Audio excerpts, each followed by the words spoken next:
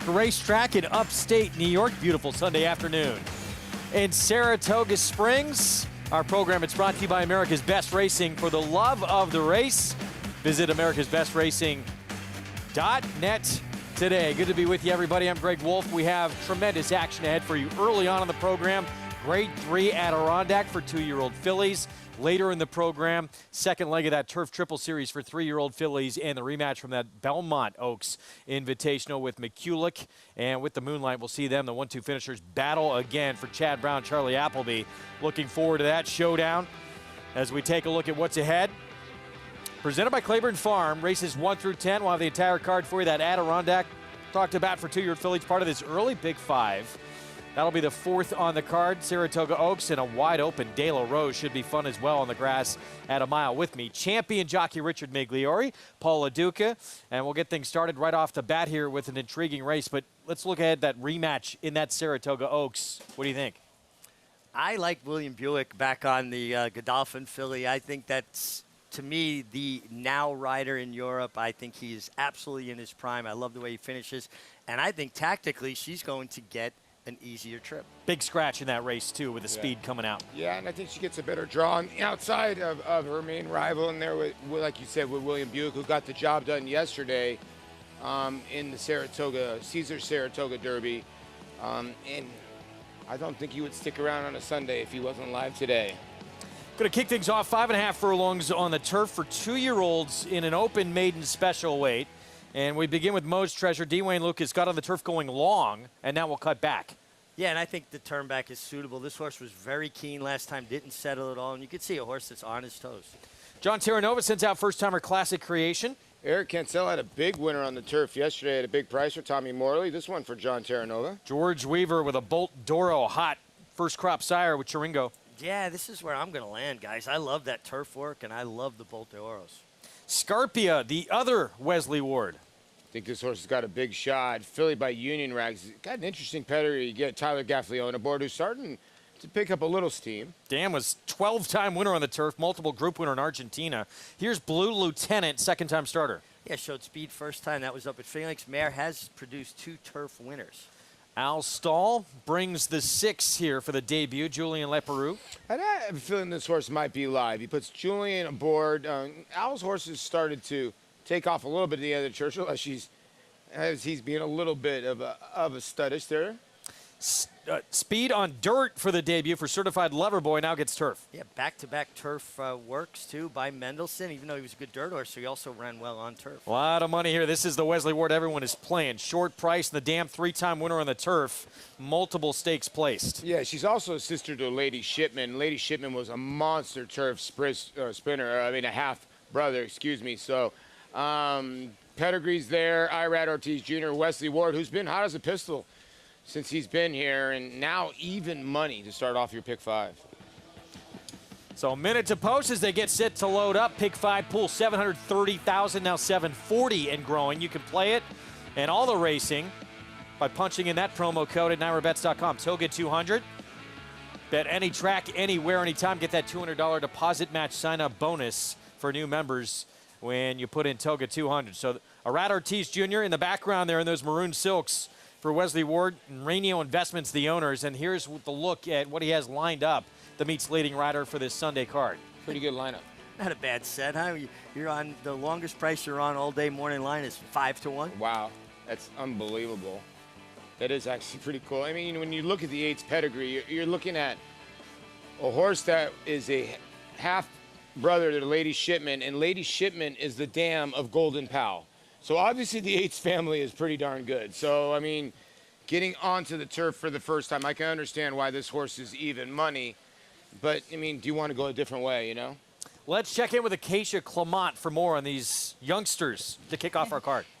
And Greg, we'll start where you left off with talking Pharaoh to the outside. As Paul mentioned, there is that huge pedigree with the dam being the sister to Lady Shipman. And I did think it was interesting as Randall Lowe of Randall Investments, who owned and bred Lady Shipman, bred Golden Pal, actually purchased this colt as a yearling. So clearly he wanted to get back into the family after having a lot of success with them. This horse showed speed on debut at Keeneland, dug in pretty gamely, but was second best. Gets on the turf today, had a big warm-up under Irad Ortiz, Austin certainly looks like he should take to the grass in his second start. It did surprise me, though, of the two Wesley Wards, I preferred the one that was a bigger price physically. Scarpia, a filly by Union Rags, who is taking on the boys for the first time, but this is a very common thing that we see Wesley Ward do, especially with 2-year-olds, where he'll run a filly versus the boys, and this one stacks up. I mean, she has a very strong hind engine to her, debuts with those short cut blinkers. She's been sharp. She looks turf meant. And yes, the dam was a multiple graded stakes winner on the grass in Argentina, though going a bit longer.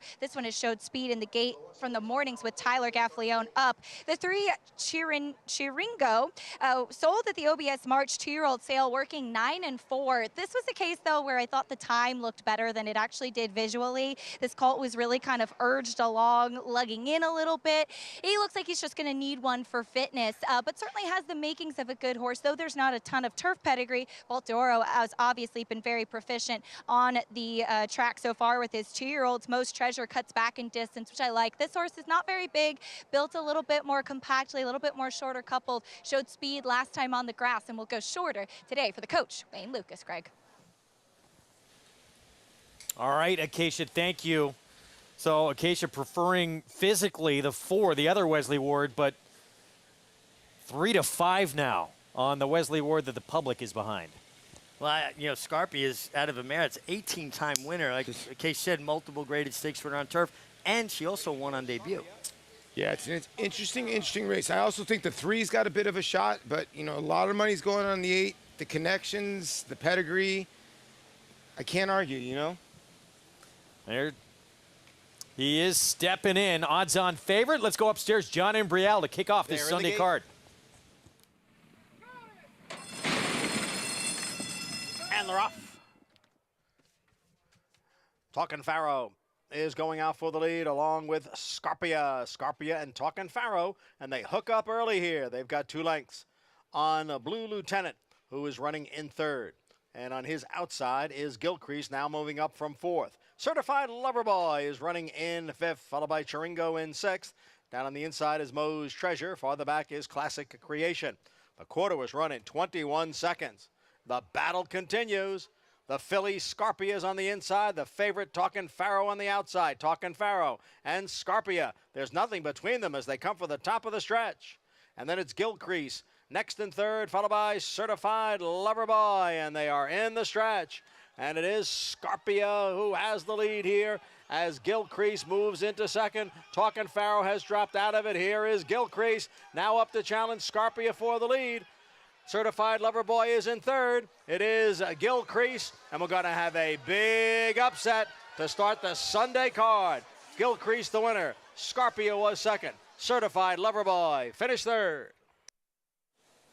Big upset indeed to kick off this Sunday card. 26 to 1. Al Stall, Julian Leperoux team up. Paul, you could see how much horse Julian had leaving the 3/8 pole. He chose to sit in the pocket, found a seam when the 8 Talkin' Pharaoh just basically stopped. He had no response there. He bobbled badly when he changed his right lead. You can see he's kind of being eased up now.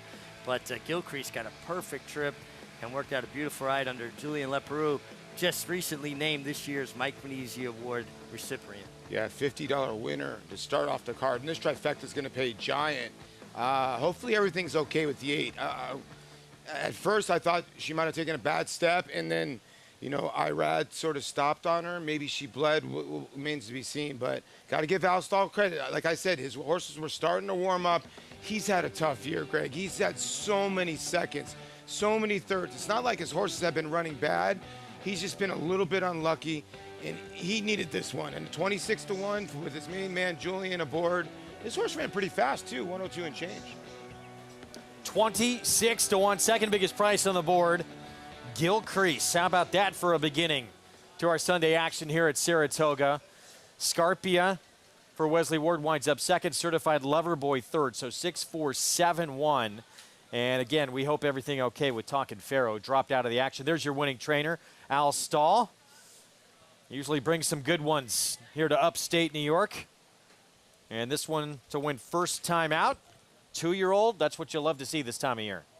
Yeah, it's great. Like I said, for Al, I mean, it's just great for Al. He's just, he's had a rough year where he's just been a little bit unlucky. But you got to understand, this is the same guy that trains Star Guitar, Blame. You can go on and on. He's a champion trainer. We'll have the prices from this one coming up in a moment. One of a few, we got really 3 races that could all vie as our feature this afternoon. But the big one is that Saratoga Oaks Invitational Round 2 between McCulloch and With the Moonlight. They were 1-2 in the first leg of this Turf Triple Series back on July 9th, going 1.25 miles at Belmont. With the Moonlight was part of some hot fractions up front early. And McCulloch sitting back, able to take advantage. Yeah, it just seemed like that, she, With the Moonlight, did all the heavy lifting going 1.25 miles and was just ripe to be picked up. McCulloch's very talented. I think she loved every bit of the 1.25 miles there. They turned back 1/16 of a mile to 1 3/16 miles here with really not much pace signed on, Paul. Yeah, when you look back to the Caesars Saratoga Derby, you had Nation's Pride in Annapolis, right? Charlie Appleby against Chad Brown. And you're wondering, how's this going to pan out? Now, Nation's Pride coming into the race yesterday, Greg, reportedly was not working well over the training track here. With the Moonlight, supposedly got a great workout report. So does he turn the tables, or does she turn the tables on McCulloch? It does look like a 2-horse race.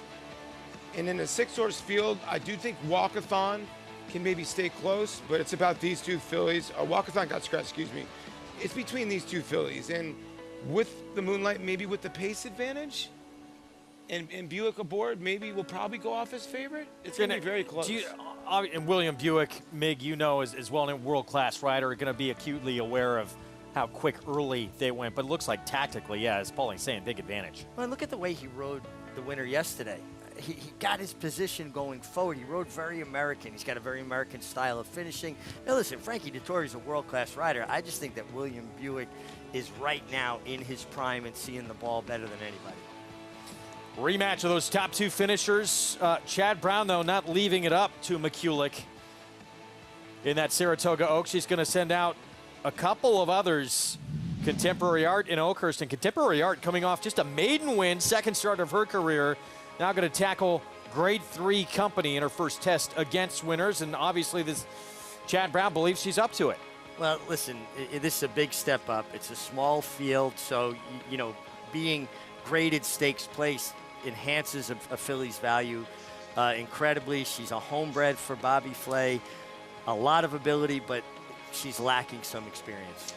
Yeah, Chad had a horse yesterday, but obviously regally bad. They came back and win against winners. This is a different ball game. She's facing 5 other fillies in here that have had multiple winners, and she's a one-time winner. But it is Chad Brown, and he can pull this off. And this horse did level out nicely, and the way she just sort of evened out and went to the wire. I really like the way she finished, and the ears come up there towards the end. You always like to see that.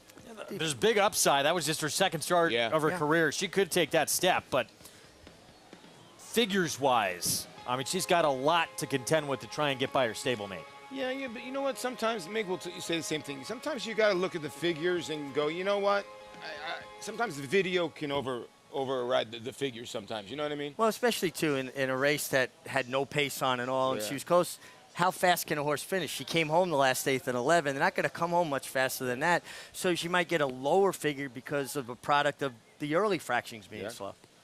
We will see. That's, again, that big rematch. We're looking forward to it. Middle jewel of this Turf Triple Series for the 3-year-old fillies. Part of the late pick 5. I want to remind everyone you can play along with our program today. Download free Equibase past performances. Get all the stats on the horses, jockeys, and trainers. Go to NYRA.com/TV schedule and get your free PPs for today's program. Big number to start this Sunday card. Gilcrease for Columbine Stable. Trainer Al Stahl, Julian Leperoux at 26-1. And a homebred for Columbine Stable. Winning a race is great no matter what, but when you're the breeder and you've been involved from the very beginning, Paul, making that mating, deciding what mare and stallion to put together and get rewarded first time with a 50-foot. This is impressive because this horse is bred to run all day long. To win at 5.5 first time out. Ooh. So 6-4-7. Let's go to Acacia.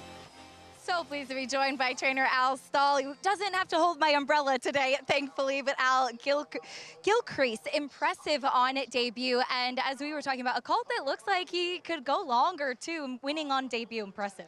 Yeah, we thought he's a nice colt. We brought him up here obviously for that reason. And whether he ran first, second, or third here, we think about Kentucky Downs in the back of our mind. And we were going to run for 150,000, but I guess we got to run for a bigger pot over there now. Well, how about the impressive debut win from him here, and spotted in the right place too, is he is a homebred for your owner, and you worked him on the turf course up here. How much of a benefit is that for young horses? Well, you see if they like it. He was in the bridle. He was charging hard the whole way around there. Julian had an ear-to-ear grin on him, so that's all I need to see. And plus the pedigree makes it, 5.5 is pretty good for more than readies. Now coming up later, talking about a horse stretching out in distance, you have In Good Spirits in the De La Rose. Can you tell us a little bit about the added ground that she'll navigate today? Well, we gave her the winter off. She came back in great shape, and she's run 2 kind of even sprint races. And maybe the older she's gotten, and she might want to settle a little bit more, so we decided a little gradual, stead out. A mile on the inner is a pretty good spot for her, and she's going to take him a long way. We look forward to seeing her. Congratulations with a nice 2-year-old winner here, though. Thank you. Trainer Al Stahl with Gilcrease, who looks like could be tackling some bigger fish next time out, Greg. She was impressive. Thank you, Acacia. Good news, by the way, too, and this was from Acacia, that Talkin' Pharaoh, who was the odds-on favorite, we saw back out of that race, came out of the race okay and is going to head back to the barn, and hopefully we see again soon down the line. He lost his footing. He just wasn't getting over the turf very well.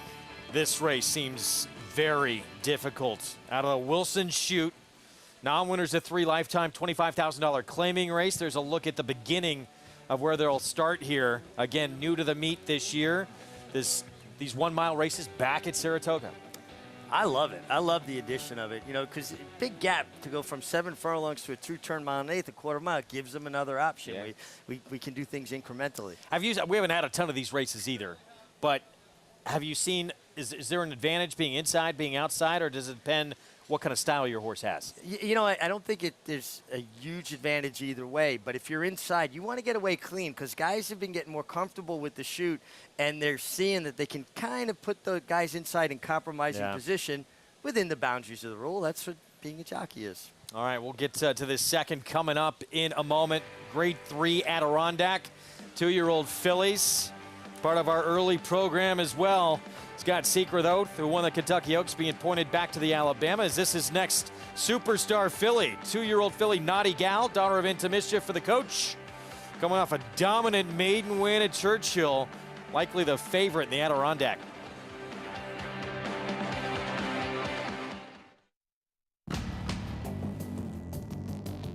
Whether it's Division I or Grade 1, top athletes have certain traits in common. Speed, strength, class, versatility, and most of all, willpower. Claiborne Farm Stallion, War of Will, was a Grade 1 winner on both dirt and turf. Now, his first foals are taking the field. New for Saratoga, the $3 triple play pick 3. Choose the winners of 3 selected races on the Saratoga card each Friday, Saturday, and Sunday of the meet to win big. Go to NYRA.com/triple play for more details.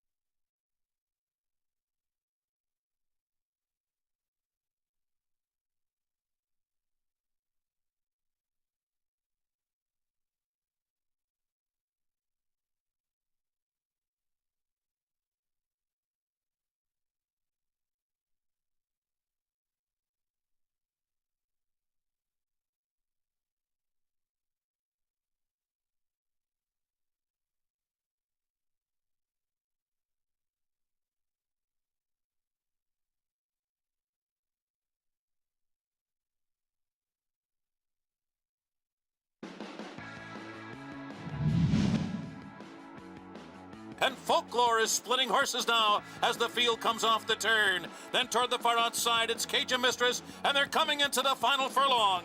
And it's still True Art trying to hang in there for one more furlong. And here comes Folklore gaining ground with every stride as they come to the final 16th.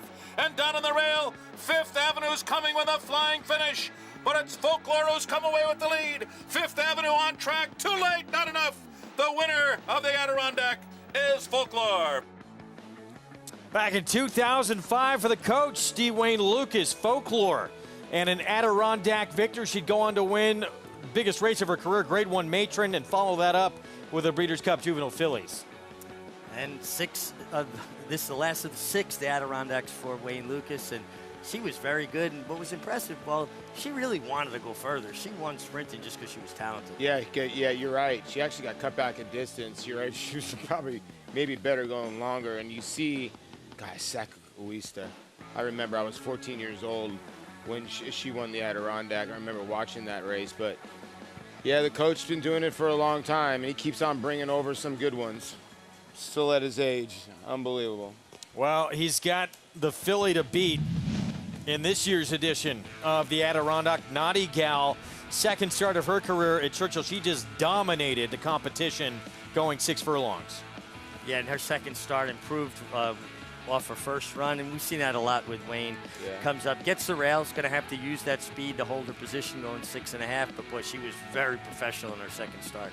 Yeah, and, you know, Luis Saez at this time was out of town, so I understand Rafael Bejarano was aboard, so Luis is D. Wayne's main guy, so he'll be aboard this filly. She was dominant in her second start, and she beat 10 other rivals. It wasn't like she beat like a 5 or 6 horse field, and the second place finisher came back to win, Greg.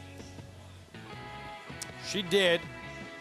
Faced an Amos runner, too, that debut race, which got beat. That couple came back to win out of there, including Holiday Decision for our colleague. I will say this.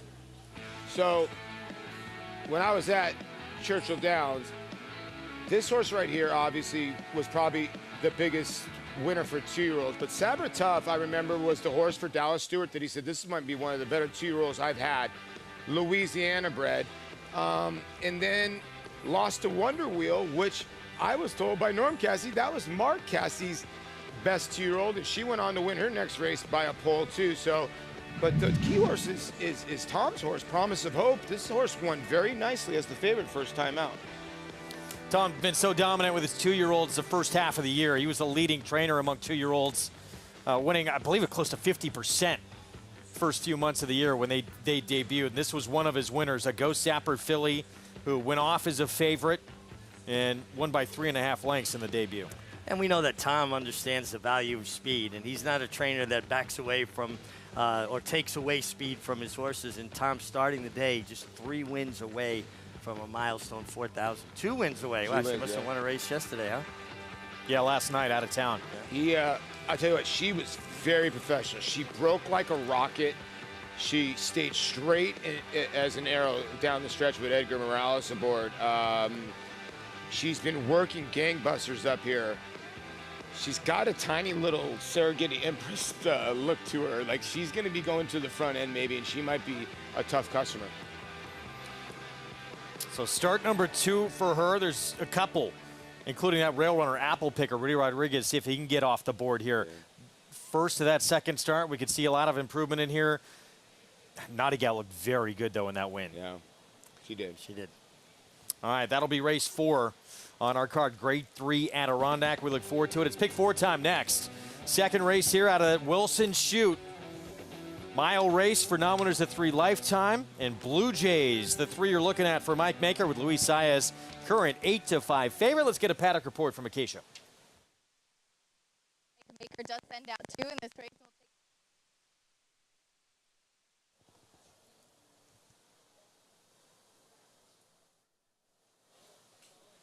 All right, we will try and get Acacia back in a moment, sort out those technical difficulties as we get a look at Blue Jays. So 8-5, just claimed. Mike Maker claiming this one off of Juan Cano. And coming out of some tougher spots. This is a look back, I believe 2 starts back. Yeah, May 28th, and just missed to Cousin Larry. Yeah, and a horse that's been very popular at the claim box has been claimed 3 consecutive races in a row. Paul was claimed for 50, shows up in here for 25, so they're cutting this horse in half. Is it about wanting to win in Saratoga or just finding the appropriate spot? This horse is such a tough read. You know, Chris Hartman's barn was on fire at that time. The horse didn't go by. Then Juan Cano took a shot with the horse, and they went 3 seconds faster on the front end, so you'd figured this horse would really love coming off the pace. Adam Biscuits, it looked like he had a load of horse at the top of the lane. I didn't really care that he was going 6 wide and just stopped. Now, 2nd of July in public opinion come back to win. So the race has come back strong that Blue Jays comes out of. Now you go from 50 to 25. It's kind of a worry for me in 50 because Mike Maker's the one guy that really doesn't drop his horses. He usually elevates his horses if they're doing well. But this horse runs one of his races. He's going to be really tough. Meanwhile, here's Good Skate, who has speed to use, has the apprentice Jose Gomez, who knows how to take advantage of it. For Rudy Rodriguez, though, what's your take on Rudy Rodriguez? Obviously, a very good trainer. He's going to get some wins, but do you have to play against him until he breaks through here? I honestly, I feel like this is his breakout race. I like this horse. I think this horse is controlling speed here. I don't see anybody that can run with him early. I'm with you. I picked the 4-2, so we're probably got too much weight on him. But when you look at this race, not only is the horse the lone speed, the horse is a 3-year-old, so he's getting weight. He gets 10 pounds in some of the older horses in here, too. 3-1 right now on the 4 Good Skate. We're 11 minutes to post, race 2. Kicks off the pick 4. Luis Saez in those Paradise Farm silks there in the middle. He's going to team up with Mike Maker on your current favorite here, Blue Jays, in this second race. We're going to say goodbye to those watching on FS2. You can catch us after this timeout over on our FS1 coverage that begins here at the bottom of the hour. We'll pick up the pick 4 over on FS1 right after this.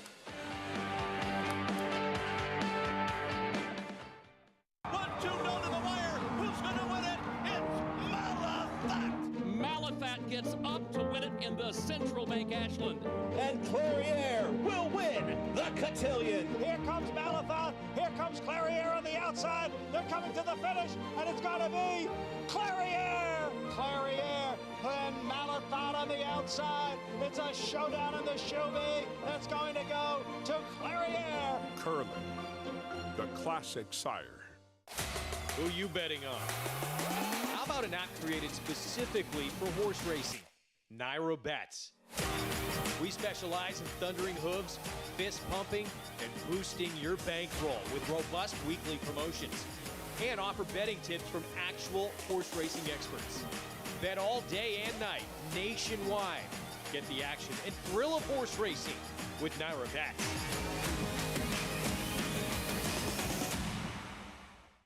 The momentum continues for War Dancer as his precocious 2-year-old Power Attack wins his turf debut at Belmont. It is Power Attack who has a 4-length lead as they come down for the finish. As well as a 1-2 finish on opening weekend at Saratoga. As they come for the finish, Dancing with the Stars won it. Now with 28 wins in 2022 and over $3.5 million in prodigy earnings, War Dancer is a sire on fire. Join the momentum today at wardancerstud.com. Racetrack Television Network brings you every race, from every track, on every screen, every day.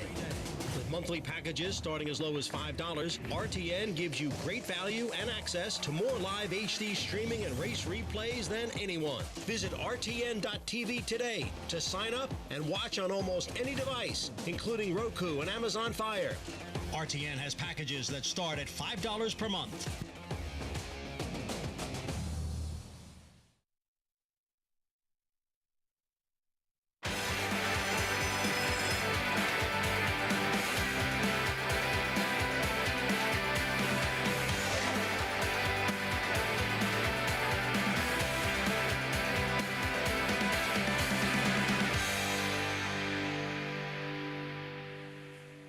Welcome to our live coverage of the premier meet in the country here in upstate New York at Saratoga Springs.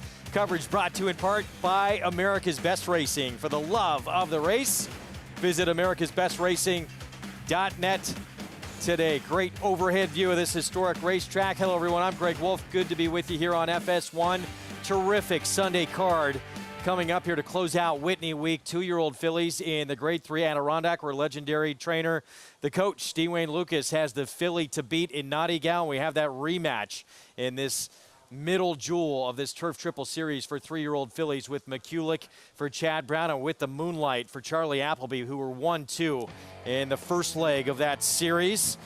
Take a look at what's coming up today, presented by Claiborne Farm. So that Adirondack will be part of this early sequence in our pick 4, Grade 3 for 2-year-old fillies in that 4th race. Saratoga Oaks, that big rematch in the 7th, and the Fasig-Tipton De La Rose wide open race at a mile on the turf. Part of our late pick 5 and pick 6. Should be fun. With me, champion jockey Richard Migliori, Paul LaDuca. Beautiful Sunday afternoon here. And in terms of our early feature that we have coming up, Dwayne Lucas may have another very talented filly here. Yeah, daughter of Into Mischief, really improved with her start. First start to second start, ran fast, was professional. She has the inside, so she's going to have to leave running, but she certainly has the right rider in Luis Saez, a guy who understands the importance of getting your position going forward and holding your position. You thought one of his proteges, though, who came up under him, might have a nice filly as well. Yeah, I was out at Churchill Downs most of the meet, and I remember Dallas Stewart when he ran Sabre Tough, and he said, listen, I love this horse. I know she's a Louisiana bred, but she can flat out run. Now, she had to run into Wonder Wheel, which happens to be Mark Cassie's best 2-year-old filly in her next start. So I actually think Sabre Tough's got a good shot, but like you said earlier, Apple Picker, the people that just joined the show, it is a wide open race, and it's a good edition of the Adirondack. Race 2 starts the pick 4, and if you haven't watched with us all Saratoga long, mile races are back for the first time since 1992 here at the meet. And it's this new Wilson Chute. And we're going to see it here coming up again in second race. For non-winners of 3 lifetime claiming, you can play all these races, including the pick 4 coming up, by getting signed up with Naira Bets. If you're a new member, Toga 200 code to put in at sign up and get that $200 deposit match sign up bonus to bet any track, anywhere, anytime. And Mig, you rode back when they had these mile races. A lot more fair with this Wilson Chute, isn't it? Yeah, we ran mile races, Paul, but without a chute. They just basically parked the gate on the outside rail and said, good luck, boys. Kick off our post parade here with meets leading rider, Arad Ortiz Jr. on Critical Threat. Another Mike Maker runner that was claimed for 50 and shows back for half the purchase price, $25,000. Convertible Freeze. She was in against some against some tough company prior to that last start. Yeah, and he's the one horse I believe that can keep pressure on the forward good skate. Favorite on the board, Mike Maker, Luis Saez, Blue Jays. Another horse, Mike Maker's making that precipitous drop in class, making a nice impression on the racetrack. Maybe the one to catch. This is good skate with the apprentice, Jose Gomez. Yeah, I think she actually will be the one to catch. Just to see how far he's going to go with Jose Gomez aboard. You get a little extra weight off. Gustavo Rodriguez will have Jose Ortiz on Majestic Tiger. Horse that ran for $14,000 most recently moves up, so maybe they like the way this horse is doing. And moving from the turf back to the dirt, here's the Big Gray, who is the biggest price on the board. Yeah, his races on dirt just don't fit with a lot of these horses. That's why he is the biggest price on the board. 5 minutes to post in the second race on our Sunday card at Saratoga to kick off this early pick 4. See that pool closing in on $300,000. You can also play along with our showdown contest. It's free to enter. You're competing for real prizes, and hopefully you get bragging rights too. If you're in that top 10, you see your name at the end of the program. Go to naira.com/showdown. Get those selections in, and good luck to everybody competing this afternoon. So there's the one to beat, Blue Jays. Mike Maker off the claim. Mike Maker had to get his 3,000th win a couple of times the other day. We saw him get DQ'd, and then he did it again later in the card. True. But do you want to take 9-5 on a horse that's won for 8 the last 2 years, and the lone win was by a neck on an off-the-turf event in the mud? That's your worry with this horse. Luis Saez will ride for Maker, and a look at what last year's meets leading rider has lined up for this afternoon. He's got a lot of live mounts, and he's riding for a lot of the right people. He and his agent, Kieran Mock, and I've been seeing everybody's working hard up here, but I've been seeing them pretty much every morning out in the golf cart. 3 minutes to post here in the second. Let's bring in Acacia Clement for more. And Greg, we'll take a look at your current favorite as Mike Maker does send 2 out in here, both of them dropping off the claim, including Blue Jays. Now, typically this would be a little bit of a concern, but Mike Maker is a guy that has been known to claim horses, especially with connections like Paradise Farms and David Staudacher, who do own Blue Jays, Mike Dubb, who owns the one as well, and position those horses aggressively. They are claiming to win, especially up here in Saratoga. So I'm not going to read too much into it with that drop in class. Finished 4th last time out, coming wide from off of it at Churchill Downs. As Paul mentioned, Chris Hartman's barn was on fire when he had this horse. This was a horse that just frames himself up beautifully. There's a lot of him. It looks great. I don't have any problems with him. The 2 convertible frees, though, came off of the layoff last time and just looked like he was carrying a little bit of excess weight. He had a trip that day. He was off slowly. He was wide. He's typically a horse that's more forwardly placed. He looks so much more fit now. And he's first off the claim for the Cantor Mossie's barn, whose horses who have been running great. He is just carrying so much strength and muscle mass to him. I really like the progression that we've seen from him, and he's been kept pretty quiet out on the track. I wouldn't expect him to be too far off of it, and physically at a nice price, I really like what I see from him. The number 4, Good Skate. Yes, he does look to be the controlling speed. Yes, Rudy Rodriguez is trying to get the first win of the meet. This horse does take a significant drop in class after really tough allowance company, even stakes company in the Sir Barton 2 starts back. My problem with him, and I've always had this concern with this horse, is that he doesn't carry much conditioning. He lacks strength across his top line, across his flank, and his hind end.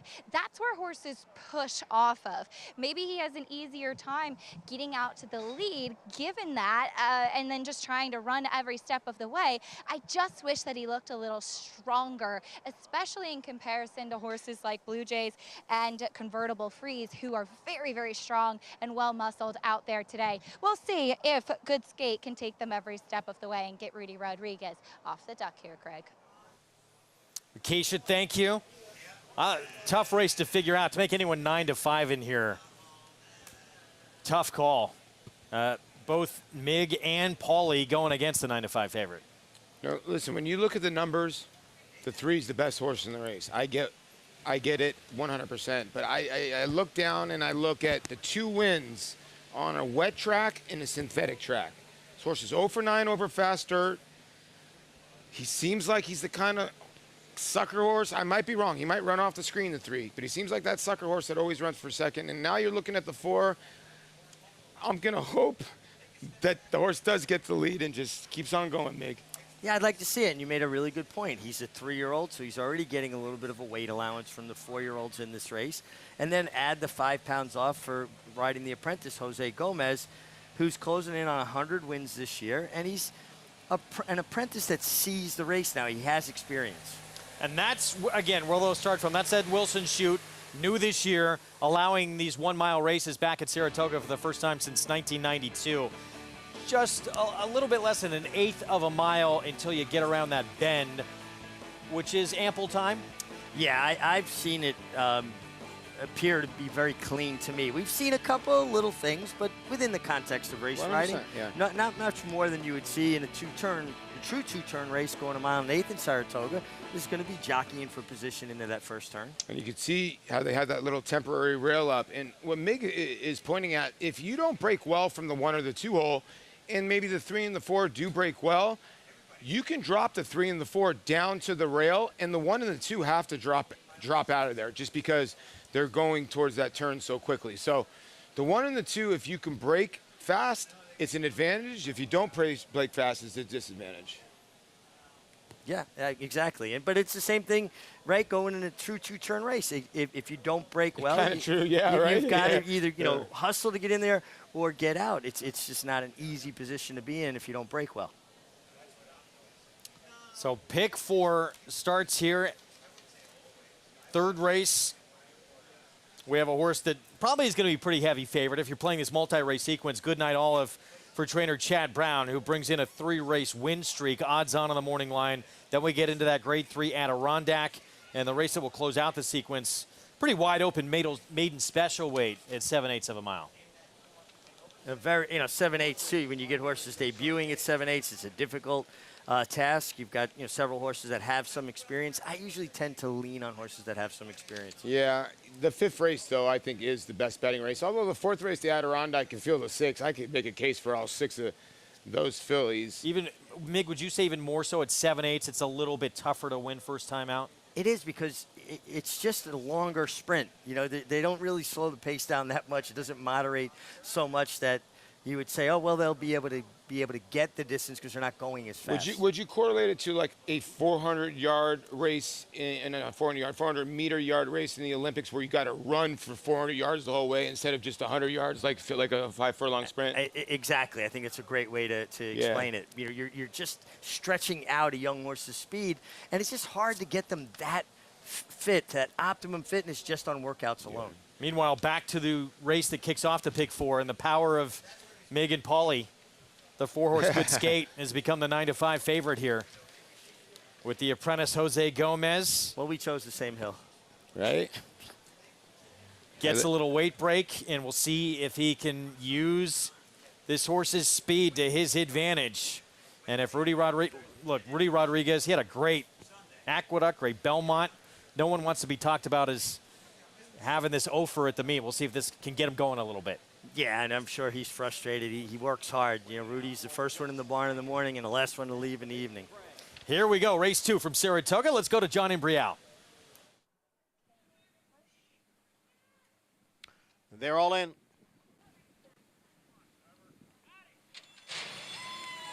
And they're off. From the inside, it is a Critical Threat going out for the lead as Good Skate now ranges up on the outside to challenge. So it is Critical Threat and a Good Skate, and right behind is Blue Jays sitting in 3rd. Down on the inside is Convertible Freeze next in 4th. On the outside is Majestic Tiger, and the Big Gray is the early trailer in 6th, and they're on the backstretch now. And it is Good Skate who has the lead here through a quarter, 25 4/5 seconds. Good Skate is the leader. Blue Jays has moved into 2nd. Critical Threat down on the inside is now back in 3rd. Then comes Majestic Tiger in the red cap running in 4th, followed by Convertible Freeze. And the trailer is the Big Gray. It is Good Skate who has the lead here now by 2 lengths. Good Skate is the leader after a half mile in 50 3/5 seconds. They begin the run around the far turn. Good Skate is the leader by a little more than a length.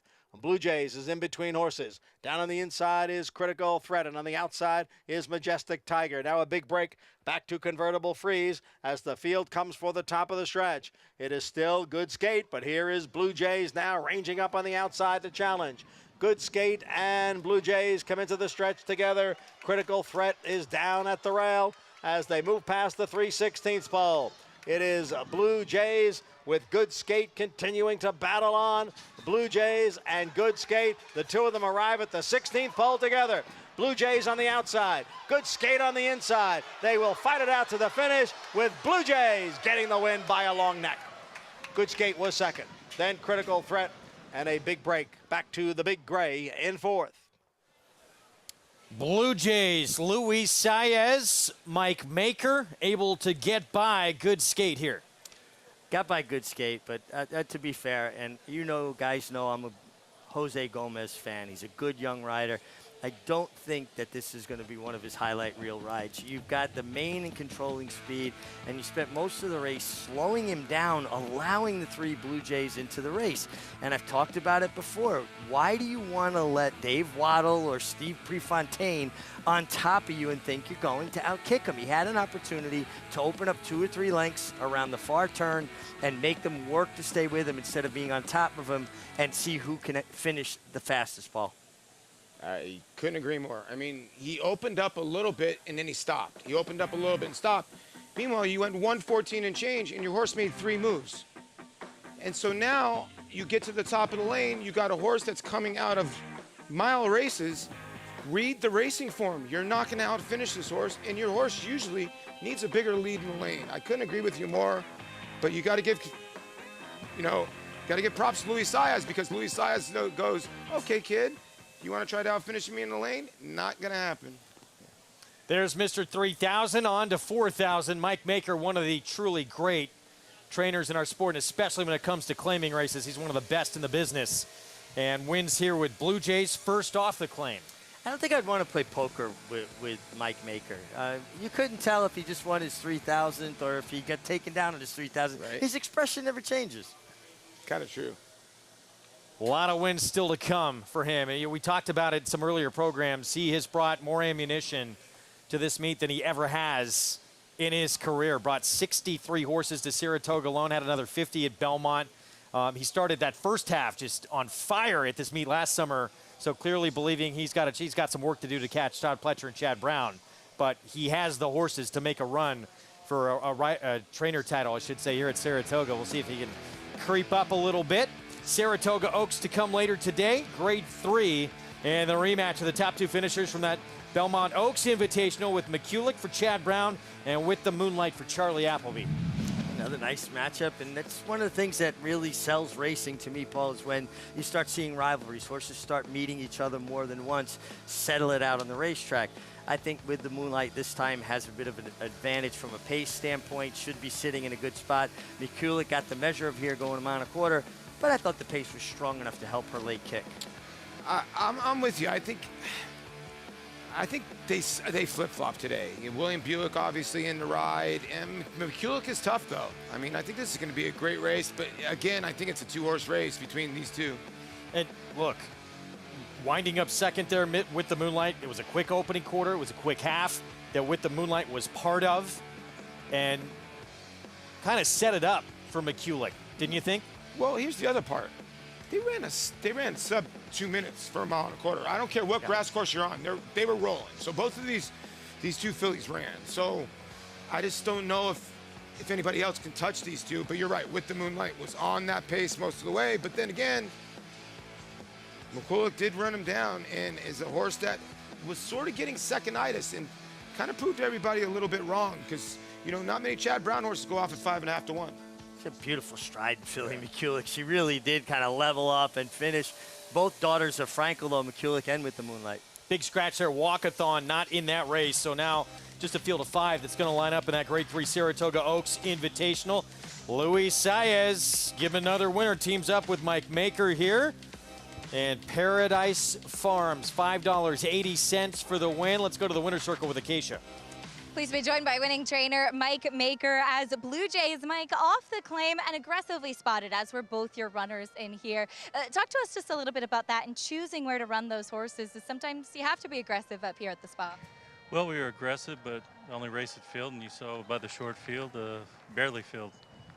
Blue Jays able to run down the pace setter. Tell me a little bit about the trip you saw from him today. The setup very good. Didn't look like there was much speed on paper, and the fraction showed it, and we're fortunate to get the job done. Now, we did see you the other day with a big milestone happening at Ellis Park officially for 3,000 career victories. Huge congratulations. What does that mean to you? I know it is just a number, but it's a lot of wins. Thank you. Just a reminder how old I'm getting, but credit to the clientele and the staff. Every milestone in this business is great and fortunate to be a part of it. We saw you come up here to Saratoga with a lot of runners and looking to win some races, and it often is too, right, about finding the right spot for your horses on top of having the stock. Yeah, that's correct. Not only tough to win, but, even see this dropping them 50% was no easy feat. Well, congratulations on the milestone. Here's to many more. Thank you.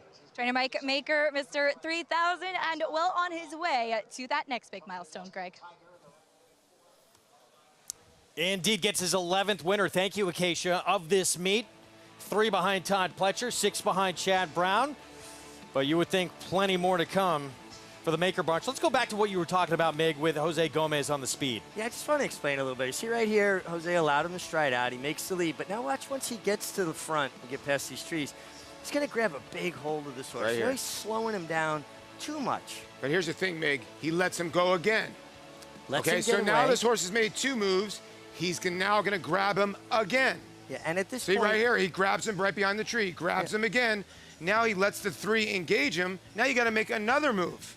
Yeah, if you're just at some point when your horse is going comfortably, just put your hands down and let him stride out. The art of riding a front runner is to not go as slow as you possibly can, but allow him to get into a rhythm that he can maintain and in essence make other horses work to stay with you. And what happened here was a bit of stop, start, and it takes the horse completely out of what they want to do. And here he's already, look at Luis Saez is already riding. And Jose Gomez is still sitting. Why are you allowing that horse to get next to you before you start asking your horse for his best? 170%. Yep. Try to get away from him. Make him work harder to stay with you, and sometimes you impose your will on a horse. And look, Blue Jays, the 3, his game is to finish. That's what he does. For the 4's good skate, he's got to open up on a field and try and get some separation. Did not happen, and that's why Blue Jay is able to get the win here. And he showed some heart. He did. He did. He showed some heart. I mean, it took a little while for the Blue Jays to get by him. But, Mig, how long did it take you as a young rider to figure these things out? Well, listen, I'll be honest. I was very fortunate to come up in an era of riders like Angel Cordero and Eddie Maple, George Velasquez, that allowed horses to kick on when they had established an advantage. Use your advantage when you've created an advantage. We got a huge favorite coming up in the next race, as you can see on the board. Good Night Olive for trainer Chad Brown has put together 3 incredibly big wins, 8.5 lengths, 9, 5.5 lengths, each of the last 3, so 1 to 5 favorite on the board. When we come back, we'll look back to Saturday, Whitney Day. Life is good, and a huge upset in the test for 3-year-old fillies. Stay with us.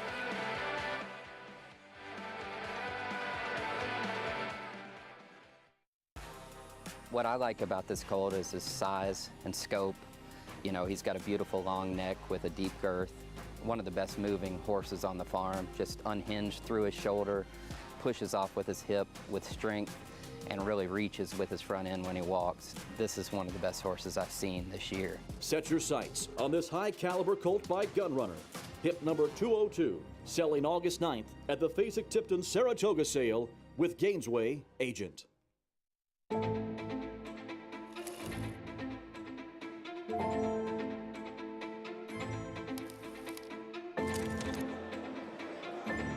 Good morning, ladies and gentlemen, and welcome to the Keeneland September yearling sale. A terrific maternal pedigree, Grade 1 winners, and champions across the page. Echo Zulu Parties. Life is good. Next go, superstar. Go to the back. Good luck.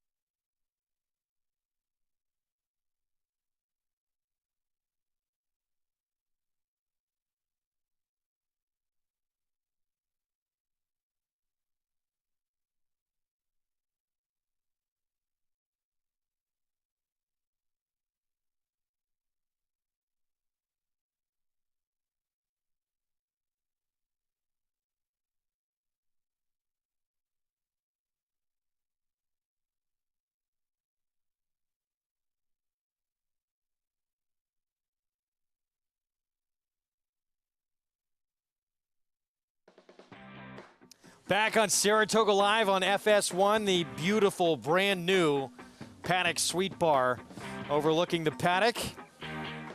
Sensational. It's a hot spot this summer, making its debut.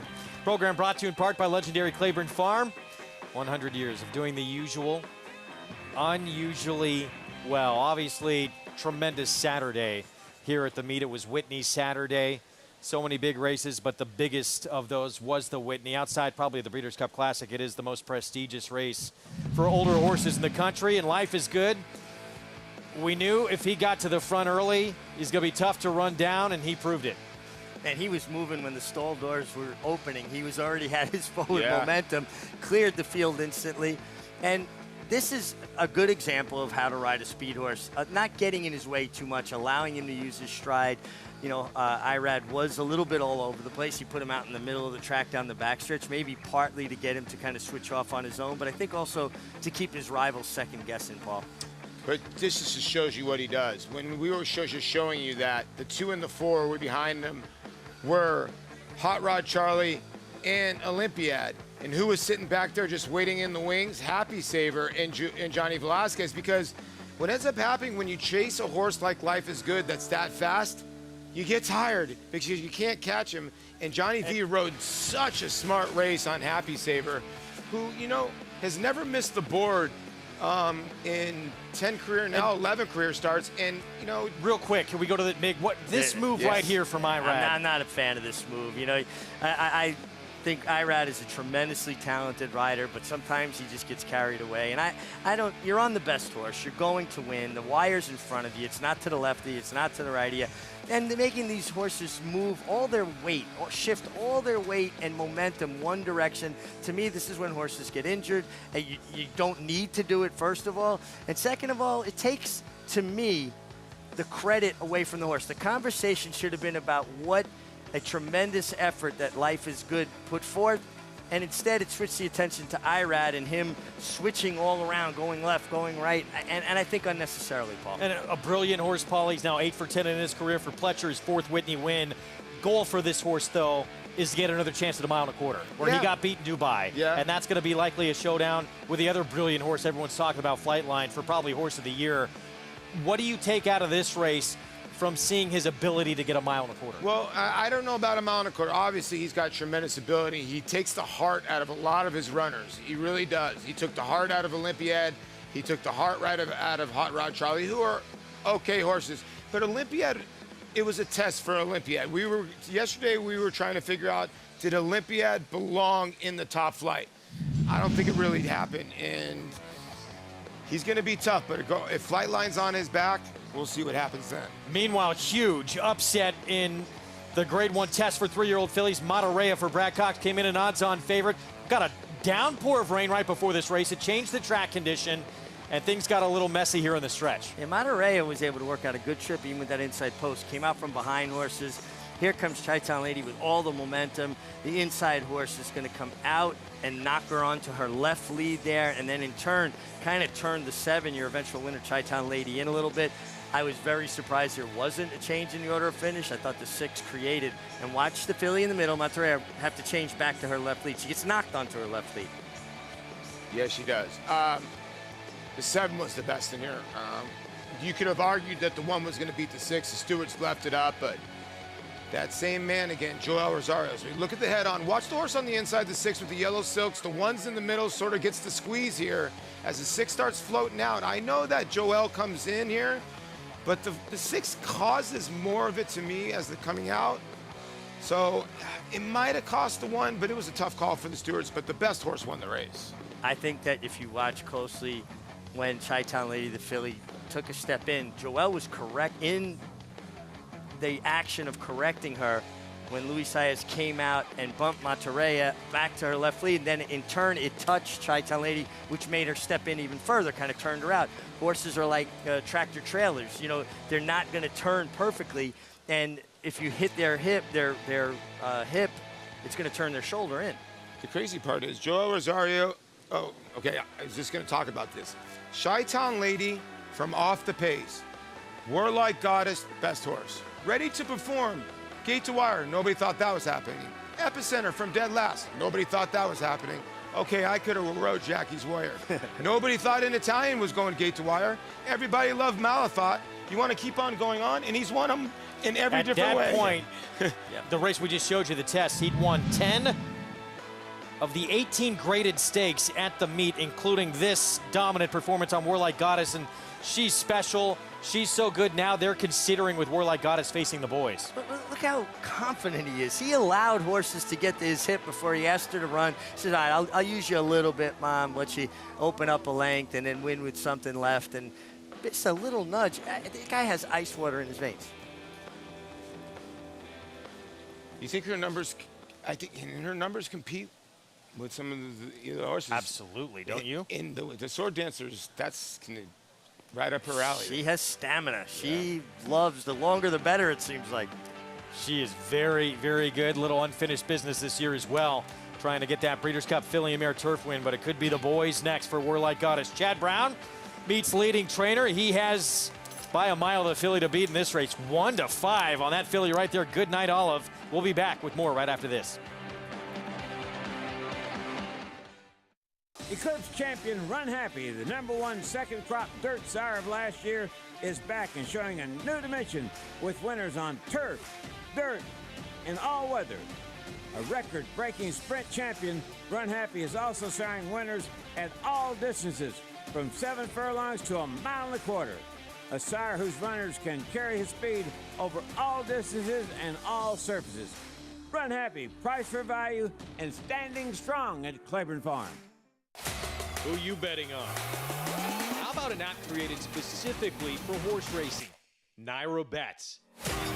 We specialize in thundering hooves, fist pumping, and boosting your bankroll with robust weekly promotions. And offer betting tips from actual horse racing experts. Bet all day and night, nationwide. Get the action and thrill of horse racing with Naira Bets.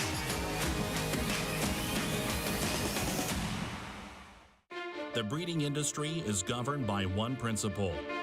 Performance determines success. And Constitution has won! Now, he's earning his stripes by siring stars. Independence Hall wins the Hagyard Bayette. Law Professor just in front, and Law Professor. American Revolution, fireworks in the stretch here in the Cigar Mile. Constitution, a natural-born leader.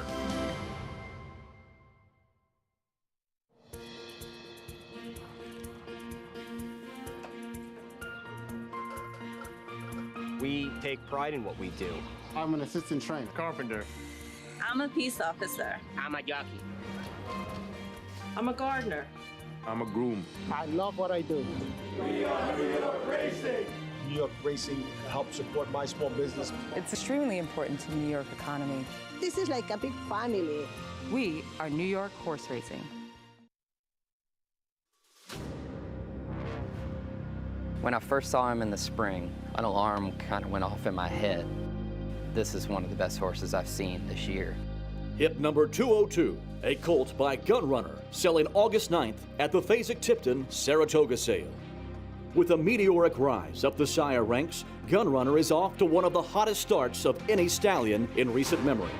The #1 first crop yearling sire of 2020, the #1 sire of 2-year-olds in 2021, and the #1 sire of 2022 by percentage of stakes winners, graded stakes winners, and Grade 1 winners. Now, hip number 202, a striking colt by one of America's most sought-after stallions. What I like about this colt is his size and scope. He's got a beautiful long neck with a deep girth, highly intelligent, and has a lot of class. One of the best moving horses on the farm, just unhinged through his shoulder, pushes off with his hip with strength, and really reaches with his front end when he walks. This horse has a really flowing type of walk. He has a great presence about him, and when you watch this horse go by, you definitely will stop and take a second look. He's the second foal out of the Malibu Moon mare, Heavenly Love, whose victories included the Grade 1 Darley Alcibiades. Some of the best brood mares and producers in the world were mares that were fast at 2. She won a Grade 1 at 2. Gunrunner himself is an obvious sensation. He's got 3 of the highest rated 3-year-old colts. Early Boating, Taiba, and Cyberknife are all Grade 1 winners. He's a remarkable stallion that looks poised to take over.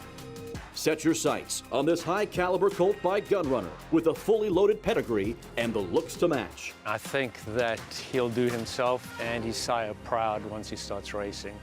And I just feel privileged to have a horse like this that we can send up to Saratoga. Hip number 202, selling August 9th at the Fasig-Tipton Saratoga sale with Gainesway Agent.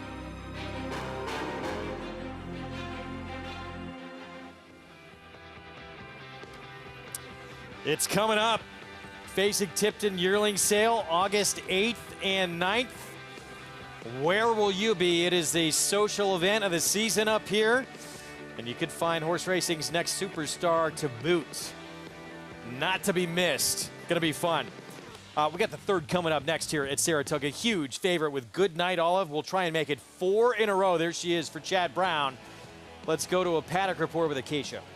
We'll take a look at the 2 horses taking the most money, Greg, and they do look very tough to get around, especially your favorite, Good Night Olive, who broke so sharply last time out, went off of a layoff as well. She is still lightly raced, and you could see that in that last race, even though she won so impressively when she switched leads, she kind of ducked into the rail a little bit. Couple taps from her rider, Irad Ortiz Jr., just to kind of remind her and keep her focused. She has a lot more intensity about her today, too. She also looks like she's strengthened up after that last race, and it is a bit of a scary thought if she really is still kind of just figuring things out, dappled out from head to toe. She looks terrific, and the betting public would agree with that as well at 1-5. Liberty MD is in good form right now for trainer Ian Wilkes. She comes off of a win. Her really only disappointing race was in the Grade 3 Chuvy, which was going long, which clearly she doesn't want to do, and she got so headstrong that day. She's been remarkably consistent. There is some length to her frame, so I can understand trying her longer, and I do actually think that the extra half furlong off of the 6 furlong effort last time out will help her, but she's very fit, and she's so relaxed here in the paddock. Seeing her now as a 5-year-old and just how she's progressed, really taking it all in stride, and you like to see that mentally, especially on a warm day when they're conserving that energy. She certainly is the biggest threat to your favorite. Greg? All right, Acacia, thank you. We'll get to a post parade here in a moment. 8 minutes away from race 3 on this Sunday card at Saratoga. Popular Travers Stakes Bankroll Builder promotion. It's back. You can earn a $20 bonus for the Travers. To qualify, bet $50 to win on any horse in today's Saratoga Oaks. You'll score that $20 bonus whether you win or lose. Play the Bankroll Builder every Saturday and Sunday through August 21st. To earn up to $160, go to NyraBets.com to opt in. Don't forget to do that and get that full Bankroll Builder schedule. Today's program brought to you in part by the champion sprinter Run Happy. Never lost in his career while sprinting and did it all while racing medication-free. Of course, now standing at Claiborne Farm, legendary stall number 1. Going to begin our post parade with by a mile the filly to beat, but there is a danger to her in here, which we'll get back to in a moment. 1-5. Paulie, what do you think about Good Night Olive? Well, she's been 40 cents on the dollar, 30 cents on the dollar, 20 cents a dollar. So the secret, it's been no secret, and she is very, very fast, and wow. She's looking the part. Irad Ortiz Jr. meets leading rider on board this imposing filly. Here's Dealing Justice Ray Handle. Speed lapped right outside the favorite. She looks like she's on her toes. That's some of the pace she's going to have to deal with. Dr. B, 19-1. Yeah, this one for Butch Reed. Lost to Eating Meanie Mo last time out in the regret at Monmouth, but 2 starts ago, 1 at Parks. She's going to have to step up her game. Liberty MD, Julien Leperoux for Ian Wilkes. I think the best of the closers in this race. I think this filly's got a chance because the race dynamic could set up well for her. This 6 horse, a danger to the big favorite. She'd need to move forward a little, but Fouette has talent. Yeah, Fouette is the kind of horse, whether you think that horse is going to move forward or bounce, because if she runs that last race, it puts her close. Jose Ortiz in the irons, and then Piece of My Heart on the outside. Flavian Pratt, Linda Rice off the claim. Another horse that will get pace to run at and should be set up well in a good spot on the outside. So 6 minutes to post here in race 3, and this race goes through this filly right here, no question. 3 consecutive wins by more than, well, 23 lengths combined, and she has, I don't know if she's the quickest in here, but she definitely has tactical speed against this group. Meg, what's the feeling when you get to look under your arm like that? I wasn't good at looking back, Paul, because my neck always bothered me. But when you've got so much horse that you've got time to look back and be in control of that. Thing is, though, when she sat just off the pace Good Night Olive, it's because she was drawn outside the other speed. She's now drawn inside 2 or 3 other speeds. How is she going to react if she gets outrun to kickback? Is she going to be able to get in the clear and get comfortable? Listen, she's the most talented horse in the race. I'm not any false illusions by that. And she looks sensational, too. Yeah. But at 1-5, she may have to overcome some adversity today. That's if Do you think Irad's going to push? Now the 6, Fuete, I think that's how we pronounce it. I'm not sure. Lady Sheila Stables.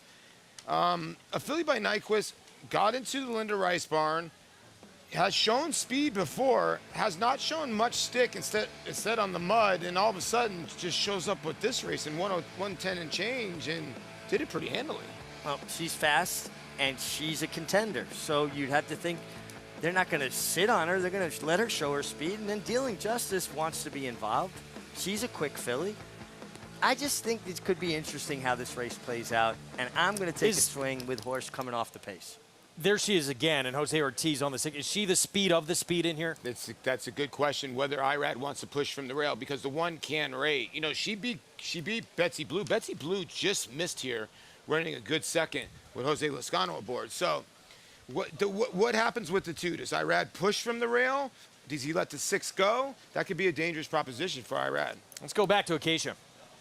And we'll check in with the 6 Fuete, Greg, from your resident ballerina, as basically, if I can demonstrate with my hands, it's you're on one leg and your other leg goes like this, and you do 32 of them, which is the peak of every classical ballet. And the prima ballerina does 32 turns on one leg. And of course, Sheila Rosenblum of Lady Sheila Stable, a very accomplished ballerina herself. And if I could still do 32 Fuetes, that would be remarkable. But anyway, about the horse, the second highest last out buyer, speed figure 91 last time out for an easy effort. She did it so dominantly. Now, she hasn't grown too much since I last saw her, which was actually back in 2020. I wasn't in the paddock for her last race, but she's strengthened up a lot. She certainly has kind of come into herself, filled into herself nicely, this filly by Nyquist. She had a pretty contained, pretty quiet warm-up out there, but she's gotten more on her toes, a little bit sharper after she was pretty laid back, pretty quiet back in the paddock. And she is one that, given that handier size of her, sprinting does suit her quite well. Speed is the name of her game. I do wonder what will happen with the very sharp Dealing Justice in here. And I do think that Goodnight Olive can rate a little bit if asked, as she did that both at Keeneland and at Aqueduct back in November too. Fuete, though, certainly a big pace presence off of a nice win. Greg? Can we go back to Acacia? I want to see the 32 times in a row. What? I would think after 6 times, I'd probably dizzy and fall down. I'd take the under. 1,000,000%. I got no chance. Under? I could do 32 push-ups. That's about it. Some of the best athletes. Ballerinas, no question. No, not even close. I'll tell you what. That was a big rage back in the 90s and 2000s. I remember our strength trainers, a lot of professional athletes were taking ballet. I took ballet for, I want to say, 2 classes. I couldn't walk. Could not even walk. It's harder than you think. Family Fun Zone, and yes, part of the Saratoga Live family, Maddie and Nolan. There's baby Nolan. Wife Jessica of our producer, Terrence. They look exactly alike. Wow. Oh, man. Beautiful. What a cutie. Terrence, how old? 10 months old. Wow, loving baby Nolan. Loving every minute. Loving every minute of it. And if you're at the racetrack, it's on the far left side of the racetrack. They have a playground for the kids. There's something for everything here at Saratoga. It's awesome. I gotta get there. It's pretty cool over there. Sometimes they'll have petting horses. They have a lot of stuff over there. It's I'm great. heading over there when we're done. I'm getting on that slide. Good time. So many things to do at this racetrack. It's so fan-friendly, and that's why year after year, if you come here, it's going to keep you coming back summer after summer. You're 100% right. Like I said, I ran into a couple the other day. They've been here 3rd year in the row. They keep finding a different spot to lay their head. It's pretty cool. It's awesome. Yeah. 1-5 favorite here. This is a filly who's been very, very good to this point. If she impresses again here, it's going to be a big jump up for her next start, I would think. Listen, she's super talented. I'm taking a little bit of a stab that things either going to get heated on the front end and she holds position, or she allows other horses to outrun her, and then she's got to deal with kickback. She has rated off the pace before, but she was out in the clear. It's a little bit of a different experience if you're in behind horses. I like your 5-horse. She needs to break. She has trouble out of the gate, but that might help her because if there's enough speed in here. But still, you don't want to get too left. 3rd from Saratoga. John Imbrial with the call. and Piece of My Heart.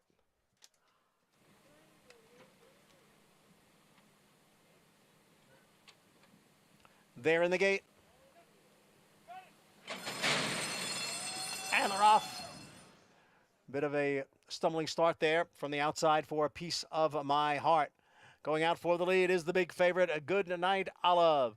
And now being passed there by Dealing Justice. So Dealing Justice is the leader. Moving up on the outside is Fouaté. And in between horses is Dr. B. And now the favorite, A Good Night Olive, sits behind those front runners in fourth. Piece of My Heart is next in fifth, and trailing the field is Liberty MD. The quarter went in 26 seconds. So it's a slow pace as the field goes around the far turn. In the red cap is Dr. B, narrowly. On the outside is Fouaté. As Good Night Olive now begins to pick it up. Good Night Olive is going up to challenge the front runners for the lead. Dealing Justice has dropped out of it. They are at the top of the stretch. The half went in 48 and 4/5 seconds. And here comes Good Night Olive now to take over. Good Night Olive is in front. Dr. B is back running in second. Piece of My Heart is down at the rail as they come for the 16th pole. It is Good Night Olive with a 3-length lead, now a 4-length lead as they come on for the finish. And the 1-5 favorite, Good Night Olive, takes it 4.5 at the end.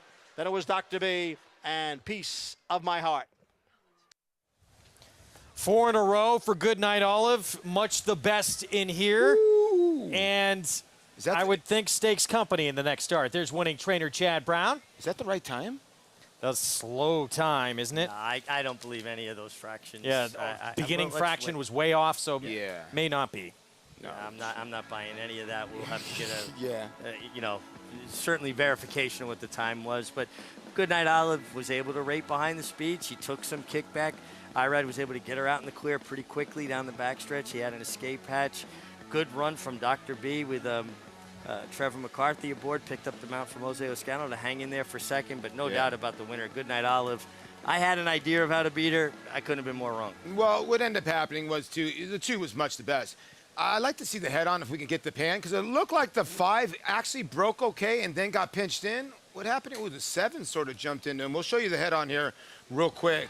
Watch the 7 sort of leap to the right, to the left, and then the 5 just, like I said, she's talented, but she can't beat these horses getting left that far back. You can't give them a head start. Yeah. And then it was compounded by the 4. Dr. B kind of broke out as well, so she kind of got it from both sides. Yeah. Certainly, it was started by the 7 Piece of My Heart. And Mig, back to Irad Ortiz Jr. here in the stretch. Anything there with again he coming in, drifted or over, well but he was clear, and it's nothing like what I saw yesterday with Life at 10. This filly has a tendency to want to drift in a little bit, and he was clear. It wasn't like yesterday where he looked back at Happy Saver and was like, I'm going to angle over. I'm sorry, what did I say? Life is Good. I keep saying Life is 10. I know. Because I rode a mare named Life at 10 for Todd Pletcher years ago. She was a good one. Let's give the 4 a little bit of credit. The 4 was part of the pace and hung on for a second. The horse ran giant. You got to give the 4 a little bit of credit here for running second at 18-1. Number 18 at the meet for the meet's leading trainer, Chad Brown. And this one was an easy one for Good Night Olive. 4 in a row for this filly. Irad Ortiz Jr., give him 29 wins. He's leading the way as well. As we have Stakes Company coming up next. 2-year-old fillies, Grade 3 Adirondack and Naughty Gal for D. Wayne Lucas. Louise Saez will ride. She was dominant in that maiden win at Churchill. She'll be the one to beat coming up.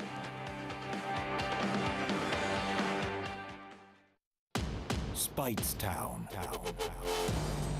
Munning. Echo Town.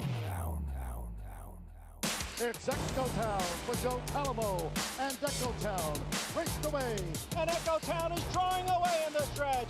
Echo Town wins the Allen Jerkin Stakes. A sire line so prolific, it repeats itself. Echo Town.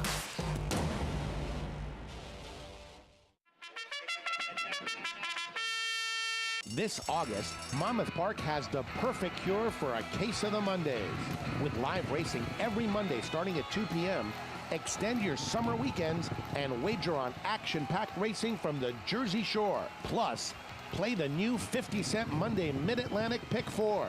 pairing 2 races from Monmouth and Colonial into Monday's featured bet. It's Monday racing all August long at Monmouth Park Racetrack.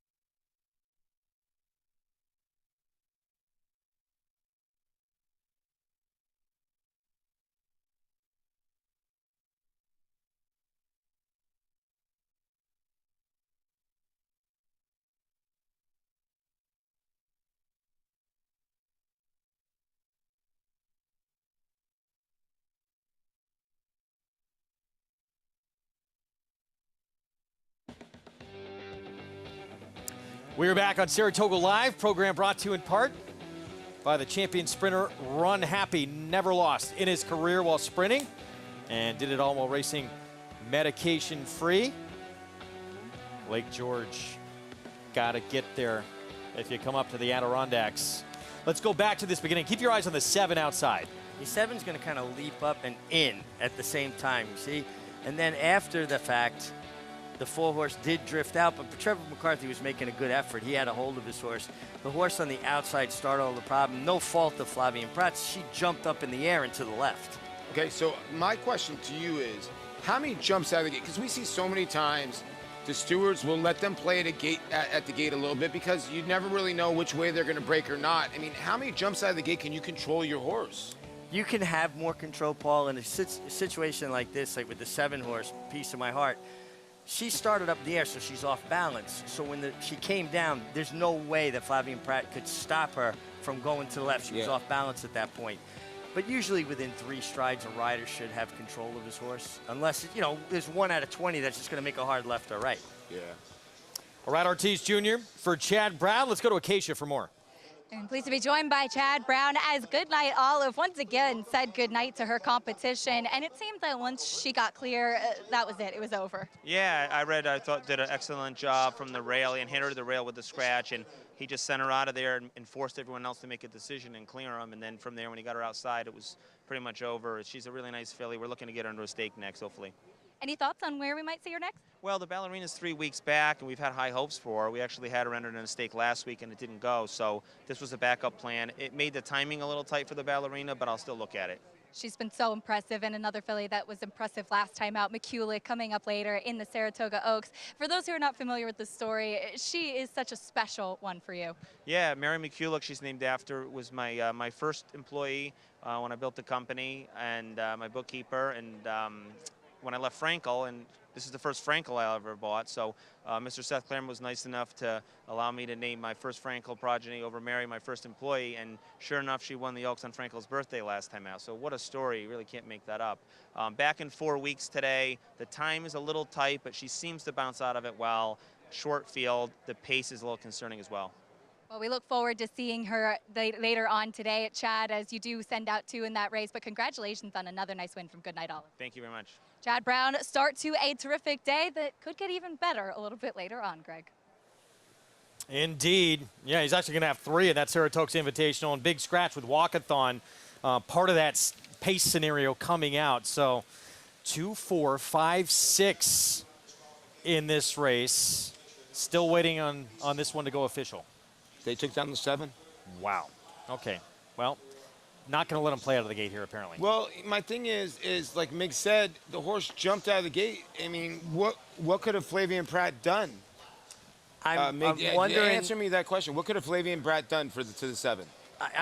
I would like, I was going to say. So is he a non-starter then if he leaves the gate early? No, they say that the horse got an unfair advantage at the break by starting a split second before the rest of the field, so the horse was disqualified for that, not ruled a non-starter. Yeah, it looks. I mean, it popped a little bit early, huh? I didn't even notice that. So wow. it wasn't for contact with the other horse. It was for gaining an unfair advantage at the start. So there it is. Yeah. Okay. Popped that gate early, and as a result of that, declared. No, it was disqualified. Not declared a non-starter. It was disqualified. All right, so 1-5 favorite. That victory, Appel, did not involve your favorite in there, but changes underneath there. It was 2-4-7-5. Now becomes 2-4-5-6 for your exotic wagers. And good night, Olive. We'll see. There's no big standout. Bella Sophia was being pointed to that ballerina. She just got beat. Now we may see Good Night Olive in there. You know, you come to Saratoga, so many horses get beat, everybody else keeps rising up, right? Sabra Tough, Dallas Stewart, Arad Ortiz Jr. just got beat by a talented filly named Wonder Wheel in a stakes race at Churchill Downs, the debutante, making their way over to the paddock for an early feature coming up. He's one of the many successful proteges who came up under legendary trainer Dwayne Lucas. It was with the coach where he got a taste for big-time races and developed the attitude that he could win on horse racing's biggest stage. Colorful character and a trainer who's won on the national stage as well. Maggie Wolfendale goes behind the scenes with Dallas Stewart. In my early 20s, I was working hard, galloping horses. I think it's very important that you enjoy what you do. You know, I just love being with the horses. You know, first of all, I just fell in love with horses as a young guy, and I just love being around them, love petting them, love just training them and doing my best to get them to their peak performance. Not just the racing, I just love the horses. These horses always don't have much speed. So I always wanted to be a trainer. You know, I never thought about being big time at that point. You know, I just wanted to train horses and, you know, hopefully win some races. And I saved up a good bit of money. I had like $50,000 cash saved. I worked my butt off, my wife and I. While some might look to buy a house with that much money stashed in savings, Dallas Stewart bought horses and took out his trainer's license in 1985. He won his first race with End Display, a horse Stewart owned and trained. But an encounter with a Dwayne Lucas assistant would alter his course as a trainer. I met Randy Bradshaw in '86 with Lucas, saw what the big time was. I felt like I could handle it.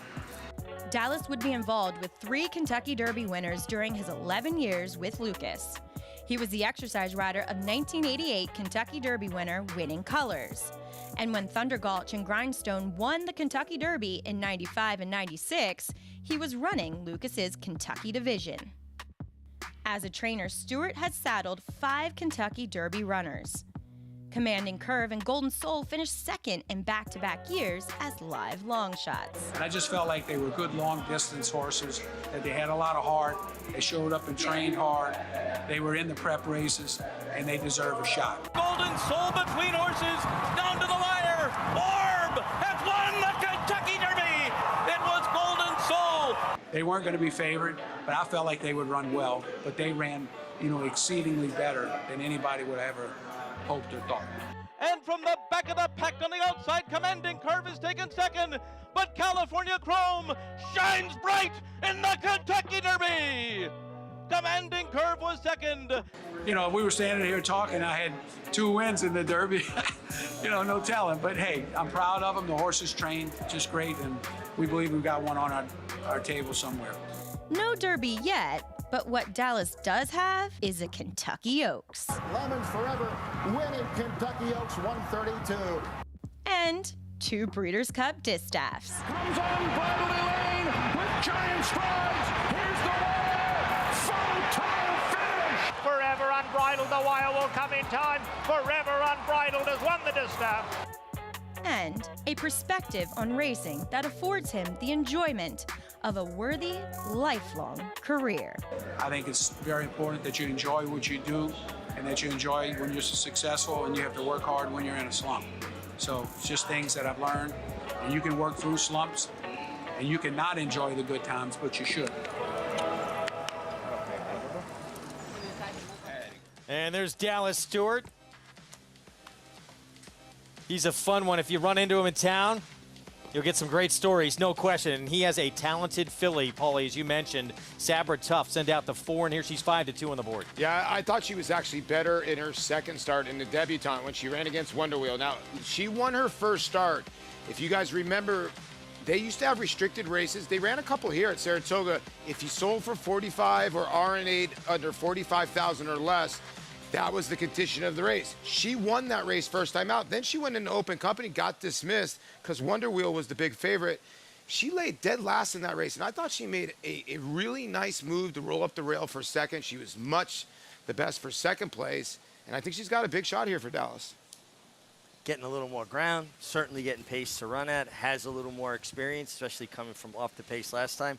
And Dallas is a tremendous guy. He was also my valet at Fairgrounds in New Orleans. That's crazy. Yeah.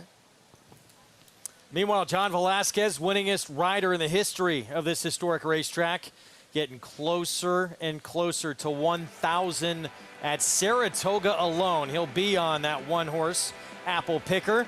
There's Johnny V. Apple Picker 7-2 on the board for Rudy Rodriguez. Speed from the inside post. Our colleague Tom Amos, he's getting close to a milestone as well. 2 away from number 4,000. He'll send out Promise of Hope, the 3 filly, coming up in the Adirondack.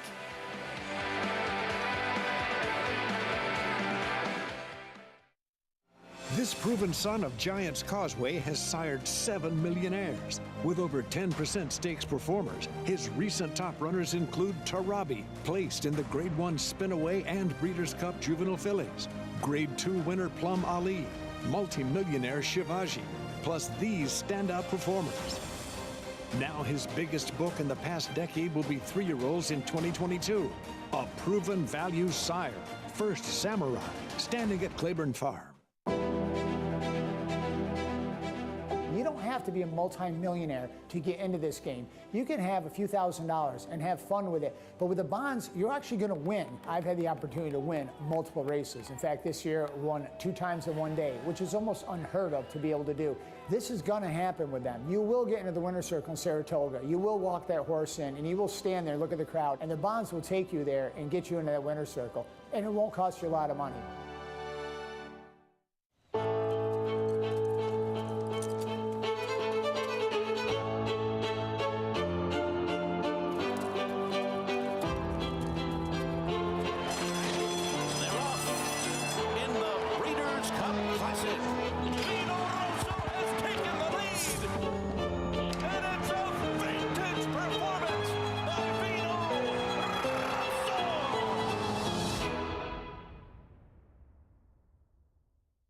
It's America's original sport, and no one covers it better than America'sBestRacing.net.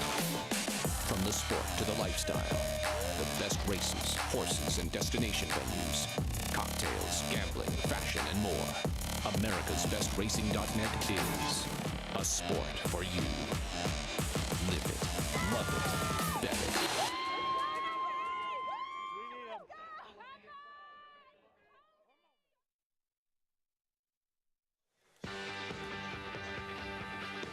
Back on Saratoga Live as we get set for the Grade 3 Adirondack for 2-year-old fillies. Program brought to you in part by America's Best Racing. For the love of the race, visit americasbestracing.net today. Folks having fun downtown, out on Broadway in Saratoga. Most of this town hits downtown after the races, and there's the coach, D. Wayne Lucas. Naughty Gal, he has the current 2-1 favorite in here. That was a big win, moved forward in her second start, beating this field. Filly she did beat, though, who did come back to win and run second. Won a restricted race at Ellis with just a 55 by her speed figure. And just really improved from a physical and mental standpoint. First start to second start, she was so professional, drew off at will, and nobody could rock the jeans with the tie, shirt, and the cowboy hat like Wayne. It is true. Been the sharpest dressed guy in horse racing for over 40 years. Think about that. And still, he gets up at 3 in the morning every single day, still gets on his horses. He's going to turn 87 years old in early September. Wow. It just shows you, we talk about Tom Brady and all these guys, age is just a number. I mean, think about the horses that Dwayne Lucas has trained. And like I've said this before, he's told me before, one of the best horses he's ever trained is Dash for Cash, who is basically the man of war of quarter horse racing. Really was, Right? really was. Spendthrift Farm, 2-year-old race of the day coming up here in our Grade 3 Adirondack. And there's another man. We talked about milestones coming up. Our colleague Tom Amos, 2 away from number 4,000 in his career. This is his filly Promise of Hope in the debut, sent off the favorite, winning by 3.5 lengths. And a filly that was quick, and we know Tom is not bashful about having his horses use their speed. He understands what a horse's strength is, what their weapon is, and Promise of Hope, very professional on debut, and can take a step forward, Paul. Yeah, I'm with you. You know, I want to say it had to be a week earlier. Tom had rolled out a first-time starter, and I was in the paddock at Churchill, and he goes, I don't know why this horse is 3 to 5, because she has, you know, some issues. She gets a little hot. And then when this one rolled out, he had told me, listen, this filly is very, very professional, and she did everything so right. She's dangerous in here, because if anybody makes mistakes, I have a feeling Promise of Hope won't. Spendthrift Farm, 2-year-old race of the day. Home of the 3-time reigning champion General Sire Into Mischief. Let's get a paddock report and check in with Maggie Wolfendale. And Greg, as you just mentioned, this paddock report brought to you by Spendthrift Farm, as this is their 2-year-old race of the day. This a Grade 3 Adirondack, as we'll pick up where you guys left off with Tom Amos's horse. That's number 3, Promise of Hope. Watching her race at Churchill Downs, she was very quick away. The one thing I noticed is that when Edgar Morales was kind of shifting around on her a little bit, throwing his crosses, as we like to say, where riders kind of gather up the reins a bit, she did act as though she had a little bit of a sensitive mouth, or a horse that, you know, reacts not quite significantly, but a bit to the bit. Now, I noticed she is wearing a ring bit in here, so maybe she is a bit of a headstrong type, but she doesn't give that disposition here. She is incredibly laid back, a big girl too, and I really like the way that she moved in that race. And then watching her last breeze in 48 flat here over the Saratoga main track, she was on the inside of an established 3-year-old and traveling really well throughout. So it seems as though she has a lot of class and a lot of ability as a young 2-year-old. But number 2, Naughty Gal, she is your favorite, as Dwayne Lucas looks to win his 7th Adirondack. Now, yes, the second place finisher came back to win. It was a slow figure, but she duplicated her figure from that runner-up effort while being beaten 9 1/4 lengths. So I don't want to take that too much as a negative, but she's a pretty filly. She's pretty, but she's also very athletic. There's a lot of substance to her. She also has a very confident disposition here. She came in on the muscle, kind of walking, really pulling at her handlers. They have saddled her. She's kind of saying, let me out now. I'm ready to go. But there is a lot to this young daughter of Into Mischief, who does stand at Spendthrift, and all things looking exceptionally good for your current 2-to-1 favorite, Greg. All right, Maggie, thank you. We'll see if Naughty Gal can take a step forward here for the coach. There's John Velasquez. As good as it gets in this game. He has accomplished it all, and 6 away from number 1,000 here at Saratoga. Just an amazing number at this racetrack. Incredible. I mean, to think that a rider would ever win 1,000 races up here. The meet has gotten longer over time, but this speaks to his longevity and his consistency. Paul, the guy just stays so good. He does. I mean, they're just ageless wonders, like I said. And one thing about Johnny V that's made him so special, you look in the racing form, you try to figure out where the horse is going to sit. Usually he sits in the right place that you think, because Johnny's always thinking with his mind, and that's what makes him such a great jockey. 2 of the last 3 derbies, he's crossed the wire first as well. We're going to take a timeout. That will be Johnny V's mount coming up in the Adirondack when we return.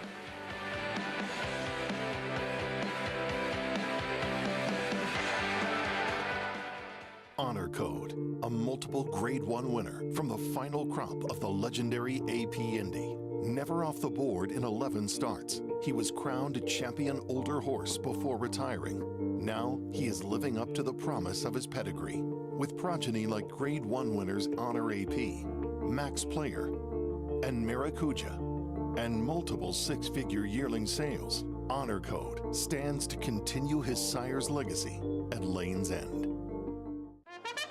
Now more than ever, it's time to get with the program because New York Reds start with an advantage.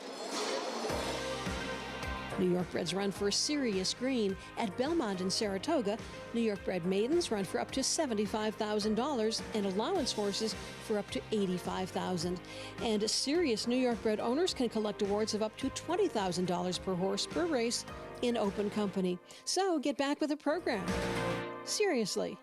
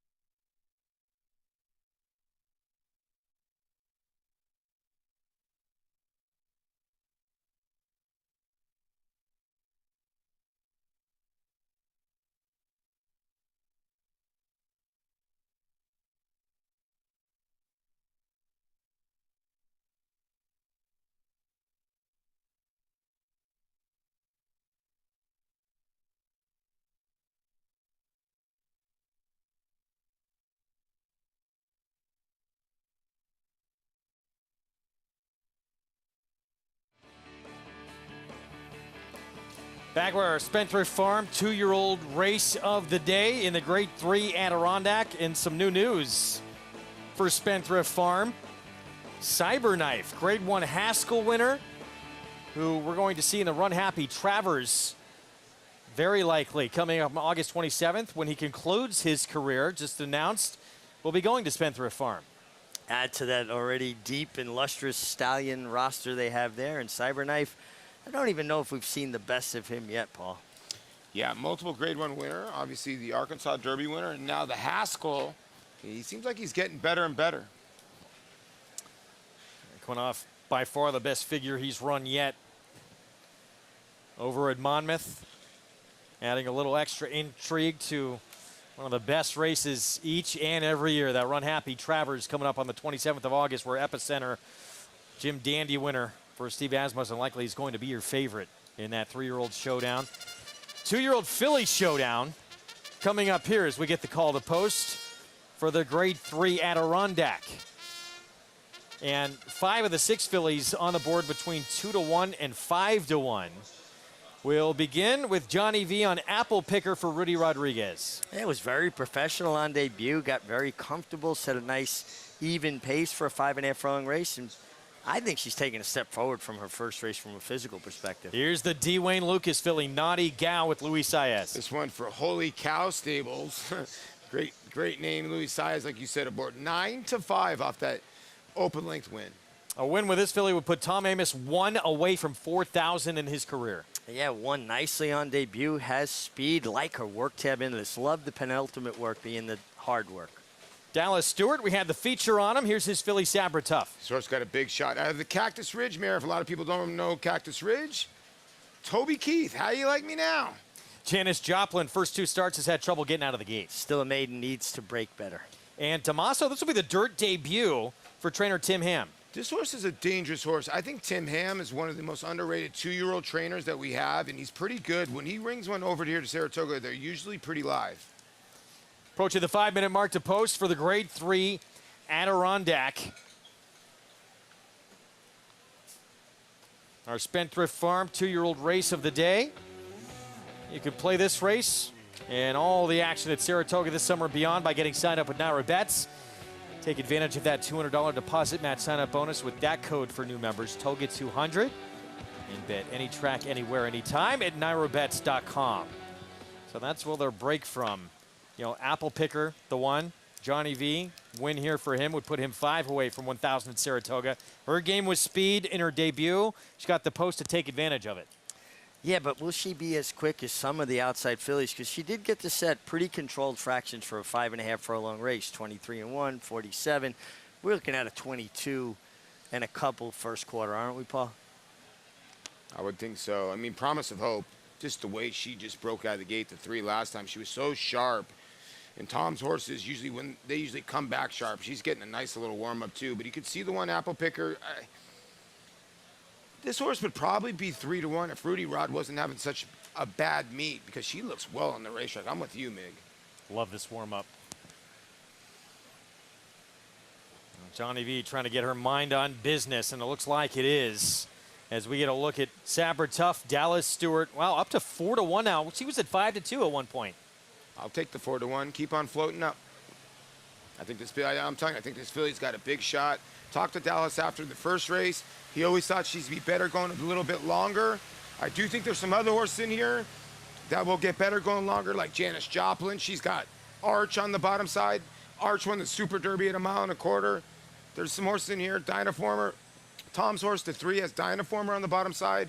So some horses are going to appreciate the extra half furlong or a furlong and a half. Meanwhile, there is Promise of Hope, Tom Amos.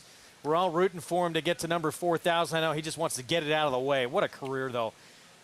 Top 20 in trainers and wins all time, and among that top 20, the highest winning percentage of any trainer. Just incredible what he's been able to produce over his career. Yeah, Paul and I were looking at it a little while ago. 15th all time and 25% winners, higher than anybody else. It's just phenomenal. 4 minutes to post. We'll see if Promise of Hope can get the Adirondack win for our colleague Tom Amos. Let's go back to Maggie. And I kind of want to touch on something that Paul was bringing up, that, you know, some of these fillies want and look as though they want to go longer. And I completely agree, because a lot of times in these 2-year-old stake races, we see these horses come in off of these fast blowout wins early on in their careers. But you see them as physicals and they're short coupled, just really small and compact, which just leads you to believe that they're precocious types, that they, I don't want to say got lucky to win first time out, but that their future kind of might be cut short. I don't get that really with any of these fillies, namely number 1, Apple Picker here for Rudy Rodriguez.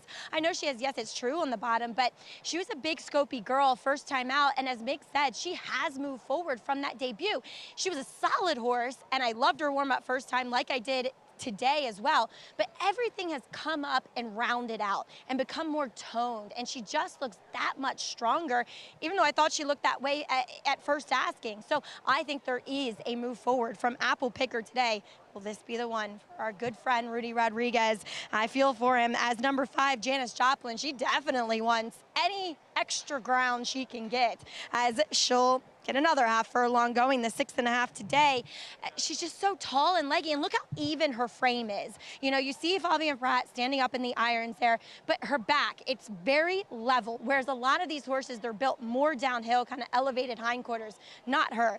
And that just leads me to believe that the longer she gets to travel, the better she will become. And really, going back to her Schuylerville effort, she is just a bit sloppy out of the gate, because she lacks a bit of a hind end. She's never going to be that fast. And so as distances get longer, it mitigates the need to be that quick out of the gate. Again, she'll have to be quicker than what she has been. But I loved her late run in the Schuylerville, and I just think that stepping forward, there's another move in for her, and I love the story about naming her Janis Joplin, as Tina Cassie, Mark Cassie's wife, asked for the name. They at first rejected it, but she wrote back a letter saying, I'm just such a huge fan of the late blues and rock singer, that the Jockey Club rewarded her with the name. Greg?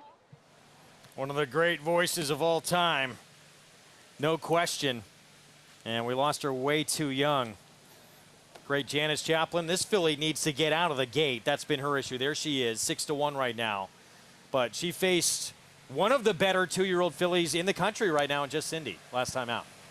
Yeah, she'll take kickback. You hate to put yourself at a disadvantage giving horses a head start. Now, we see Janis Joplin's got a good sweat going on, but that's not anything to be concerned about. On a day like this, humidity, if a horse was dry is more of a concern, Paul, than if they're sweating like that. Just shows their natural coolant system is working. Yeah. My worry with this horse is knowing the ownership. Gary Barber, if a lot of people don't know Gary Barber, he did a lot of 007 films, Bond films, and when his horses are bet, they run. This horse has not been bet in 2 starts and is not really getting bet today. So just knowing Gary Barber likes to send it in, I'd probably lay off the 5 here. Meanwhile, there was John Velasquez, got that nice warm-up, Apple Picker from the inside post. She made a nice debut. This is the one to beat for the coach, the legend, D. Wayne Lucas, 8-5 favorite. Meanwhile, Tom Amoss looking for number 3,999 with Promise of Hope, the 3. Big number, man. That's just incredible. Trainers don't get usually as many opportunities as jockeys. Jockey's a free agent. He can move around. Trainers got to live and deal with the horses he has. Yeah, crazy. Grade 3 Adirondack for 2-year-old fillies. Let's go upstairs to John Imbriau for the call.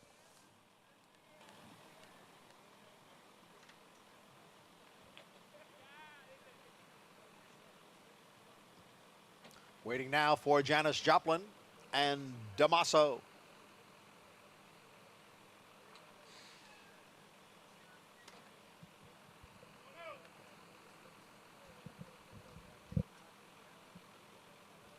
There in the gate.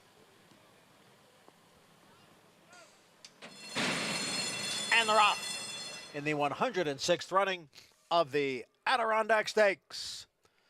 And there goes a Naughty Gal out for the early lead. Quickly challenged on the outside by Promise of Hope down at the rail is Apple Picker next in 3rd.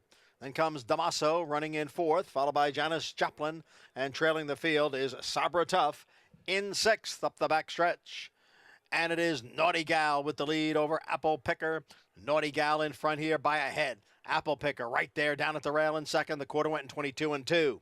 Promise of Hope sits just off the front runners in 3rd. Then it's the maiden, Janis Joplin, who is now advancing from 4th.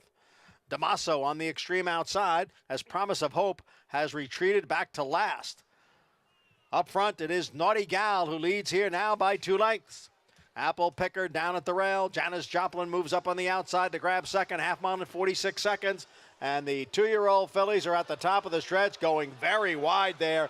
Naughty Gal is way out in the middle of the track. Janis Joplin is down on the inside, along with Sabra Tough, who has come on as they pass the 8th pole. Here comes Janis Joplin now to take over the lead. On the extreme outside is Naughty Gal, so it's Janis Joplin, Naughty Gal, and Naughty Gal, despite blowing the turn, is going to win the Adirondack, the Grade 3. Naughty Gal under Luis Saez. There's D. Wayne Lucas. Had to sweat this one out. Did not look like it was going to happen for him here with what happened around the turn for this filly, but able to overcome it. Yeah, you could see Wayne there. He seemed very concerned the fact that this filly bore out. She jumped to her right lead before they came off the turn, Paul. And it just made all of that centrifugal force, all of that power go to the right in here. See her jump to right lead. And that kind of carries her way out. And then she had a tendency to want to continue to drift through the stretch even after she had kind of made that move that made her blow the turn. But that angle's funny here at Saratoga, and she never lost the lead. It looked like Janis Joplin was going to get her measure, but Naughty Gal, despite bearing out badly, was best. She really was. How about the 4 almost came back here for a second, but you're right. The 2 is just much the best. Good job by Luis Saez to stay with her because she was just floating out in the racetrack. Still tiny bit green, but her last 2 efforts, she's showing a lot of talent. Well, to be able to overcome that and still win.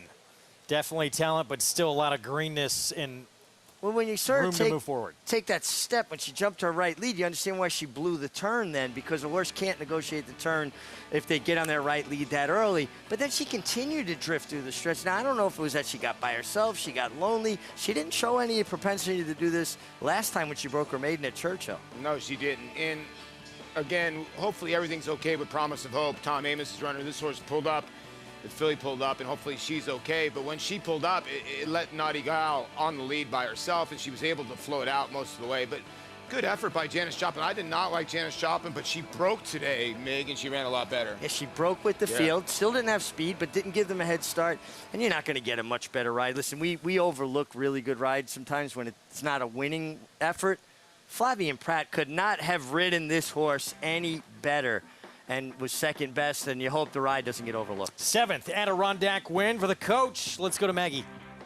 A record-setting win here, Coach, is Naughty Gal. This never gets old, does it? It gets old if they give us a little moment of anxiety there. I don't know where he was out in the parking lot taking tickets or something, but I want to ask him what happened there. She's never run on this racetrack. I never brought her over, so maybe she's kind of surprised her.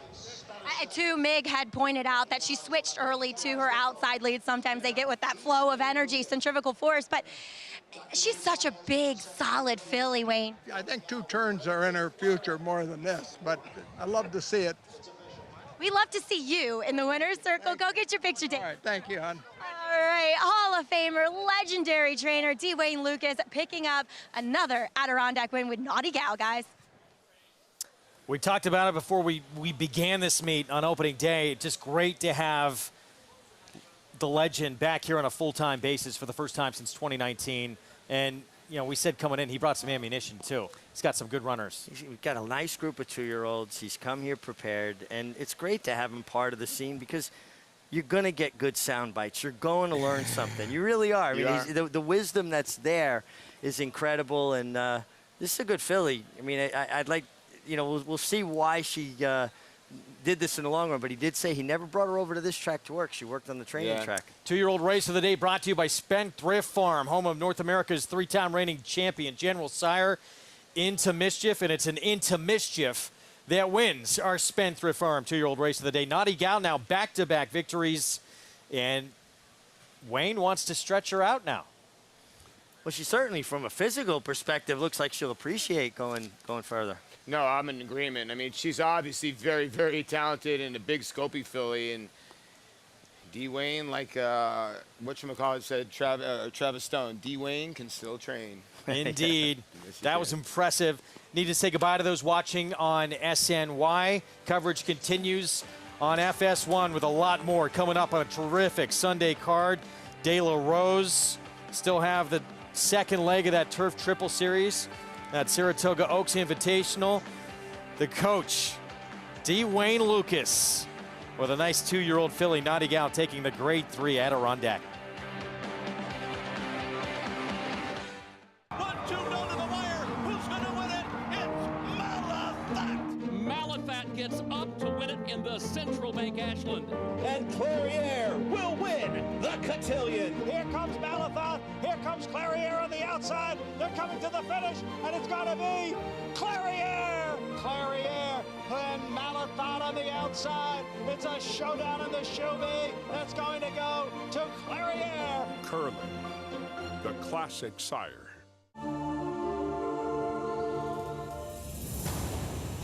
And it's all Tyler's Tribe to the final furlong. He's putting on another show tonight. He is 8 lengths in front. Now it's 10, now it's 12. Tyler's Tribe pouring it on as they come down to the line. He's going to win by double digits, and he stops the clock in 1:04.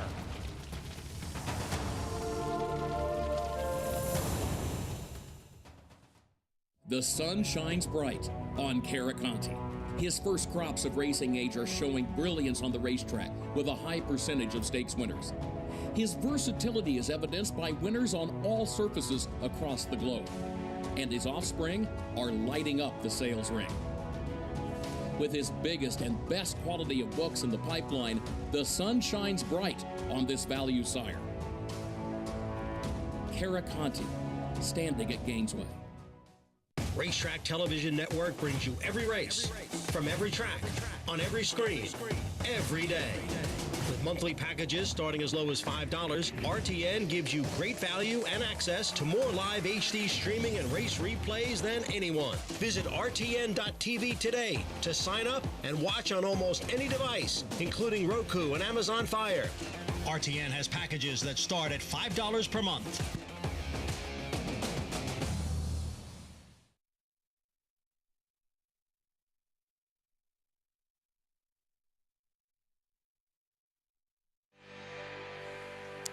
Welcome to Saratoga Live on FS1, and those joining us for the first time on Valley Sports Southern California.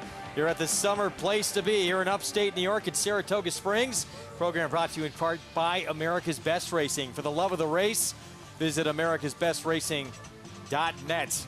Today, Sunday action continuing here. Greg Wolf, champion jockey Richard Migliori, Paul LaDuca getting into the pick six coming up next, and we still have the De La Rose ahead and the Saratoga Oaks with that rematch of trainers Chad Brown and Charlie Appleby. 1-2 in the Belmont Oaks. McCulloch and With the Moonlight going head-to-head once again. We just saw the grade 3 Adirondack for 2-year-old fillies and legendary trainer Dwayne Lucas. Naughty Gal, interesting stretch run, drifting wide and wider, but still able to win.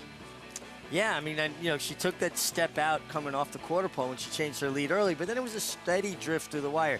Look at the color of the track, the portion of the track she's in. She's going to drift out to that more tobacco brown color there, so you can see how far out she went, Paul. Yeah, and listen, when you're dealing with like 2-year-olds, these are young horses that are just learning how to race, and maybe she was looking at the stands, having a little fun with some of the crowd, but she got the job done in the end. She was much the best for Dwayne Lucas. She's a filly by Into Mischief, a $350,000 filly out of a Spanish Steps mare, Conway two-step for Holy Cow Stables. I think Harry Carey is up in heaven. Meanwhile, with an update on Tom Amos's filly Promise of Hope, who's pulled up in the race. Let's go to Maggie. I got the chance to speak to Tom after they loaded his filly Promise of Hope onto the horse ambulance, in which he said she got on there by herself under her own power. And Jose Ortiz, his rider, cited to him that she just started to feel a bit uncomfortable in her hind end. So he erred on the side of caution, pulled her up, and she got a ride home. But Tom said it looks as though it is nothing, career ending, and he will evaluate once they get back to the barn. Guys? All right, Maggie, thank you for that update. We're going to move on to the pick six coming up. How about this? 7th Adirondack win for Dwayne Lucas with Naughty Gal, first since 2005. And he has some really good runners this year. Obviously, Kentucky Oaks champion as well with Secret Oath. We're going to see again. I know she was beat by Nest in that coaching club, American Oaks, but we'll see her in the Alabama coming up. 7 Adirondacks, and then just the fact that he's still adding to these totals. And Naughty Gal, well, maybe she just lived up to her name. She's a bit of a Naughty Gal. Right. Today's action presented by Claiborne Farm. Race 6 going to kick off the late pick 5 that includes that Saratoga Oaks rematch with McCulloch and With the Moonlight and the face of Tipton De La Rose. Part of that as well. Mile over the inner turf. Chad Brown with a couple intriguing runners in that group. Let's set the stage for race 5 though. To begin our pick 6, maiden special weight, 7/8 of a mile for 2-year-old fillies. And the favorite right now, Tribal Cream Anthony Dutrow, has Javier Castellano. I'm a little surprised she's the favorite, Paul. I mean, she ran well first time, but if she's 2-1, how is Maria from Miami 10-1? They were a length apart, and Maria from Miami ran a better race. That's, well, when you're 0 for nearing 40. That's the problem. Okay, I all right, think that's fair. really, you hit the nail on the head, yeah. Let's get to the De La Rose. That's race 9. Later on in the card, mile on the grass. Chad Brown with Love and Thunder. Nazuna has been running, at least last time out, figures close to Love and Thunder. And that filly's 10-1 on the morning line. Let's take a look at the perfect sting. It was Jouster who won that race for Todd Pletcher. Jouster 5-2 morning line, and Luis Saez will be back aboard. Yeah, but what you don't see is that Love and Thunder, who's on the outside of Jouster in here and just could not get home, got left in the gate, got pinched at the start, and did it take steam out of him late? Yeah, because you got to work hard to get back into the race, right? You're basically traveling harder to get to position, and then it's hard to find something to finish with, where Jouster got the typical Luis Saez ride, got forward position, was always in a place to win from. And then Flavian Pratt was on the 2. Nazuna last time, he was on Love and Thunder. Now the switch goes to Irad Ortiz Jr., so what's going to happen? Will this horse be more forwardly placed? Now, Love and Thunder has issues getting out of the gate, where you see Jouster kind of always puts herself where she wants to, and Louis always really aggressive with her, and that's why he always gets the jump on Love and Thunder. I know a lot of people don't agree with me, but I like the inside post for horses that don't break that well. Because she's not going to get pinched between two horses. She has space to work with. So even if she's not going to have speed, at least she's not going to get squeezed back. Yeah. All right, so we look forward to that. It's going to be a great rendition of this race. Mile on the Turf, race 9 this afternoon, preceding it. Second leg of this Turf Triple Series for 3-year-old fillies. Grade 3 Saratoga Oaks Invitational and McCulloch with the Moonlight 1-2. And that Belmont Oaks Invitational going at it again. Yeah, and they listen, they put on a nice show in the Belmont Oaks. They turned back a 16th of a mile, and I think Win with the Moonlight, is going to have a tactical advantage. Yeah. Play that race today, and it's part of that Travers Bankroll Builder. Bet $50 to win on any horse in that Saratoga Oaks. You'll get a $20 bonus whether you win or lose. You do have to opt in, and you can earn as much up as to $160 to play in the Run Happy Travers later on at the meet. It happens every Saturday and Sunday. Cyberknife being pointed to the Run Happy Travers, and Cyberknife coming off the best performance of his career to win the Grade 1 Haskell. Such a clever ride by Florent Giroux. He run his race, the race before this, he won at Churchill Downs. He won by a nose. And I asked Flo, what happens when he goes, he actually pulls himself up. Now look how high his head gets when he gets to the front end. He's waiting for somebody, but I remember Flo telling me, you know what, when he gets to the inside, it's way better than when he gets to the outside because he's so high-headed. That was a brilliant ride, and here's his work, Mick. It was a brilliant ride, and he was trying to ease himself up when he hit the front, Yeah. but, you know, we've seen it before, horse on the inside, keep their interest a little bit more. Good workhorse, stays in the bridle, does have that high head carriage, but doesn't seem to affect his stride whatsoever. He's just cruising along. This is a real nice work. Look at the inside ear, Paul. This one ear flicking back and forth, like, you know, I'm cool. Everything's good. Checking out the infield. It looks like he's doing good. That work courtesy of XBTV, by the way. Brad Cox, Paulie, had said there was a ton of talent with this horse before he got to the Derby. Obviously, he had that Arkansas Derby win, but he was still kind of goofy, still kind of figuring things out. So when he puts it all together, he thought he could be really scary. No, like when I talked to Brad and Flo, they think he's so talented. They thought he was their best chance in the Derby by far. He was working great. But like I said, Flo says he kind of pulls himself up. He always puts himself in the race.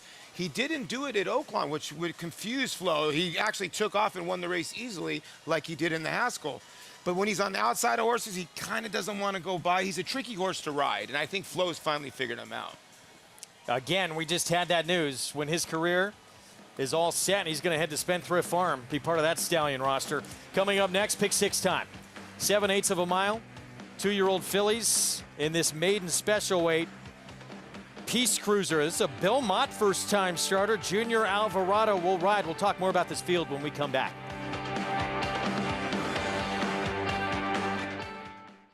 Coming down to the finish, and it will be Matole. The level of racing that he's achieved is extremely rare. The quality fields that he's beat. That's what makes him the fastest horse in the world. The final time was a new stakes record. Matole, he did it again. Matole's a monster. Matole wins the sprint. Oh, what a horse he is. The mighty Matole. Who you betting on? How about an app created specifically for horse racing?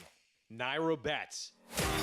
We specialize in thundering hooves, fist pumping, and boosting your bankroll with robust weekly promotions. And offer betting tips from actual horse racing experts. Bet all day and night, nationwide. Get the action and thrill of horse racing with Naira Bets.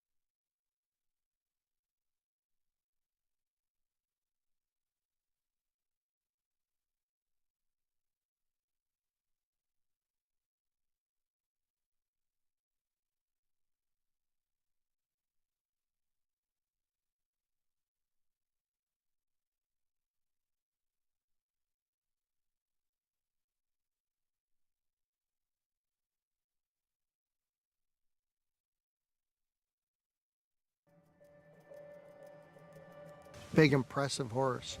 Very masculine, lots of bone, big white blaze on his face, really catches your eye. Really good horse, gets Grade 1 winning sprinters, gets turf horses, gets dirt horses. They can be 1 turn, 2 turns, long, short in between. Great commercial horse. A leggy 2-year-old that surprised me at how quick he was, and he had a particularly strong gait workout prior to his debut, and we felt like, based on that he would run competitively in his first start, which obviously did. Violence full out second, still getting closer, and Orb is now third, Titleton 5, and Violence getting up in the final yards. And was able to come back in the Nashua and win that. And it's Violence, a 2-length winner. Close out his 2-year-old campaign with a Grade 1 win in the Hollywood Futurity. Violence had his very promising racing career cut short, suffering an injury in the Fountain of Youth Stakes. Horse is just really good-minded horse, very easy to train, kind of the professional type that the trainers love to get. And I think he's shown his true quality as a stallion now, and it was unfortunate we felt like he was a serious Derby contender for us that year. No other sire has had more Grade 1 winners in 2020 and #1 ranked 4th crop sire by lifetime earnings. The belief in Violence remains high. We sold him as a yearling, bought him back as a stallion prospect, really respected horse. So again, we're hoping that he can continue to climb upward the ladder and go from a top 20 horse to top 10 horse. And we are proud to be brought to you here on Saratoga Live by Hill & Dale.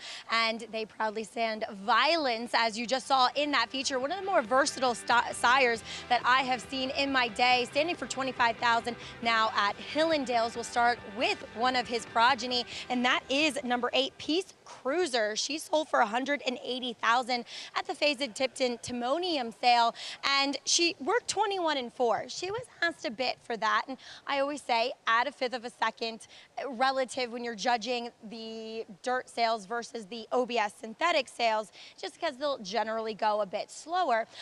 But looked good. Looked like she wanted ground and more distance, and that's the same vibe I'm picking up here in the paddock. She's a big overstriding filly, a lot of leg to her, but Bill Mott, sometimes when you see his horses, you're like, oh, I like, but probably needs a start just for fitness.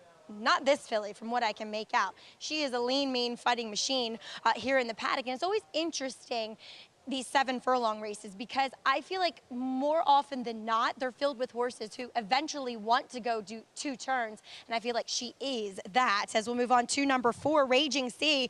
There's definitely that. This daughter of Curlin, she is a tall drink of water. She's very evenly framed as well, so she doesn't give me the impression that there will be a lot of gate speed, but there will be some stamina there as she goes out for Chad Brown, and she is very fit here.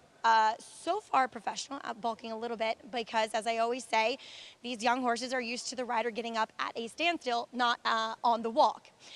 But they're perfectly done. Raging Sea, as I like her work too back. She worked with Pink Hue, who we'll see in the 6th race coming up. But obviously, like a dirt horse, she was going much better than that workmate that day back on July 24th. But just a long, loping filly that 7 furlongs might be the starting point for her, as we'll move on to number 9, Renegade Rebel. She sold for quite a bit of money at the OBS April sale, 10 flat. She was asked a bit, but what I liked is she really lowered herself into stride quite nicely, as you'll catch here as you look at this workout. She does have a bit of more of a daisy cutter action, and I thought that watching the Breeze, because I watched the Breeze before I looked at the pedigree, and if you go back a generation, the Dam's a Group 1 winner on turf in France, and the Dam have to Cartier 2-year-old champion Aljabar. So there's more turf. She looked like a turf horse in that synthetic Breeze, and she has a turf hoof. But sometimes when trainers seem to be acting counterintuitively, I'm usually proven wrong here, but she looks like a filly too that should have a bit of speed. She's built that way. She has the size and physical maturity, but also looks as though there's an engine there as well, Greg. All right, Maggie, thanks. Post parade coming up, 6 minutes away. Pick 6 starts here. You see that current pool at 138,000 and growing. 5-2 favoritism. Wow, Tribal Queen. Anthony Dutrow, as we look at the Hall of Famer and 14-time winner of this training title at Saratoga. Todd Pletcher, who will send out Bissett the 6 at 6-1, making the second start. 14 training titles in Saratoga. It's just remarkable. Todd does everything well. Turf, dirt, 2-year-olds, older horses. Not only did he learn how to train from Dwayne, he learned how to dress. He did. He's pretty sharp too. Rail inherited with a scratch of the 1 to Maria from Miami, Rudy Rodriguez, and Jose Gomez. I thought a useful first time out behind Apple Picker. We just saw Apple Picker not run well in the Adirondack, but obviously a tougher spot. Wayne Catalano sending out a first-time starter. The first-time starter out of a Grade 2 winner, Farrell, and a Grade 1 place mare. Definitely a contender. Farrell had a big win here at Saratoga in her day. Raging Sea at 5-1. There's a Philly bite curling for Chad Brown. Hard to throw out Chad and Flavian, and you're getting a decent price. Second dam graded stakes winner on the dirt routing. Tribal Queen at 5-2, the favorite. Yeah, took all the money first time as well. Went off the favorite, was second best. Certainly a major player, but Maria from Miami, I like the price better. Todd Pletcher's second-time starter, Bissett. Yeah, they usually get better. This horse has been paired at Monmouth and brought over here, and it seems like the Monmouth horses that have been brought over here have ran. Will be famous start number 2 as well for trainer Bruce Brown. Very useful effort first time, could take a big step forward. Peace Cruiser, Bill Mott, first time out. This is the Violence filly. This horse is the lowest in all the will pay, so getting bet in the windows. And 2 more first-timers outside. This one for Mark Casse, Renegade Rebel. I like what I saw from this filly in the post parade. I mean, in the paddock, and certainly jogging up there. Nice looking filly. And Kenny McPeak with Mo Shiro has Julian Leperoux. Yeah, got an interesting pedigree. Uncle Mo had a See the Stars mare, so maybe turf or longer down the line. And here's Senior Prom Queen. Also eligible to draws in for Bill Mott with Luis Saez, 16-1. By Curlin out of a mare that's produced several winners, including Gunmetal Gray. We talked about it. I believe we were on a different network when we first touched on it, but 7/8 of a mile, difficult to win first time out. So sometimes you want to lean to runners with experience, but here's one who does not have experience, but Meg caught your eye, Renegade Rebel. Yeah, I tell you, just a nicely put together filly. Obviously, she brought a lot of money at the sale, so she's well conformed. Breezed well that day. She got a look, Paul. You know, in her workout reports, she was working heads up with Janis Joplin, actually getting the better of Janis Joplin in a couple of the works. Now, Janis Joplin just ran a nice little second-place finish in the Adirondack, so I don't know if you put that into any context. They have said in the morning she's been quick away from the gate, so maybe she could show some early speed, but is the 7 furlongs an equalizer, like you say, Greg? Yeah, could run big, show a lot of ability, but still might tire a little bit late. This one, Tribal Queen, was favored first time out, and now she's favored again and has that race under the belt. Well, obviously she tipped her hand in the mornings that she could run. She's by Bolt d'Oro, who's gotten off to a terrific start with his freshman crop. And, you know, this horse ran well first time, should be forwardly placed. I just can't get past the fact, and I get it, and I think you guys are 100% right. Rudy Rodriguez has been cold at the meet, hasn't gotten a win yet. But Maria from Miami ran every bit as good as Tribal Queen, if not better. And it's a huge disparity in price. Yeah, you're right.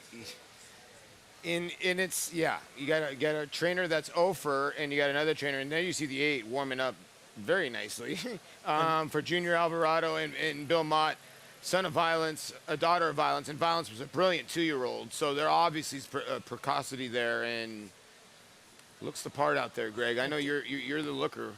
Well, throwing her head around a little bit too, Mig, what does that mean usually? Well, she's just strong, and sometimes you've got to apply just a little too much pressure, and then a horse will flip their head. When we talk about riders having hands, it's knowing exactly where that point of pressure needs to be released so that they don't throw their head. Now, Junior Alvarado is a strong guy. You ever see this guy without his shirt on? He looks more like a prize fighter than he does the jockey. And he had to use his body weight there to slow this filly down. And that's one of the reasons why riders ride with shorter stirrups. You need sometimes your weight to use as leverage to slow them down. Got that big drill on July 15th at Saratoga, second quickest to 73.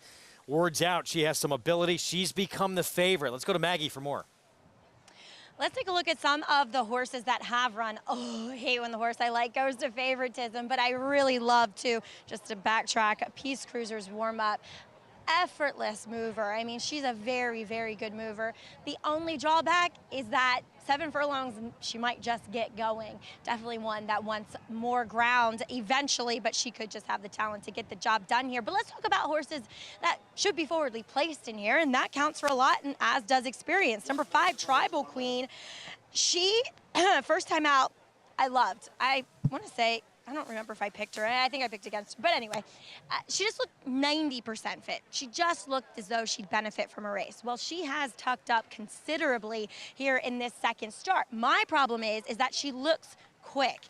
And maybe that lends itself well here, but I do think she'll have a little bit of company from the outside. Of course, one outsider in Bissett. And she just doesn't strike me as one that gets better with more distance. So we'll see. She did take a lot of early money as number 6, Bissett. You don't want any other trainer in your corner other than Todd Pletcher when you're trying to get more ground, as she'll jump from the 5 to the 7 furlongs here. Now, she is probably the smallest filly in this grouping. And last time at Monmouth, she was wired by Fancy Joke, who was actually a very impressive winner that day. She should have speed because she broke well. It's just that horse was faster and had a better kind of cruising speed than her. And she's smaller, but she also has more of an even frame to her. So she's not really built downhill like Tribal Queen is. So it makes me believe that she might be okay going a bit further. And she's a generous 7-1 for a Hall of Famer like Todd Pletcher, Greg. And she has, again, a start under her belt, which nothing like getting fitness from doing it in the afternoon. You just can't duplicate it in the morning. You know, there's an old saying around the racetrack that a race is worth 5 workouts. Yeah, it is. And then also what you get from a mental perspective too, just understanding that you're going to leave the gate running, and you know to get position, and it's not as controlled an environment as in the morning. You're right. You're in complete competition. Sometimes in the morning you'll see horses in 3 sets, in 2 sets. They're running against 2-3 horses. Now they get in the gate and they're wondering, first time out, wait a second, why are there so many horses in this gate? These horses are smarter than you think. They know what's going on, and now it becomes a mental factor with a lot of these 2-year-olds, and also their talent. So post time coming up, pick 6 here.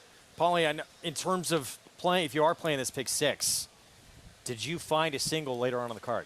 Well, oh gosh, I mean, Saratoga, Oaks, it's McCulloch or with the Moonlight probably. Yeah. Who'd you prefer? I would probably go the 3 there. I do think Love and Thunder will turn the tables in the De La Rose.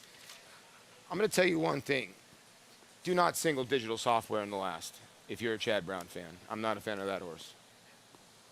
Yeah, that race seemed very wide open. Yeah. And 4-1 morning line. I think Chad's live in all of his other races. I think that's the one horse maybe you can bet against. And a lot of people try to get to the last race and see Chad and get to that single. I think you can go pretty deep in that last race. All right, so good luck to everyone playing. Favorite, this one right here, first-time starter. We'll try and get this 7/8 against a couple of fillies who have a race under their belt. Bill Mott, Junior Alvarado. Money's come in, too. Indeed. Bet down to favoritism now.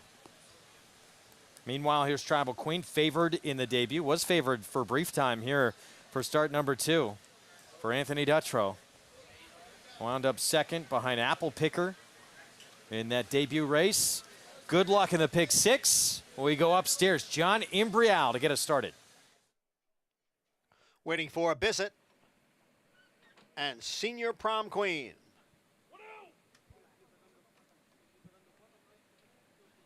They're all in.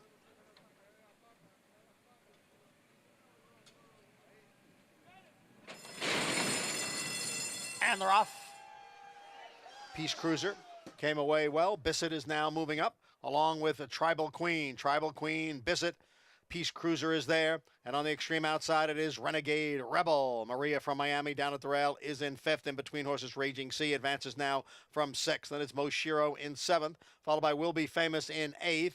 Miras is at the back of the pack along with Senior Prom Queen. And the quarter went in 22 and 4/5 seconds. Up front, it is Tribal Queen who leads here by 3/4 of a length with Bissett racing in 2nd. Just in behind, Maria from Miami down at the rail. and passed there by Peace Cruiser, who's on the outside. Peace Cruiser is in third, then Raging Sea, and Maria from Miami down at the rail. And now the gray Renegade Rebel begins to pick it up on the extreme outside. The half went in 46 and 1/5 seconds. Here comes Renegade Rebel up to challenge Bissett and Tribal Queen for the lead. So it's three of them stacked across the track as they come into the lane now. And here is Peace Cruiser, and here is Renegade Rebel, and Raging Sea now splits horses and is coming on. Here comes Raging Sea up to challenge Peace Cruiser for the lead. Now with the 16th to the finish, it is Peace Cruiser and Raging Sea down towards the rail. The two of them will fight it out to the finish, and it's going to be Raging Sea to break her maiden here in her debut, going 7 furlongs. Raging Sea, first time out for Chad Brown. Flavian Pratt outdueling another first-time starter for Hall of Famer Bill Mott, Peace Cruiser. Well, Raging Sea was not good for a Peace Cruiser because she fought back hard along the inside. Flavian Pratt, all of his immense skills on display there. But this really was game. She showed a lot of grit, splitting horses, saved ground on the inside. Looked like Peace Cruiser was going to hold her off, but she kept fighting for it, Paul. They kicked away, both of these horses, because the 9, Renegade Rebel, Tyler Gaffalione looked like he had a load of horse, but these two horses kicked away, and you're right. I don't think this was a case of the 8 stopping. I think the 4 just ran her down, and a great ride by Flavian. He loves to come up that rail, and he's usually successful. And again, we keep talking about this. Chad Brown, this and that, 6-1. Second Dam was graded stakes winner on dirt routing when the Dogwood. Found herself in a fight here with a fellow first-time starter, but Pratt, trainer Chad Brown, able to win this duel with a daughter of the 2-time Horse of the Year, Curlin. You know what was interesting, too? Raging Sea, daughter of Curlin, was able to get close enough to horses' heels where the dirt was hitting her in the chest. Her face is clean, but all the dirt is from her neck down, and that keeps the horse level. It's when young horses get hit with that dirt, the kickback in their faces when they'll tend to climb. And it takes a really good rider to be able to put a horse in that position where it minimizes the amount of kickback.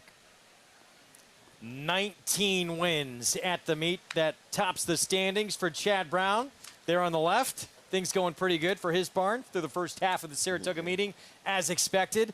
That's it for our first half of the program. Next crew coming up with that De La Rose, with that Saratoga Oaks, and Chad Brown going to have a strong hand in both of those 2 turf races coming up. Usually does.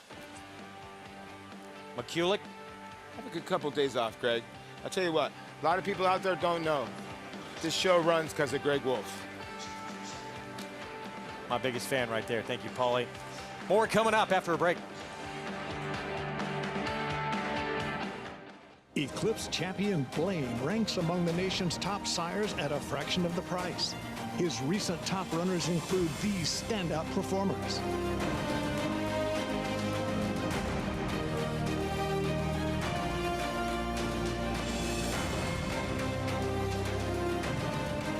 With success on the track and success in the ring, this proven son of Arch annually ranks among America's top value sires. Blaine, standing at Claiborne Farm. Lady Aurelia down the center in the white and green colors is going away at the end. Rachel's Valentina Ratzener and takes the lead.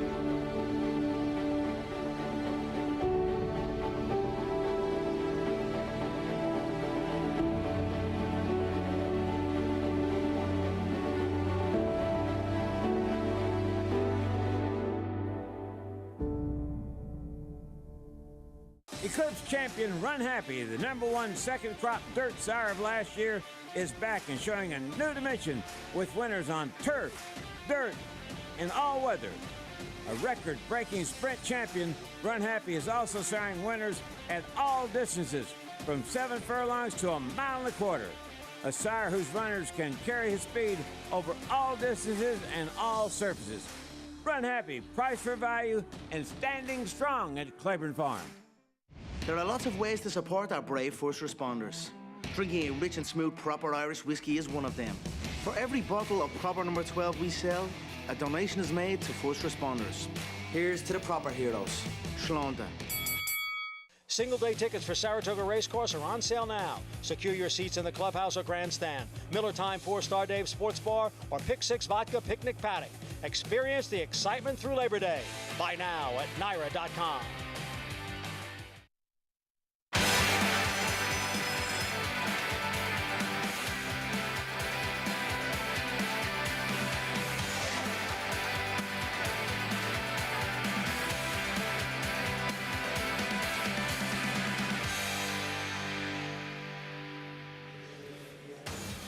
Saratoga Racecourse in Saratoga Springs, New York.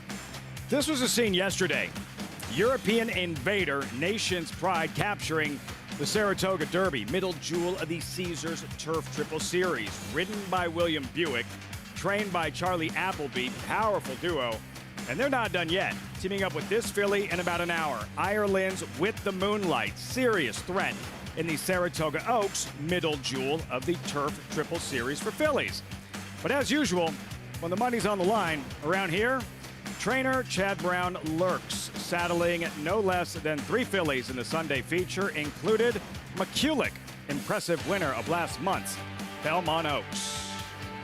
This is Saratoga Live, brought to you in part by America's Best Racing. For the love of the race, visit americasbestracing.net today. Gorgeous Sunday afternoon, day 19 of 40.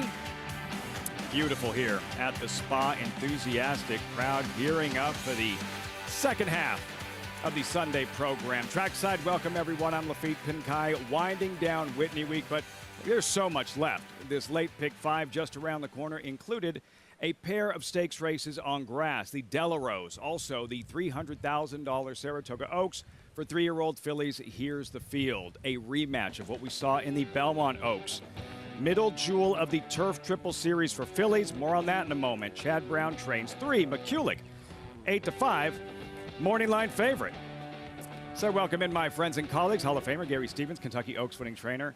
Tom Amos. Tom, we wanted to start with your filly Promise of Hope, who just ran in the Adirondack. She was eased. How is she doing? Well, I'm glad you asked. And she's fine. I'm sorry I'm late getting to the set, but I was back at the barn making sure she was okay. She's 100%.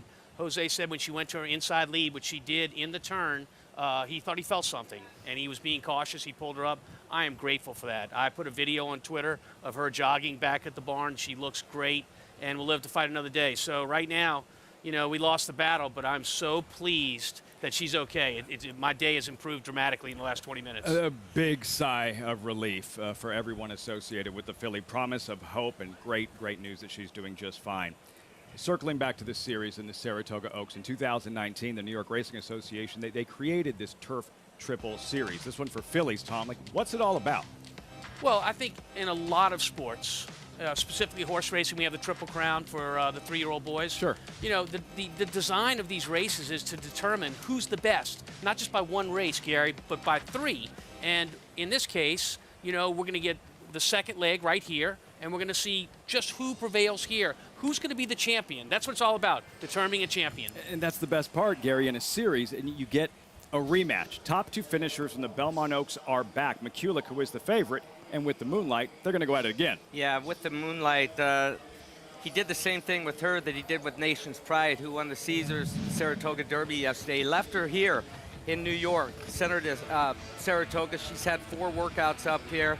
Got her more acclimated. They're going a 1/16 of a mile shorter today. They were going 1.25 miles in this Belmont Oaks, going 1 3/16 miles today. And that's With the Moon leading right here, right now. Frankie Dettori aboard. Now, the lead jockey for Godolphin is William Buick, and that's who rode Nation's Pride yesterday. He's won a couple races on With the Moonlight as well. He'll be back aboard today, so they're going to try and turn the tables on a great performance of McCulloch in the Belmont Oaks. Great story behind her name, McCulloch, trained by Chad Brown. We'll have much more on that later on in the broadcast. Meantime, the race you just saw, what a finish. Raging Sea, the first-time starter, Tom, for Chad Brown, snatching victory from the jaws of defeat in deep stretch. Yeah, I mean, shows real gameness here, Gary. Raging Sea does. She's actually going to get passed by another first-time starter out of the Belmont barn, but she's going to show her resilience and come back on the inside and take this maiden race in her very first start, her debut, going 7/8 of a mile. And listen, this track has been very testing throughout the meet. Yesterday we had all that rain, And the track, the times today so far through the first 5 races have been extremely slow. And it looked like this filly was beat. Raging Sea inside of the 16th pole, and her stamina gets her to the wire first. What does that show you, Tom? A racehorse, and that's a 2-year-old filly in her first start ever to do that, to show that kind of courage. Well, first of all, let's talk about the distance, Lafitte. Going 7/8 of a mile, preparing a horse as a trainer to go 7/8 of a mile in their first start is very, very difficult. The separation that Raging Sea and the second-place horse, Peace Cruiser, had from the rest of the field shows that they're breathing a little bit different air at this time than the rest of those horses, and it's encouraging if you have one of those two to know not only you did a good job preparing them, but they have a big future. 2 wins on the afternoon. Chad Brown, probably not done yet. Today's races brought to you by Claiborne Farm. As promised, that Lake Pick 5 starts in the 6th. Saratoga Oaks is the 7th. The De La Rose, the 9th. Main track fast. Turf courses firm. Temperature around 92 degrees. About halfway through the meet. Tell me you've signed up. If not, do so today. And when you do, use that promo code TOGA200. Earn up to a $200 deposit match. After your first deposit, bet any track. Anywhere, anytime. Join now at NYRABets.com to earn your $200 deposit match. Field for the final stakes race, Whitney weekend. The De La Rose for older fillies and mares, yet to win a graded stake this year. Mile on Grass. Number 5, Jouster, 5-2. Morning line favorite as we say hello to our handicappers, Andy Serling, Jonathan Kinchin. Guys, why don't they just have all 5 of us on the same set? That would work, right? It's kind of annoying because Jonathan and I were actually having a productive conversation over here about some important things, and now you interrupt us, and we actually have to pretend we work for a living. It's a little upsetting. It is tough. It is tough. Lafitte, I hope you're staying cool over there. We're trying our hardest to stay cool over here. Because we are so cool. Looking forward to this race. You know, the De La Rose, named for a Woody Stevens horse that Henry de Kwiatkowski owned. I don't know about you, but I feel like there isn't a single horse in this race that doesn't have a chance. No, I thought it was extremely tough. And look, Jouster and Love and Thunder, obviously players in this race, but by no means are they layups. No, and I mean, Love and Thunder, I guess if you boiled it down, she might be the most talented in here, but she's a horse that's gotten in her way and caused problems. She's one of these horses that riders, you want to ride because she's a short price, but she makes you look bad sometimes. And I wonder if she's a horse that's much more suited to those 1-turn, 7 furlong to a mile race at Belmont than a 2-turn mile race at Saratoga. And I also think it's important to note that she kind of figured herself out a little bit when Flavien got aboard. Not because Irad or Jose didn't do a good job, but just different hands, different riders. Now Flavien gets off and goes to the other Chad Brown. Well, he probably, after riding her last time, he probably had enough. He maybe moved a little soon, but I think she's a horse that just sort of puts you in that predicament. I picked a ridiculous horse. I'm going to be a day late with Tom Morley and Flying P in a stake, and I'm taking a shot with Assertive Style, having missed the wedding yesterday. Yeah, well, we can always root for a Maggie Tom celebration, but I thought it was more towards the inside. Jouster, if he can show some speed like he used to, he hasn't really done that anymore, but I'm going to probably lean towards the 2. I'm going to follow Flavien Prat. I don't often play the jockey musical chairs game because it can get you in a lot of trouble. I'm going to play it here. So this is a jockey stalking pick on your part. All right, so we're working on jockey stalking out here, Lafitte. We'll see what you guys are working on. We'll take a quick break. We'll be right back. Jockey stocking. So much to do at Saratoga. Horses in the paddock for the 6th. Started the late pick 5. She's a little cold on the board. Delight, 5-2 morning line, now 4-1. We need your help, Maggie Wolfendale. Her paddock report is next. Just getting started on Saratoga Live on Fox Sports 1. He was just put together like a machine, and he had a great mind. Everything about him was what you'd want. Tis the Law pops the cork in the champagne. Tis the Law is going to win the first leg of the Triple Crown. I've never seen him get tired. Respect the law. Tis the Law. His structure is just perfect. His bone is perfect. He's left the others behind. He's going to win the Run Happy Travers. He's everything you would look for in a horse.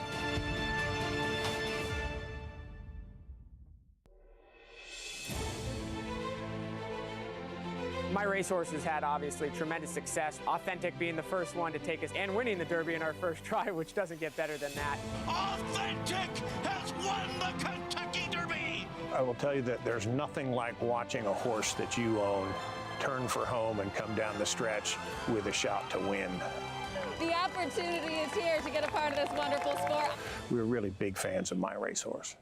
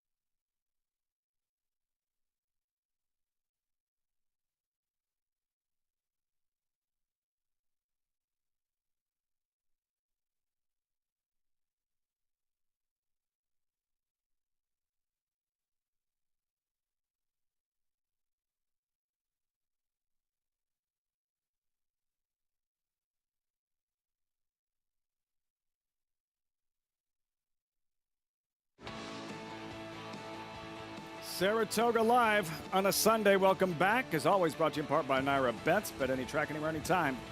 Get started. NairaBets.com today. Downtown Saratoga, less than a mile away from the track where these fillies are in the paddock. We love these races. 2-year-old fillies, maiden special weight. Mile and a 16th on grass, wide open. Number 4, Pink Hue, the current tepid choice. At 3-1. So we say hello to Maggie Wolfendale. This is the start of the late pick 5. Maggie, like, no pressure. We need your A game in a big way. Yeah, I know handicappers and bettors alike always dread seeing these wide open maiden special weight races. It's the first part of the sequence, especially in this late pick 5. As we'll take a look, though, at the horse receiving the most attention in her debut, and she was certainly flattered by the last race. That's number 4 in here, Pink Hue, as her workmate, Raging Sea, just got up in the shadow of the wire to take down the 7-furlong dirt race. And to be fair, she was a bit headstrong early in that work, 2 back on July 24th. And then when she kind of came off the bridle at the end, she struggled a bit. But that's what turf horses do. She's a daughter of Mendelssohn, who I have a sneaky suspicion that we're going to see a lot of his progeny prefer the turf, possibly, as he does have 1 winner on the turf so far. Now, the dam, she ran okay on it, and this one is a half to Man of Promise, who is actually a graded group stakes winning turf sprinter in Maidan. But don't worry about sprinting with her. She definitely wants the distance. She's so tall and leggy and just fits these conditions to a T. I love how classy she's acting here. She's incredibly fit, and like I said, she's flattered by Raging Sea, her workmate, winning the last race. Moving on to the inside with number 2, Stay Lost for Joseph O'Brien. This is a daughter of Bernardini, who, it must be said, is not the most positive influence when it comes to the turf. But on the bottom side, the dam was a minor stakes winner in her native New Zealand, and there's a half that has won a slower turf race, as we do here a late scratch here of number 1, Empress Isabel, in the paddock. I am not sure exactly what happened, but a shoe issue, I believe, with number 1, Empress Isabel. Thank you to Patrick Davis, our paddock judge, for letting me know. Back to number 2. Look, she looks well suited to this spot here, but she looks like she needs a start. I mean, maybe it's a learning curve with me with these horses coming over from Europe, but look, the horses I see from Charlie Appleby's, they look ready to run. Granted, they have experience, but I just feel like this filly, Stay Lost, is going to need a start to get things going. Now, the biggest threat to Pink Hue when it comes to first-time starters, I believe, is number 3 in here. That is Gifted, daughter of Tappet, a Dama Stakes winner on the turf at 2. And also, I have to Ivy League, who was proficient enough on the turf. I love what I'm seeing from this filly. Wow, she's poised here in the paddock. She has a massive turf hoof to her. She's just striding out beautifully. I really like her disposition, honestly. That's the first thing I noticed about her, as she too worked decently with a filly that's already run, Spelterini, who was a good second early on in the meet. She was on the outside. She kind of lingered on her left inside lead a bit in that work on the dirt, which sometimes you see turf horses do because they just don't feel as comfortable on the surface. But actually, once she finally switched to her outside lead, she leveled off well and kind of finished up more in hand and underneath of herself. So I thought that was a promising breeze on a surface that she doesn't necessarily like with a proven dirt horse. I like what I'm seeing from Gifted, Lafitte. Positive vibes regarding Gifted, Maggie. Thanks so much. Currently 8-1. Again, great time to join us at Naira Bets. Still the entire second half of the Saratoga meet. Use that promo code TOGA200. Earn up to a $200 deposit match after your first deposit. Bet any track, anywhere, anytime. Join now at NairaBets.com to earn your $200 deposit match. Tom, I know you're firing. Late pick 5. Let's see the ticket, my friend.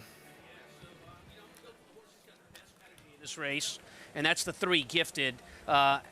This is a horse that you won't find more grass in any horse in this race, so I've got to put that in my ticket. And then I'm going to use a horse with experience, albeit way back in April, in Delight, the 9 horse. I'm going to go single in the Saratoga Oaks with the Moonlight. We watched that horse earlier on the show. I think With the Moonlight is going to be really attractive and maybe get a better trip where he gets to cover up a little bit better and make a big late run. And then I'm spread out the rest of the ticket. Affordable. So Tom's pick 5, $48 investment. Best of luck. JK, is your strategy at all similar to Tom's? How'd you play this? I'm a little bit different. I kind of like to single in the last leg sometimes, and I'll elaborate on that in a little while. I'm going to spread in the first leg, 2, 4, 6, 9, 10. In the second leg, I'm going to use McCulloch and With the Moonlight, the 2 and the 3. In the third leg, I'm going to try to beat Chad Brown with the 4 horse in there. I'm going to use the 1, Wicked Hot, the 5, Colorful Mischief, and the 8, Portilla. Then in the De La Rose, I'm going to spread as well, 1, 2, 4, 5, 6. In that spot, I thought it was wide open. Then I'm going to single Merci in the last. And the reason I like to single in the last sometimes, if you can get alive and see those will pays, then there is options for you to kind of make some different decisions from a win bet standpoint to kind of protect yourself against other horses. Save. Understandable. JK, how significant did you think the defection of Walkathon was in the Saratoga Oaks, and specifically how it relates to With the Moonlight? Well, I mean, anytime you have a horse that has the ability to be forward in a race that scratches out of it, it affects it. I didn't think Walkathon was going to be winning that race, but from a pace standpoint, it obviously will have a little bit of influence, but I just don't know who's necessarily going to take advantage of that. I guess With the Moonlight's going to be a little bit more forward, but maybe they didn't like that trip last time. What about Contemporary Art? Couldn't she potentially be the speed in there now? Around here, guessing what the speed is a fool's errand. Contemporary Art with Flavien Prat. Chad Brown already a couple wins this afternoon. Brown with 3 in the $700,000 Saratoga Oaks. Meantime, the start of this late pick 5. Best of luck to everyone playing. Pool increasing, swelling. Starts with this 2-year-old filly event, mile and a 16th, $105,000 purse. And Pink Hue, current favorite at 5-2. Okay. Again, Brown looking for a 3rd win this afternoon. Call to post for the 6th race. 2 stakes races still ahead, not just the Saratoga Oaks. Also the De La Rose, just 3 years ago, used as a prep for the Grade 1 4-star Dave. What a story that was. Got Stormy, won. Came back a week later, became the first filly ever to win the Grade 1 4-star Dave. The De La Rose phasing Tipton De La Rose later this evening. Post parade, these 2-year-old fillies. We start with Stay Lost, drawn inside. Maggie said she thought she'd need a race. Yeah, and I trust Maggie's opinion on that. People are always going to kind of bet these O'Briens, thinking they're going to come over here and win these races. It's a little bit of a larger task. Our horses are a little bit more precocious. Johnny V, his quest for 1,000 continues. Here is Gifted and Junior Alvarado for Bill Mott. Yeah, it's a homebred for L&J Foxwoods. The dam did win a couple races on the turf and produced a horse that ran an 86 buyer winning on the turf. Pink Hue, who is the favorite at 5-2. This horse actually worked 2 works back on the dirt with the horse that just won the last Raging Sea. Number 5, Le Grotte, debuting filly by Bolt Doro. We'll see if Bolt Doro turns out to do as well, perhaps on the turf as he did in the dirt. Not a lot of turf pedigree for this firster. Feeling it on the track. Little antsy, the first-time starter, not unexpected. Number 6, Invest Wisely, Anirad Ortiz. Yeah, this horse just feels like one of those horses that could run 4th, 5th, 6th, or win. I don't have a strong opinion. The horse has been working on the turf, and it's Todd Pletcher. Zagara, debuting filly by Nyquist, Precocity. There's a modicum of turf pedigree on a horse who I think is taking some sneaky money to be 9-1 for these connections as a firster. Shay My Name has the experience. I don't know how much ability she has. I mean, I wouldn't really call that experience. She just kind of runs around there. She's been beaten 978 links. Did you do the math? No, I tried. I had a 979, but. Delight at 7-2. Luis Saez, 7, a contender. This horse's debut was sensational. Now, there's a lot of firsters. You don't know how effective horse will be stretching out. Though Jonathan Thomas, very good stretching out maidens. If she stretches that effectively, I think it takes a good horse to beat her. The Mendelssohn filly, Delight to the outside, then Lamazel by Triple Crown winner Justify. Yeah, and there's some turf on the bottom as well, and I think I've heard from a lot of people they felt like Justify might be okay on the turf. This horse just has to work out a trip with Javier, drawn towards the outside, end up in the 2 or 3 path with this horse, will be dangerous when they turn for home. This is tough. Late Pick 5 starts here. Challenging first leg, 2-year-old fillies in this 6th race, 3 minutes out, circling back, Andy, to Delight, who you mentioned showed us a lot in her career debut. Yeah, I'm usually involved in sending in the we're not going to see anything here. This is all incidental at this point. She's moving wide. What really happened was what happened early in this race, and I actually meant to send in the entire race. And I screwed up. What can I tell you? I know you don't realize it, but I'm actually not perfect. This horse had significant trouble, as I'm sure you know, Jonathan, early in this race. Broke a length and a half slow, was stayed out from there. She had trouble again in the race later in there. The winner was a runoff for Wesley Ward that I'm sure was mentioned as an Ascot horse, that something must have happened because I don't believe has run back since then. And what's important to remember if you're new to this sport, when those are 2-year-old races at Keeneland, if Wesley Ward has a horse in there, they take a ton of money. And the winner of that race was 2-1. This horse was 7-2. This horse took a ton of money into the teeth of a Wesley Ward firster at Keeneland. And this was probably the best Wesley Ward. He has struggled a bit with his firsters this year, but that horse was phenomenal. Listen, you don't know if they can stretch out. The Breeders' Cup Juvenile Fillies Turf winner could be in this race, for all we know. We see it at Saratoga perennially. But there's going to take a good horse to beat this horse if she's effective stretching out. And if Jonathan Thomas thinks she can stretch out, given his record, second-time starters stretching out in the turf, maidens, 4 for 8. 9 for 21 stretching out maidens in general, 250 ROIs with both of them. This horse is a very, very good horse, but maybe a firster's better. We'll see. Lots to like. Lots to like. Delight. And you're right. These are the races. This is where it starts. It's not that much of a stretch to suggest there could be a Breeders' Cup Juvenile filly turf runner or two. We'll see what Delight does in her second career start. Take a look at Pink Hue, number 4, still the tepid choice at 3-1. Flavian Pratt, you'll see in the E5 thoroughbred colors, trained by Chad Brown. Brown looking for a third win this afternoon, and we'll cue up the current, there she is, Saratoga trainer standings, day 19 of 40, Tom. You'll see Chad Brown in front, defending champ, 4-time leading trainer, looking to go back-to-back, and the usual suspects present and accounted for, Tom. Yeah, look, and she's moving well on the track. That's her coming to you on the screen, jogging. We do a lot of jogging to loosen up. That's the thoroughbred's way of stretching, like you might do before you get on the basketball court. But in any case, she looks good on the track, and it's Chad Brown, and so you got to like the turf. But the pedigree itself, yeah, it's slanted grass, but is it a wow pedigree? It's an average pedigree, but it's a more than above average trainer that knows where to place his horses.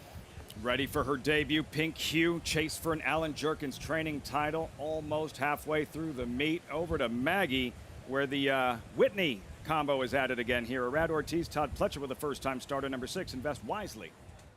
And we've seen them dangerous in so many aspects of the game. We'll see if they can fire here in this turf route with this 2-year-old filly. As you said, Lafitte, number 6, Invest Wisely.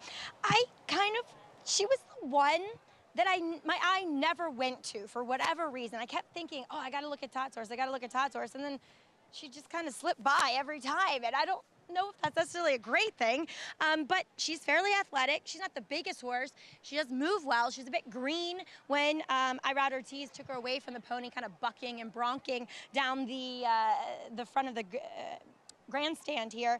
And she definitely has a turf hoof, as there's plenty of turf pedigree with the siblings, although the dam was a Grade 1 winning dirt sprinter. So it's a right spot for her. We'll just see how good she is. I didn't love her breeze, which happened 2 back. You can catch out that on XBTV. It just kind of is a steady work. It didn't wow me necessarily. As number 7, Chigara, she is taking money at 6-1 for Phil Bauer here with her debut. This filly looks ready. You know, Lafitte, I can see number 4, Pink Hue, winning here, but I loved the 3 Gifted, and I also like what I'm seeing from this one, as she has a massive turf hoof to her. There's plenty of turf pedigree. She's a half-sister to 40 Under, who is a stakes winner on the turf, going long as a 2-year-old, and she just looks ready. I really like what I'm seeing from her, and the board suggests that she's a runner. Now, your favorite, number 9, Delight. I get it. She can win here, and she's very fit, coming off a bit of a freshening after having that first start. And she ran like a horse that suggests that longer would be better. But was it more just a factor of her not getting away? She'll get away today, I think, stretching out here, and she's sharp. But I just thought this race had a look of several nice first-time starters. Lafitte?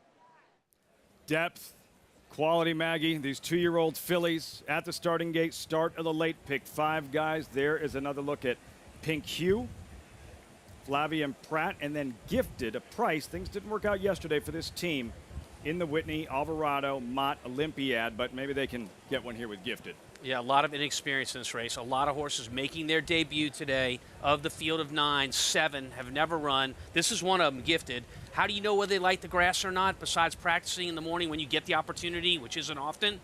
Well, you learn by racing, and what makes you enter those horses? Looking at their family, and Gifted has the best family for the grass in this field. Maggie loved what she has seen from Gifted. Paddock, warm-up, she steps forward at 7-1. Another look at Flavien Prat, Pink Hue, familiar E5 thoroughbred colors. They raced Rushing Fall, a Breeders' Cup 2-year-old filly turf winner. Time for the late pick 5, race 6. They're off. Off. Has in the beginning for number 10, La Mazel, and she trails the field. Here is Shay My Name, along with La Gratte. And moving up in between horses is Kijira, as the 2-year-old maiden fillies go into the clubhouse turn. La Gratte is the leader here, and Kijira. And on the outside is Shay My Name. Down on the inside is a Pink U, who is racing in 4th. And then comes Stay Lost. Next in 5th, followed on the outside by Delight. And then we come back to Invest Wisely. And at the back of the pack are Gifted, and trailing the field is La Mazel. The opening quarter, 23 3/5 seconds over the firm turf. It's a battle up front. La Gratte and Kijira. The 2 of them are heads apart. Big long shot. Shay My Name sits just off of them in 3rd. Pink U getting a good trip down towards the rail and racing in 4th. And alongside is a Stay Lost as the field now goes into the far turn. It is still La Gratte and Kijira. They are right together. Shay My Name being asked for more in 3rd. And then comes Stay Lost. Pink U is going to need some racing room. On the extreme outside is Delight. They come off the turn and enter the stretch. And it is Kijira who has come away with the lead now. Here is Pink U on the outside. So it's Kijira and Pink U with Delight racing in 3rd. And they're at the 16th pole. And Pink U has taken over. And Pink U spurts clear at the end. Pink U wins going away by 3.5 lengths. Kijira was 2nd. And Delight checked in 3rd. Not saying she's Russian Fall, but that was impressive. For E5 thoroughbreds, Pink Hue, 3rd win on the afternoon. Chad Brown, just another day at the office. Another for Flavien Prat. Pink Hue, 5-2 at post time, Gary. Yeah, and she exploded inside of the 8th pole. Just really accelerated under Flavien Prat. Another winner for a pair of Chad Brown and Flavien Prat. But when she splits horses right here, plenty of daylight for him. When she sees the daylight, that was her cue to run. A lot of these horses, they train behind other horses. they'll relax that way, and when they see the daylight, that's their cue to hit the gas button. She did. When she turned for home, she was down on the rail. She had plenty of horse, looking for a spot to open up, and Gujira, who ran second in this race, moved out from that outside post to take over, and it opened a hole, which, I mean, you had to be salivating if you're Flavien Prat when that hole opened up, because she went right through and just took off from that point home. This was a very, very nice debut performance from both those horses, both of them. Specifically Pink Hue. You saw the French riders exchanging pleasantries. Julien Leparoux, Flavien Prat, Pink Hue. Guys, Maggie told us she wanted distance. She was classy, and that's exactly what we saw in her debut. I think there's a lot to unpack from this race. First of all, it's obvious why Chad Brown wanted Flavien Prat to come to New York. The last two races, he couldn't give him this horse, Jonathan, a better ride. There were gaps in this race, which usually signifies in a quick final time. It's probably a very strong maiden race. Pink Hue did run very well, and I'm not saying she wasn't best because she won pretty fastly, but the second horse, she did all the dirty work in here. And Delight, she wasn't winning, but it wasn't, Louis Sai's a great rider. It wasn't his best ride. You know, when we see these races, we get excited about, these horses like you mentioned before in passing about, the winner of this race could be the horse that goes on to win the Breeders' Cup Juvenile Fillies Turf. And I think the thing about this race that's exciting is that it appears the 4 is pretty darn good. The 7 ran pretty darn good, and we know what we felt about the 9 leading into this. This feels like it could be a very productive race. Right. I mean, the 7 did all the dirty work towards the front end at a quick pace. The 4 got the greatest of trips, and she made, just because you get a great trip doesn't mean you're not best if you win. And the 9 lost position the first turn, wide on both turns. I thought she ran well. Yeah, I think that this is a race you're going to hear from more than one horse out of this race in the stake races leading up towards the Breeders' Cup, if not the Breeders' Cup. Pink Hue, impressive. And they're right, Tom. Giguera in that second place finish. These guys, Rigney Racing, Phil Bauer, Kentucky Connections, they aren't messing around up here. I said it last year. Phil Bauer is one of our best young trainers in the Midwest. He trains basically for one group of people. So he doesn't run it often, but his horses are always well prepared, always well met. They look good in the paddock. He is a very good young trainer. This is going to be a productive race. Pink Hue, very good. Results, reaction, 3 wins for that gentleman, Chad Brown. And for the Edwards family, another victory to celebrate. When we come back, yesterday's Whitney, another chapter in the storied event, complete. Life is good. We knew he was good. We knew he was fast. And he won, as expected. What did we learn? That's next. You're watching Saratoga Live on Fox Sports 1.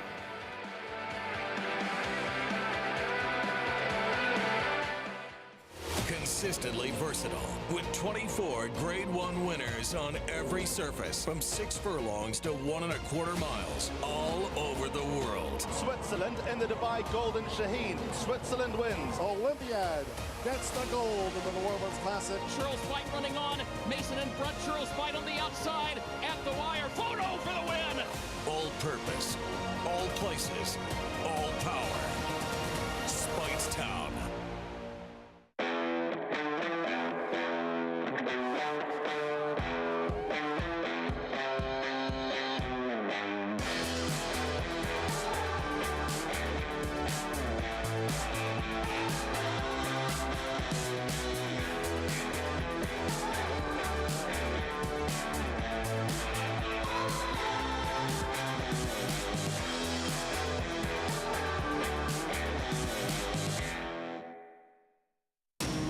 Every hair, every muscle, every contour, every pulse.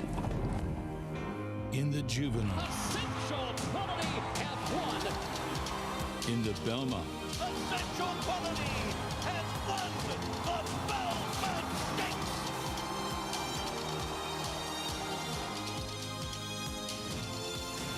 well named. Racetrack Television Network brings you every race, from every track, on every screen, every day. With monthly packages starting as low as $5, RTN gives you great value and access to more live HD streaming and race replays than anyone. Visit RTN.tv today to sign up and watch on almost any device, including Roku and Amazon Fire. RTN has packages that start at $5 per month.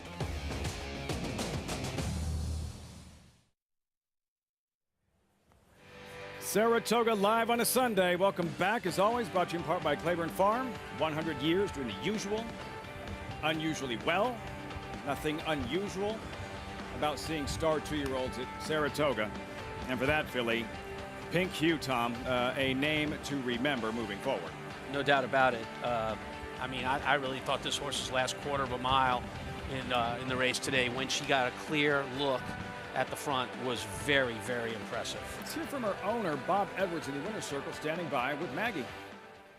Well, first of all, Bob Edwards is giving all of us a run for our money when it comes to fashion. If we can get a little wide shot here, cameraman Kyle, I mean, check out the shoes. Bob, I'm just envious of this outfit you have on today. Well, they're clearly lucky shoes, right? So I'm going to have to sleep in them and wear them all the time. Anytime I have a race, you're going to see these bright green shoes.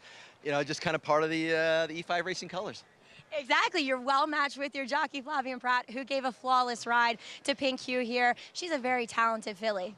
Fantastic filly. Chad liked her early on. You know, told me I was going to be relevant again. I'm going to have a fast horse this year, get myself back in the winner's circle with the family, and he delivered. She, you know, when she got that second gear and just kicked off, it was amazing. We've seen you successful with these turf fillies in these types of positions. I think based upon the time and the way she did it, it'll come back strong. Do you look at like the Miss Grillo or something like that? Always looking to Miss Grella, right? You always try. We want to get to the Breeders' Cup. That's kind of where we're aiming right now this time of year, and we hope to get there. Did you name her? I did. So my wife paints every color in the house a light gray, and it's kind of a running joke. And if you put something against it that casts a pink hue, she gets all bummed out. So that's how the name Pink Hue came about. Is that a little jab at Chris? 100%, yeah. You guys are the funniest couple there is. Congratulations, Bob. Always a pleasure to catch up. Thanks, cheers. All right, Bob Edwards at E5 Racing. Looks as though he has yet another talented filly. You know, Lafitte, my mind always goes back to New Money Honey and Rushing Fall. They were just two tremendous turf fillies. Both Breeders' Cup winners. See, yeah, but he can pull it off. You know how fast I'd get beat up if I went down Broadway wearing those? Right here on the set, you would. Bob Edwards, what a filly, or what a debut from Pink Hue. And yeah, he's already had 2 Breeders' Cup juvenile filly turf winners. Will be the next. Only time will tell. As for the late pick 5, she was bet $760, $1.2 million in the pool. Pink Hue, Gary. Those are fillies that get you excited. Yeah, make a guy like me want to get the riding boots back out. Love to sit on her. Not the green shoes, but the riding boots back on. Turn the page. Start of the late pick 4. The Saratoga Oaks. Middle jewel of the Turf Triple Series 3-year-old fillies. Mile and 3/16. McCulloch, 7-5 with the Moonlight. Even money. So yesterday, the 95th running of the Grade 1 Whitney Breeders' Cup Challenge event, winning you're in for the Breeders' Cup Classic. Small names, small field, big names, Gary. Right from the start, Life is Good catapults himself to the lead. Cleared already down to the fence, out, going to stay in about the 3 path, doesn't want to drop all the way over to the fence. He's got things in hand right now, takes control of the race 100% as they moved into the backstretch. Yeah, at this point, Gary, Life is Good is doing exactly what he wants to do, which is to clear this group and make it to the front. And you'll watch, no one is going to get next to him. Every time anybody wants to move a little bit, Life is Good just lets out a notch and gets away from the group. What happens here, Gary? Well, when they move up next to him, I didn't like this move right here. There was no need for it. Irad comes over. I understand why he did it, but it wasn't needed. The horse had control of the race. And look, I'm going to reevaluate this from yesterday. It was hot. It was humid. He got hot before the race. They all got hot before the race. But this track is deep. It's tiring. And I said after the race, I wasn't sure he could get 1.25 miles, but watching it again this morning and reading Todd Pletcher's quotes, look, this race yesterday was probably, because of the conditions and the depth of the racetrack and so testing, it was probably equal to running 1.25 miles yesterday. I think it's fair to say that down on the rail, at least for part of the track, was not the place to be. So for Life is Good, who ran 1 1/8 miles yesterday and staying off the rail, he went a lot further than just 1 1/8 miles. In terms of around Ortiz and shifting in, noticing that he had competition towards his inside, I'm not saying there should have been a disqualification. It felt reckless. And I guess what the narrative post-race wasn't about Life is Good. It felt like it took some of the shine off of the performance, and instead the focus was on Arad Ortiz and his tactics in the stretch? You know, in NASCAR, Dale Earnhardt was known as the Intimidator, and that was his name given respectfully to him. Irad Ortiz is the Intimidator on these New York tracks, and whether that's something he embraces and likes, he certainly uses it to his advantage. And until, you know, someone tells him no, you can't do that, you're going to see it more. Well, I'll make another point. You compare him with Dale Earnhardt, the Intimidator. He wrecked a lot of cars, and he put a lot of paint on other cars, and he had a body man that could put new paint, put new fenders on these racehorses. It's tough to put new fenders on them, and that was a sudden move, a lot of weight changing position all at once. And look, he's if not the best horse in America, you got to rate him right up there with Flightline right now with the race that he ran yesterday. I thought it was an unneeded move. Sometimes it's just felt reckless. It's almost like he wants it too much. Andy J.K., life is good wins. What did we learn yesterday about him that we didn't already know? I don't really think anything. No, that's what he was supposed to do. Yeah. And he did it. He's going to have to improve, in my opinion, if he wants to beat a horse like Flightline going 1 1/8. At least at this point. 1 1/4. 1 1/4 as well. But we'll see what he does in the Pacific Classic, obviously. But either, don't get me wrong, I want to see it. I can't wait to see it. Right. He's a talented racehorse. And what he did yesterday, when he broke like he did, I turned to someone I was standing next to and I said, the race is over. You can't allow that good of a horse to get that loose on the front. And they did the right thing. They let him air it out. I mean, he went 46 and change. It's a very honest fraction. You let him roll. They got to play his game. You want to keep up with Life is Good. You got to run to chase him and then be able to outfinish him. And that's not an easy thing to do. He's a supremely talented horse. And Flightline obviously has some brilliance, but this horse accomplished a lot more at this point. Getting 1 1/4, we don't know for sure because of what happened in Dubai. But that doesn't take away from his talent. And I'll say that this track, yeah, it's been deep and tiring. We keep talking about that.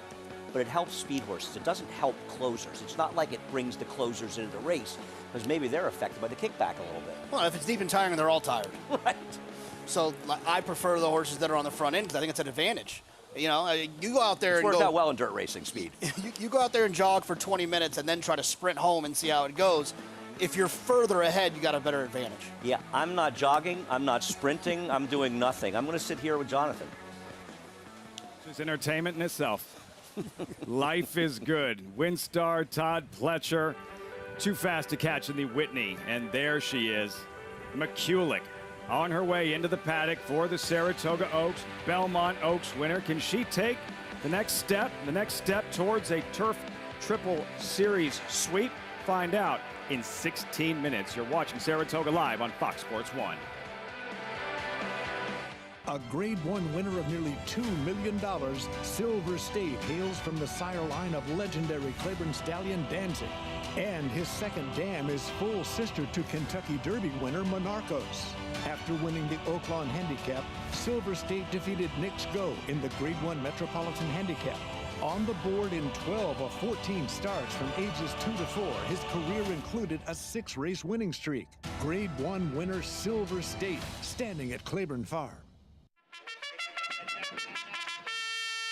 This August, Monmouth Park has the perfect cure for a case of the Mondays. With live racing every Monday starting at 2 p.m., extend your summer weekends and wager on action-packed racing from the Jersey Shore. Plus, play the new 50-cent Monday Mid-Atlantic Pick 4, pairing 2 races from Monmouth and Colonial into Monday's featured bet. It's Monday racing all August long at Monmouth Park Racetrack.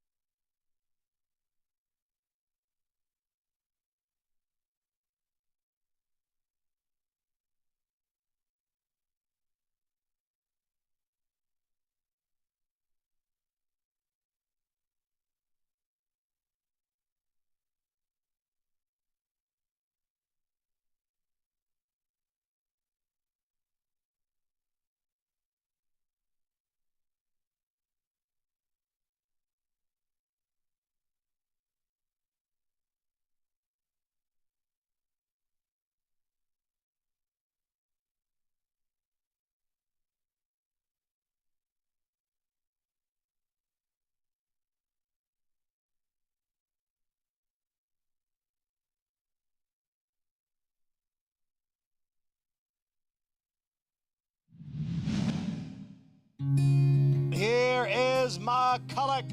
It's with the Moonlight and McCulloch. McCulloch on the outside with the Moonlight. McCulloch has taken the lead in deep stretch, and it will be McCulloch with a Rod Ortiz Jr. What a special win. You know, it's Bobby Frankel's birthday today, and I named McCulloch after Mary McCulloch, who was my very first employee and partner, my bookkeeper for 10 years, and it's the first Frankel I ever bought at auction. So as soon as I bought her, owner Seth Clareman, I'm very appreciative I could name it after Mary, and it all worked out on Frankel's birthday. All the stars aligned today, so it's a big win. Some wins mean more than others. That one meant more than most. Andy Serling, this filly, Chad Brown, Mary McCulloch, Bobby Frankel. Can you help us dive a little deeper and tie the story all together?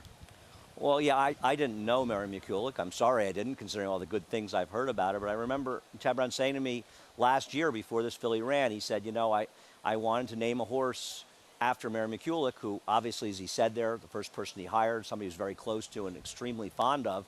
You know, it's hard when you name a horse. You want to name a good horse, and the best of intentions in racing don't always work out. And he said to me, I named her out, you know, Seth allowed me to name this horse after Mary, and I really think I got the right one, and I hope I got the right one. And for it to have worked out as well as it has in this kind of situation, it's obviously very, very meaningful.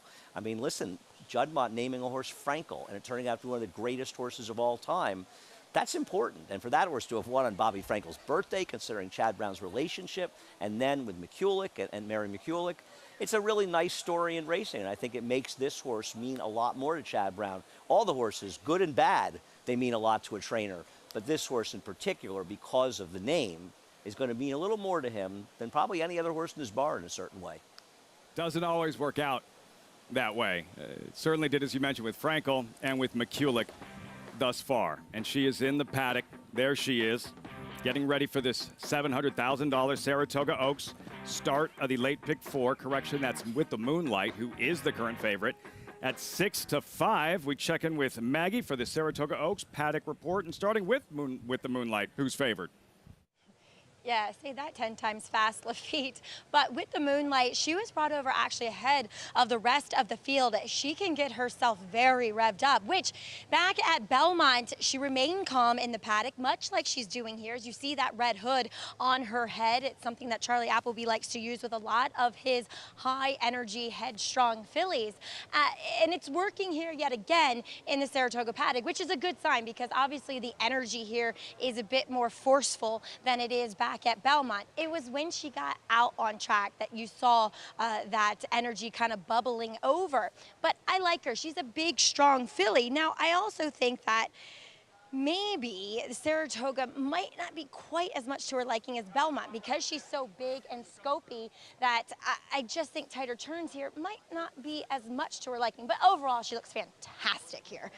Just strong, healthy. But I'm going to keep a close eye on her out on the track. As we'll check in with number 2, McCulloch for Chad Brown. I love the mental maturity this filly has gained now as a 3-year-old. She would get herself, you know, on her toes and revved up prior to her races as a 2-year-old.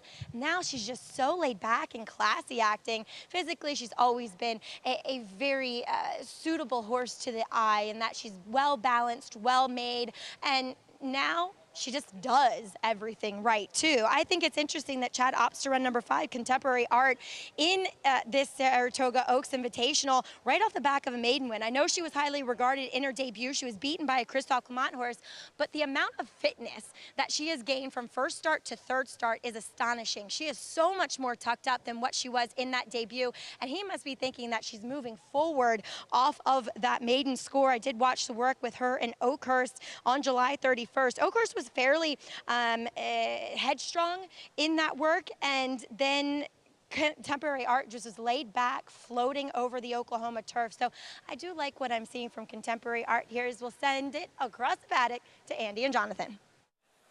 Thanks, Mag. You know, it'll be interesting to see how it plays out, and it does feel like in these races, John, it could be a kind of a compact field. I just think, and McCulloch got a very good trip last time, but she really ran last time, and you just feel like she keeps improving, and I think she's the horse to beat. I know she's actually not favored right now, not favored multis, but I think she should be. Yeah, she ran extremely well last time, and obviously with the Moonlight, the 3-horse in here, they're probably still trying to figure out exactly how she fits into American racing, see if she runs better this time around. But this, like you said, I think you kind of breezed over it, but this is one of those races where if someone tells you they absolutely love a horse in here, probably lying a little bit, because it's going to be a trip situation. Any one of these horses can win if they get a favorable trip, and then trying to decide who's going to get that trip is the hard part. No, I agree, and the 3 should get a good trip. But I don't even know, I mean, how much it's going to matter that much. We'll see if it does. What do you do with a horse like Contemporary Art? We know the 2 and 3 are very good horses.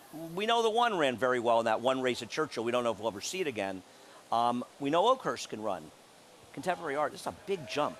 It is. The thing about Contemporary Art, I think a lot of people probably, when they look down at the past performances, her speed figure is not that fast from this race that we're going to see right here. It's just not fast. But the pace was so slow. So when there's a slow pace, it's hard to have a fast figure because they can only come home so fast. No, I agree. Turf racing, that's why you have to be careful with figures, and you have to, you look at a lot of things, much more than dirt racing. But do you think there's a chance that they try to send this horse to the lead, but are you even sure she's fast enough? Well, right there during Maggie's paddock report, we saw Chad with 3 riders huddle up around him. I would assume that one of them got the be aggressive and try to find the front conversation, and I would guess it's probably Contemporary Art. We'll see how it works out, but I don't disagree with Jonathan. There's a case to be made for everyone in here.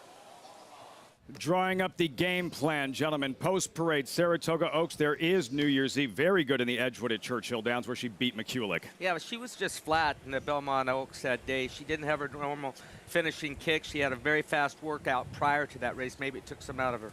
McCulloch, Belmont Oaks winner by Frankel. Yeah, won the first leg of this triple, of this turf triple. We'll look to try to make it 2 for 2. Number 3, favorite with the Moonlight, Belmont Oaks runner-up by Frankel. Yeah, I'm looking for William Buick to be a little more conservative early on, get a lead in front of him if he can, and possibly that's going to be Contemporary Art that is on the lead under Flavian Pratt. I don't see a lot of speed in here, but I don't think Buick wants to be on the lead. And there she is, Bobby Flay's beautifully bred homebred. Yeah, she's coming off that maiden victory, and it was an impressive maiden victory, stepping into the big leagues now. Oakhurst, second in the wild applause to stablemate Eminent Victor.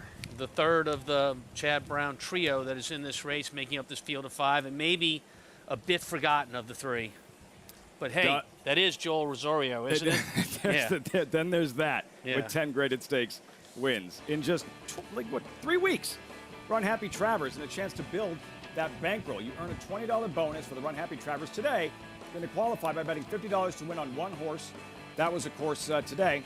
And you play the Bankroll Builder each Saturday and Sunday through August 21st to earn up to $160. Visit NYRABets.com to opt in and get the full Bankroll Builder schedule. We check in with Acacia. So pleased to be joined by trainer Charlie Appleby, who sends out with the Moonlight in here. And much like Nation's Pride, who we saw yesterday, Charlie, she's stayed here in the U.S. since that Belmont Oaks. What have you seen from her? Yeah, similar to Nation's Pride, really. As a physical, they've done very well. I say the track training has suited them. They've been down here for just short of 3 weeks, so they've had plenty of time to acclimatise to the surroundings. And yeah, she goes into racing in very good order, I think. There's not much speed signed on in this race. Where do you expect her to be positioned early on? We'll jump to try and make it and then see if one of Chad's horses want to try and take it off us. But we're happy on the lead or happy just in behind it. But as long as we're just going nice, even fractions, that will suit her. And as mentioned, Nation's Pride yesterday in the Caesar Saratoga Derby. How did he come out of the race? And looking back on that performance, what were your thoughts? Yeah, no, delighted. All connections were very pleased with yesterday's result. It was much deserved after his Belmont run there. Yeah, he was well this morning, and he'll have an easy couple of days. We're shipping back to the UK there on Tuesday. We're very much, like I say, potentially looking forward to going to Aqueduct there for the Jockey Club Stakes. We look forward to seeing him there. Best of luck. Thanks a lot for your time here. Pleasure. Thanks ever so much. Trainer Charlie Appleby had a big day yesterday, Lafitte, and will look to keep that momentum going today. Appleby, Acacia, Godolphin, jockey William Buick, all looking for the weekend Turf Triple Series sweep. As for Appleby, just look at the damage he's done in North America over the last couple years. Like 9 Grade 1 victory. 9! It's the highest designation of racing, Tom. You know, for a trainer based overseas, like, how astonishing is that? Well, he's a top trainer in the world, and he came over here and he brought his turf horses and he took on the contingent of Chad Brown turf horses who are usually dominant during the Saratoga meet. And he was one to be reckoned with. His horses are very, very good. He's got great athletes. And to lend perspective, Aidan O'Brien, widely considered by many the best trainer in the world. Again, this is just for perspective. His last 135 starts in North America, Aidan O'Brien, like 6 wins for Aidan, or 9 wins. It's 6%. That's Aidan O'Brien. That's how dominant Charlie Appleby has been in North America. It's just truly incredible. And looking to add another big win to the resume here with the Moonlight, co-favored now with McCulloch at 7-5. I thought his comments, I thought Charlie Appleby's comments were interesting. You know, I didn't think with the Moonlight would want to be front end today. I would think he would like to be covered up as the European horses typically are. But his form from overseas, he does like to be close. But after listening to what he said, it would not surprise me if that's our pace setter. You know, the one thing I noticed watching back the Belmont Oaks was Frankie Dettori. He jumped at her leaving the starting gate and was kind of aggressive with her the first 4 or 5 strides, and she kind of got away from him, and I don't think that was the plan. And I wouldn't look like, if she is on the lead, I think he's going to come away very quietly on her, and that's pretty much what he said his instructions are. If one of Chad's other runners wants to go to the front, do it, but if you're sitting, easy fraction. So she must not need a lead. A lot of their horses, like, they've been over here training in America now for since the Belmont Oaks, and they're training in the mornings and stuff. They don't have a lead with them like they do in the morning where you're nose to tail behind another horse. So this filly, she apparently doesn't need to have a lead to be able to relax. She doesn't, but Maggie, it wouldn't surprise me if that was the strategy. 'Cause, I mean, she can get aggressive. She can pull in the early stages of her races with the Moonlight. Yeah, exactly, Liffy. And last time, like I said back in the paddock, she was an angel in the paddock, but when she got to the racetrack, she became a bear. And I must say, though, that today she is behaving just a touch better. And I like the fact that William Buick kept her with the pony today, where I'm pretty sure Frankie Dettori took her away for a moment, and she just seems slightly more relaxed. And I think that's why we saw her forwardly placed. Not to say that she won't be here, but to say that she was a bit more aggressive maybe than Connections wanted her to be, and hopefully she'll be able to relax today. I do want to talk about number 1 in here. That's New Year's Eve. She's your typical kind of horse by Kitten's Joy that just looks smaller, looks kind of raw-boned. I should say, she's a little unfair to her. She's pretty athletic, but she's your Kitten's Joy. And I think the tighter turns, albeit this is on the Mellon turf course, so the outer turf course, but I think the tighter turns there at Saratoga, as opposed to Belmont, may suit her a bit better. Now, she's going to have to be somewhat more forwardly placed than she was in that Belmont Oaks, but let's hope that she can be. And I think it's promising that Brendan Walsh, after a disappointing effort in that race, brings her back here for a try at Saratoga, Lafitte. New Year's Eve, winner of the Edgewood Kentucky Oaks Day at Churchill Downs, and Tom, it's just been very difficult to evaluate the form. Grass racing at Churchill, it felt like she was on the best part of the track, and that is an advantage, but like she ran really well that day. Oh, she ran great, and that was first time with blinkers when she did in Edgewood at Churchill. Her last race, disappointing, but so many times in horse racing, you get an effort that is dull. We call it too bad to be true. And you bring them back to the barn, you train them, and they train fine, and they get right back on track in their next start. Andy, JK, and just really looking forward to this Belmont Oaks rematch of the top 2 finishers, the 2 Frankel fillies going at it again, McCulloch and With the Moonlight. I love these races. I don't understand why more people aren't getting involved. It's a huge purse and a great opportunity. And just to get back, we were talking about New Year's Eve, Jonathan and I, off camera. She's never run a race like that race she ran at Churchill 2 back.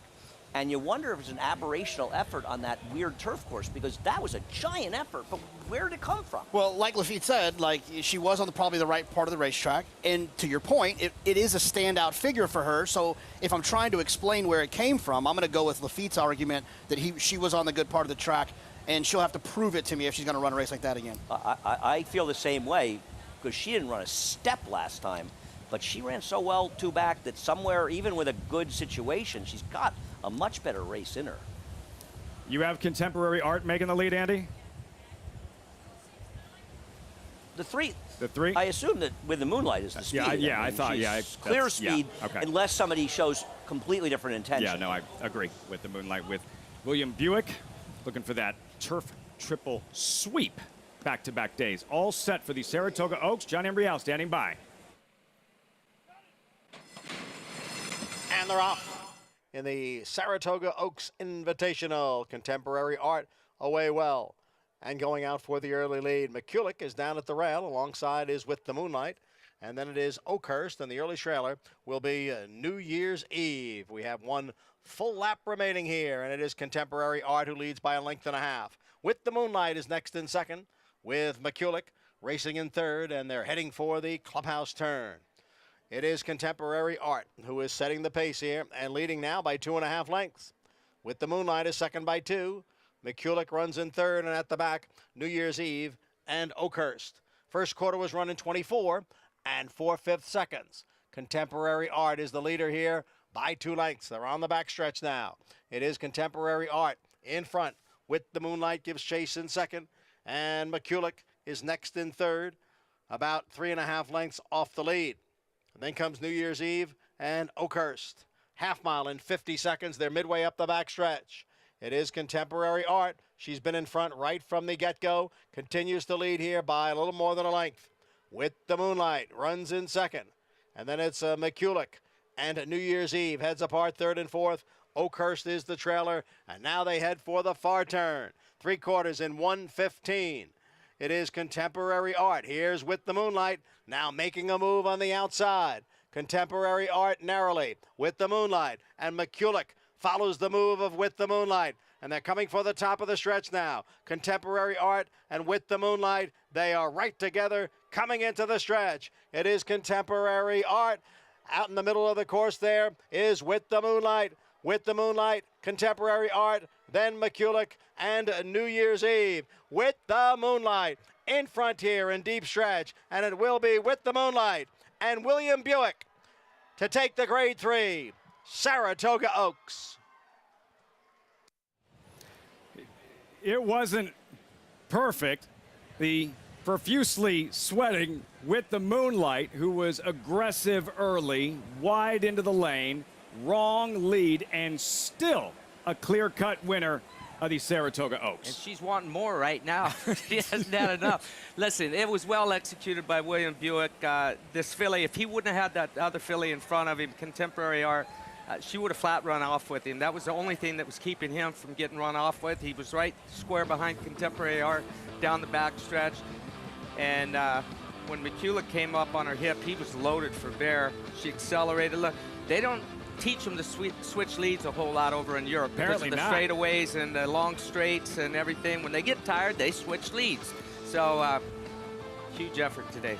Yeah, I mean, With the Moonlight down the backside, the way she was carrying her head, throwing it up in the air, trying to break the cross that William Buick had on her, I was like, wow, she is being way, way too aggressive. But hey, you know what? He knew what he had, and turning for home underneath those slow-pace conditions, 3 quarters in 1:15, you had better be close to the pace you were going to want to finish in this race, because they weren't doing much on the front end.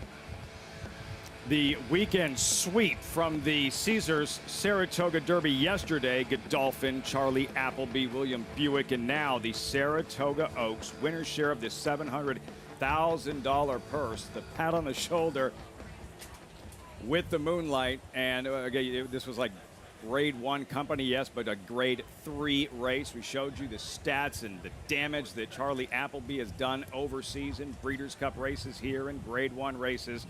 Had With the Moonlight ready today. And Maggie is with winning pilot William Buick. Maggie. What a fruitful weekend here at the spa for you, William.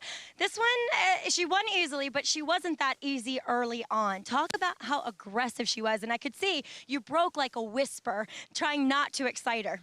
Yeah, and I expected some from the outside, so it worked out nicely, and you know the pace was even throughout, and she just got a tail to follow for the first half, which helped her. And you know she didn't get a mile and a half in England, and as you can see today, you know she has got a lot of speed.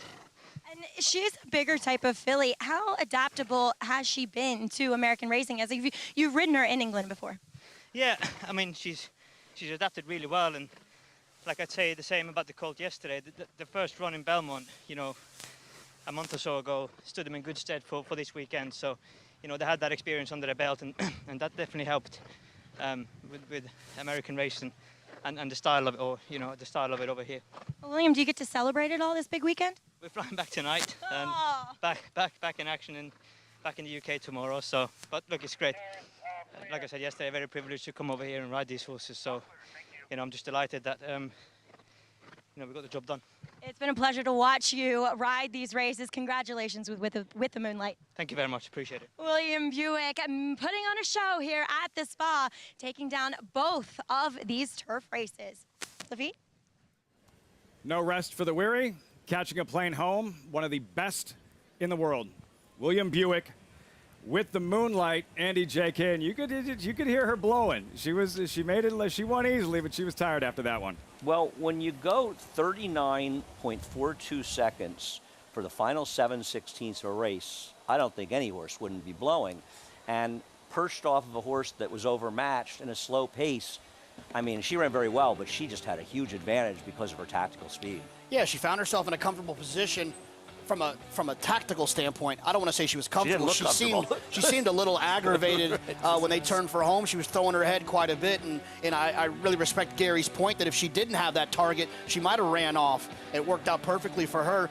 Look, the horses behind her ran well too, right? I mean, McCulloch ran well. You have to give her credit. They came home fast as well. And then New Year's Eve kind of showed back up to show what she showed us a couple of starts back. It's a really good race for a small field. But William Buick and Charlie Appleby came in here, grabbed the money, and then I'm sure they're gonna be in business class going home, right? You know, I don't know. I don't think too many people in the Godolphin operation are flying coach, but what do I know? Have their own plane, Godolphin? Maybe. Possibly. Makes sense. William Buick here at Saratoga. A salute. Every right to be tired the way she just ran.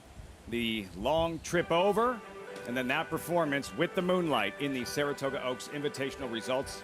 More reaction when our coverage continues. Also, highlights from this incredible Whitney week and all the stakes racing. Joel Rosario with lots to smile about. That's next. You're watching Saratoga Live. Huge weekend for Godolphin, Appleby, and Buick in the States. Here comes Taylor. Taylor in the center of the track with good-looking stride, squares off with Cyberknife. Cyberknife takes the lead. Taylor going with him. These two in a thriller. Cyberknife just in front, and Cyberknife has won the TVG.com Haskell over Taylor. Jack Christopher finished third.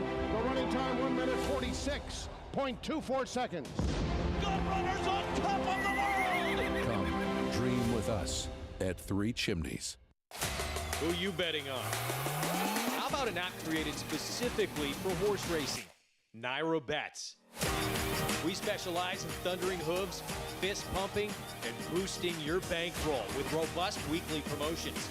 And offer betting tips from actual horse racing experts. Bet all day and night, nationwide. Get the action and thrill of horse racing with Naira Bets. 1-2 down to the wire. Who's going to win it? It's Malafat. Malafat gets up to win it in the Central Bank Ashland.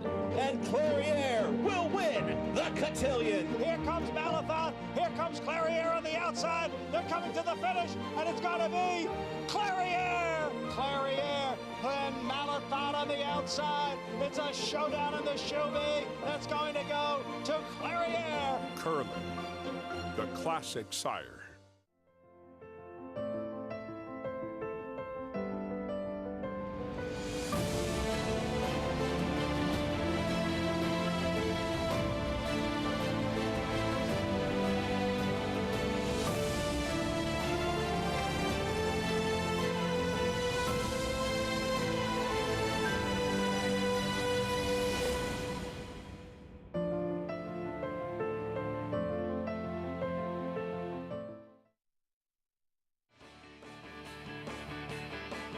You're watching Saratoga Live. As always, brought to you in part by America's Best Racing. For the love of the race, visit americasbestracing.net today. Bistro Forno, those seats will be packed later, I promise you. This winner's circle. Not overly packed, but a lot of smiling faces and clapping. Well deserved for that, Philly. With the Moonlight. And now, Gary, you touched on it at the top of the show. The rematch. McCulloch won. With the Moonlight responds. And now we hope to see a round 3 in the next leg. This is what we're hoping for. That's why there's 3 of them. There's got to be a tiebreaker, Tom. Yeah, indeed it does.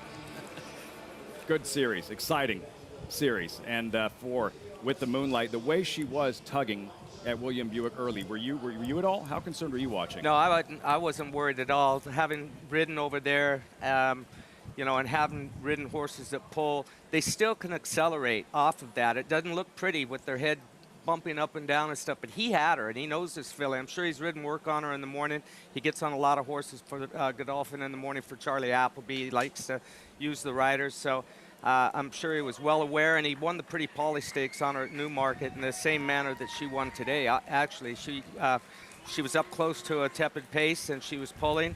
It was going 1.25 miles, and you're running uphill, so she's got a lot of stamina to her. Again, she didn't do everything right, but she won. That's how talented she is. With the Moonlight in the Saratoga Oaks.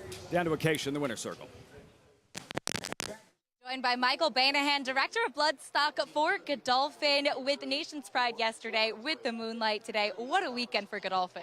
It's a fantastic weekend. 2 horses shipping over, and Charlie's done a fantastic job, and Sheikh Mohammed has given us this opportunity to ship horses around the world as well, and to come over to Saratoga. Charlie's first time here, William Buick's first time here, and to come up for 2 for 2 with a grade 1 yesterday and the big win for the filly today. It was fantastic.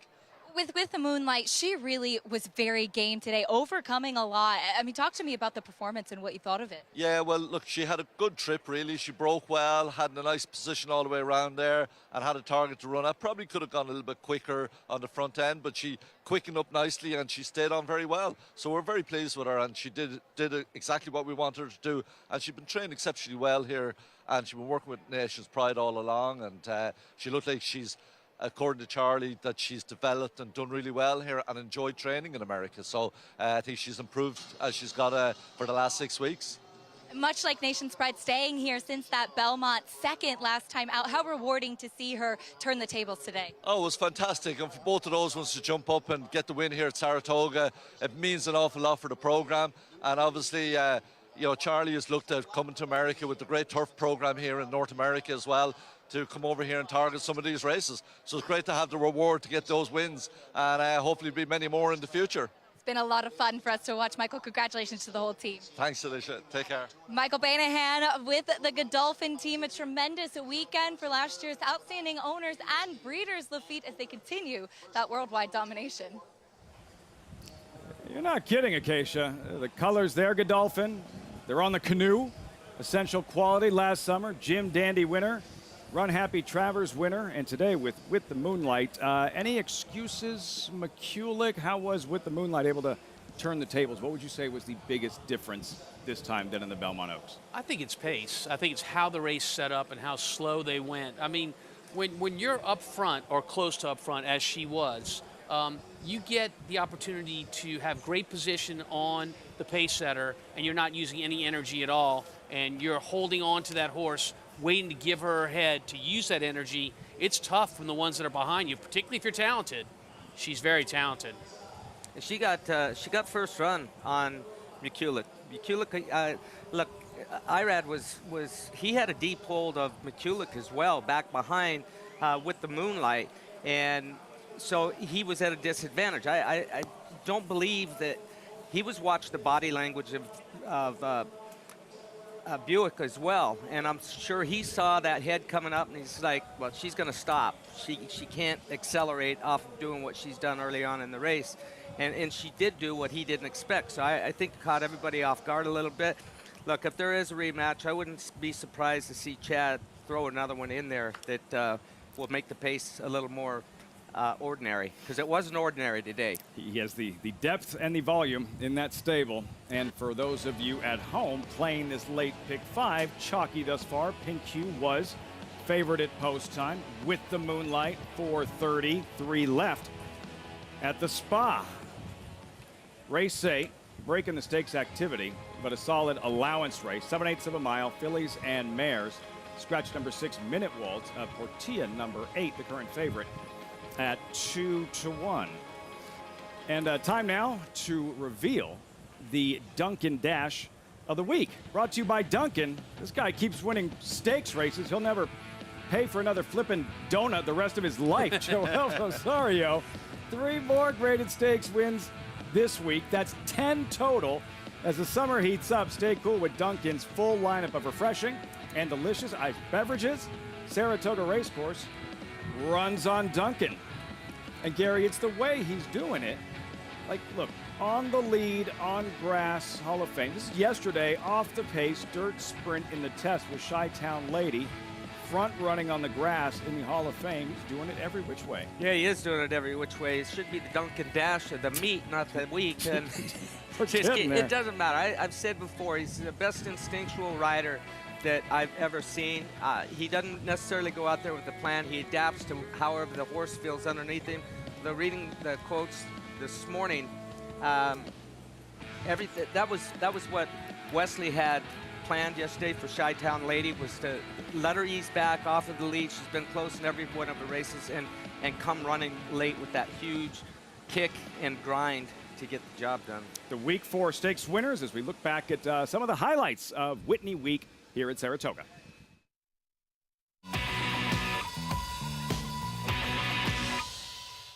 Then Burn the Evidence next in third.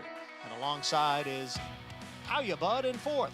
How Ya Bud on the outside, Decisive Triumph. Down on the inside, it is How Ya Bud with a narrow lead. How Ya Bud, the winner. And they're off. It is Val Harbor, Chess Chief, and Art Collector. Art Collector leads with a half mile to the finish. And Art Collector will collect his second straight victory in the Alydar Stakes. Ready to Perform and now moves up. Ready to Perform grabs the lead. Ready to Perform, Tis the Bomb. They remain 1-2 going into the far turn. Ready to Perform, a front-running winner. Moving up at the rail is Spycraft, and alongside is the big favorite, Golden Pal. And here is Golden Pal up on the outside to challenge True Valor for the lead. And Thin White Duke putting in a late run on the extreme outside. They come for the finish here, and it is Golden Pal, I believe, narrowly. And then it is Dyna Drive in 7th, and Duke of Hazard is the trailer in 8th. Sifting Sands now to take over the lead, and looking to come on through on the inside is a Dyna Drive. So it is Dyna Drive and Sifting Sands, and they will battle it out to the finish. Oh, it's a head bob. And then it is the prohibitive favorite, Warlike Goddess, running in 5th. It is Key Biscayne, Warlike Goddess. It is Warlike Goddess who has the lead as they come on for the finish. Warlike Goddess. And it is a big break. Back to the trailer, Chi-Town Lady. It is Hot Peppers and Monterey, and here is Chi-Town Lady putting in a late run. Chi-Town Lady was last going up the back stretch, and it's Chi-Town Lady. And they're off, and Life is Good breaks in stride from the outside and is set right out for the early lead. Life is Good setting the pace here and leading by 2.5 lengths. Life is Good, the leader. Hot Rod Charlie now makes his run at the outside, and they're coming for the finish. It is Life is Good still in front. Life is Good is the winner.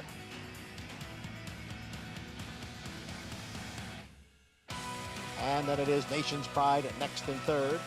And Nation's Pride has now picked it up and moved into second. Here is Nation's Pride up to take the lead from Classic Causeway. The Irish bred, Nation's Pride to win.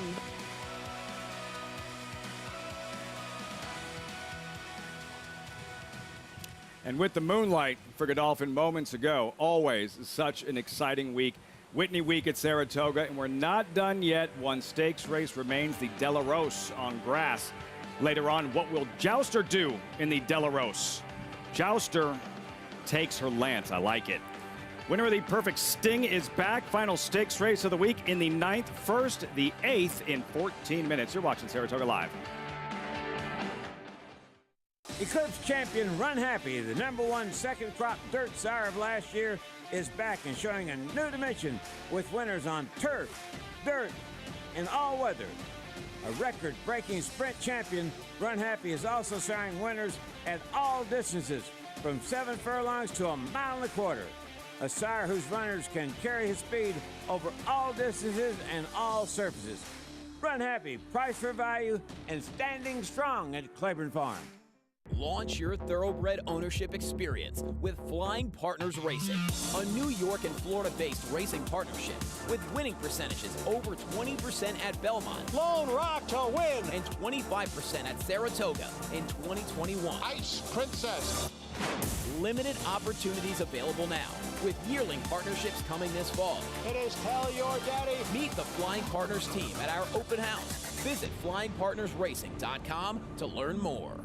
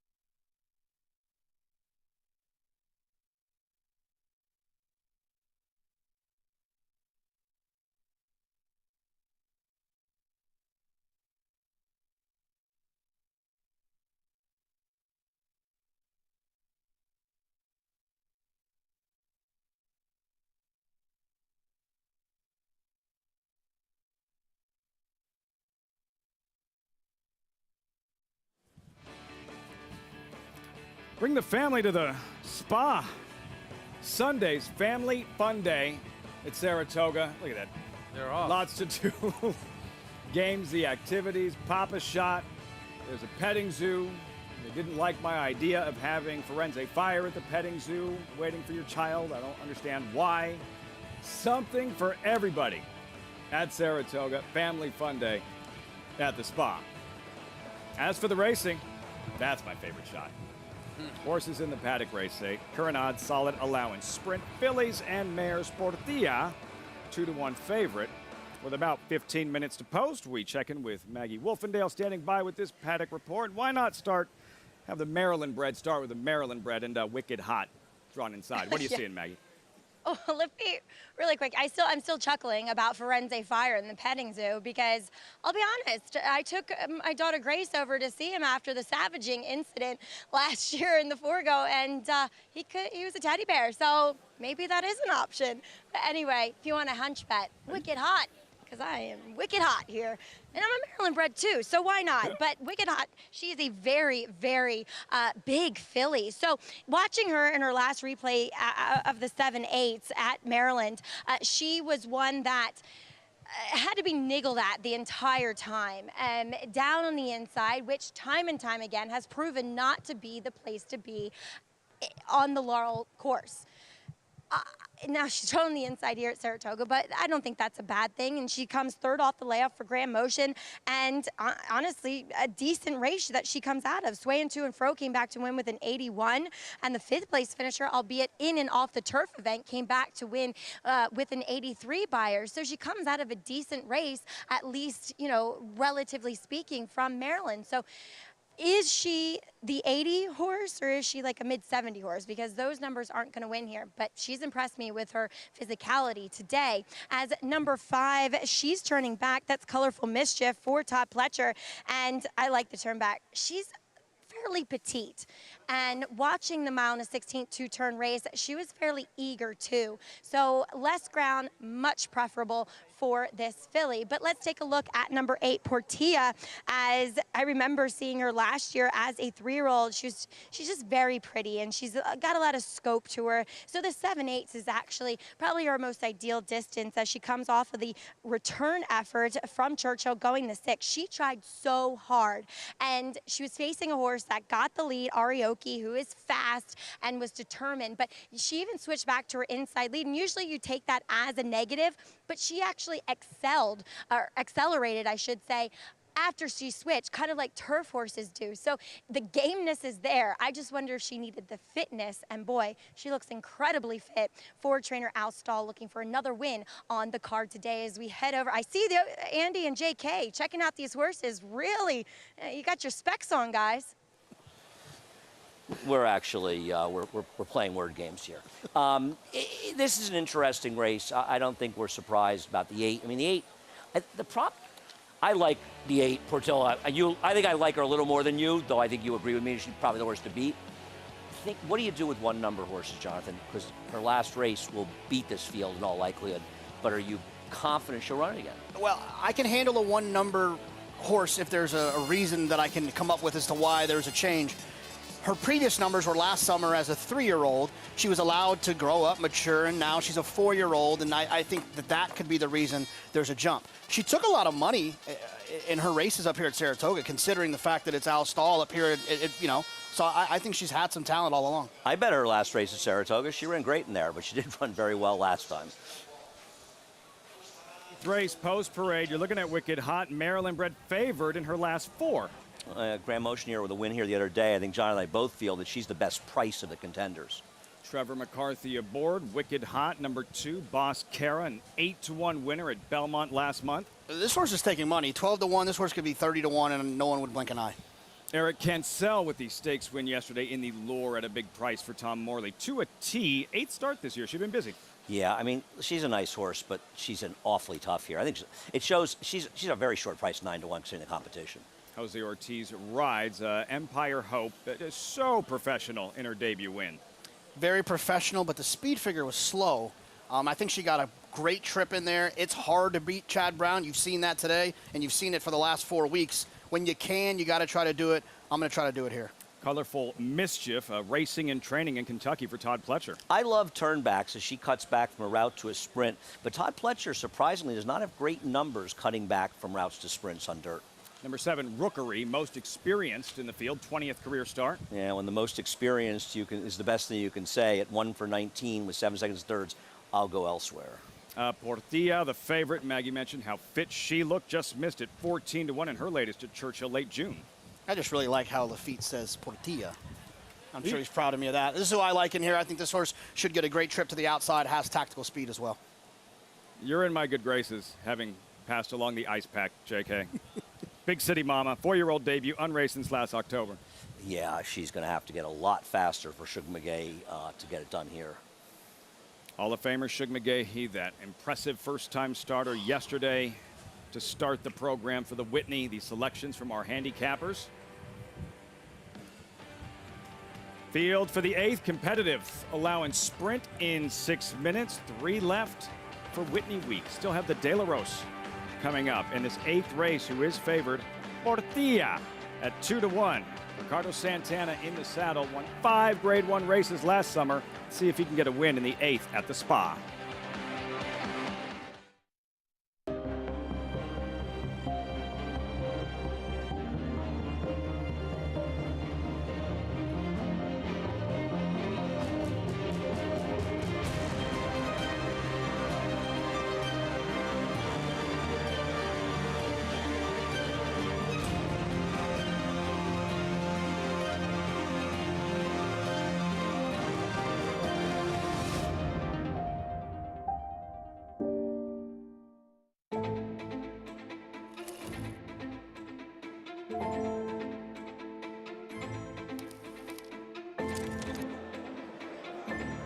Good morning, ladies and gentlemen, and welcome to the Keeneland September Yearling Sale. A terrific maternal pedigree, Grade 1 winners, and champions across the board.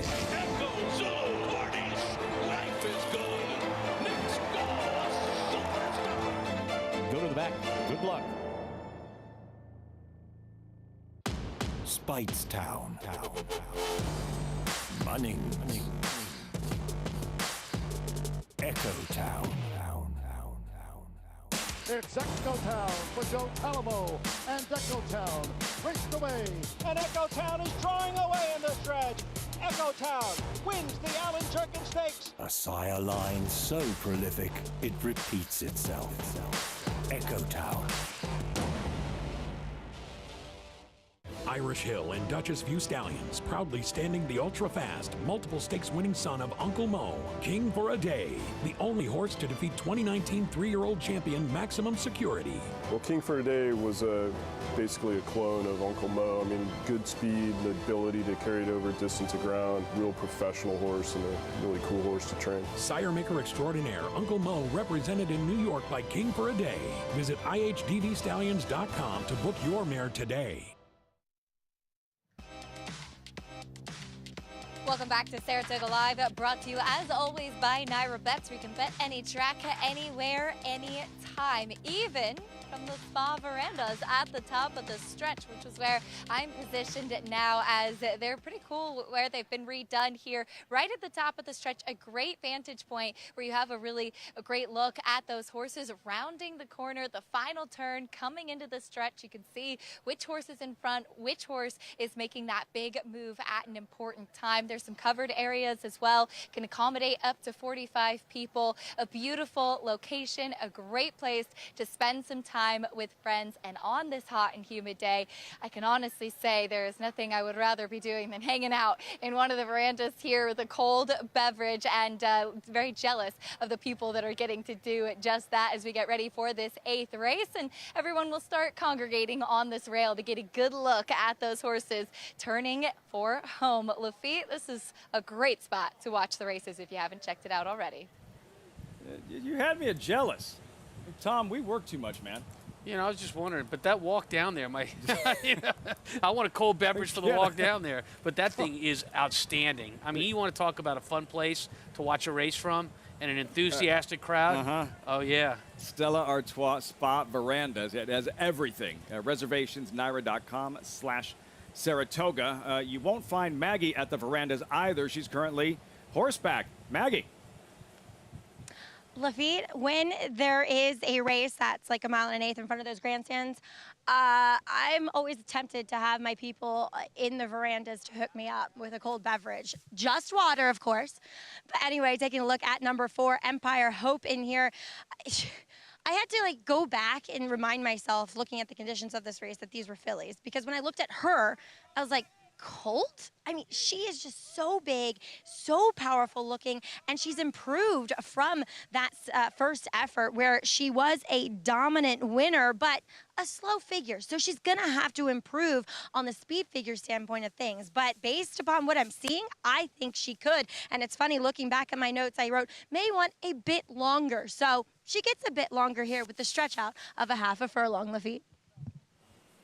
Empire Hope, yeah, that's it's the dichotomy of a filly who looked great winning, but as Andy mentioned, as Maggie pointed out, that the speed figure came back light. Came back light, but again, we talk about this all the time. From your first to your second start is usually the biggest jump you're going to make in that speed figure.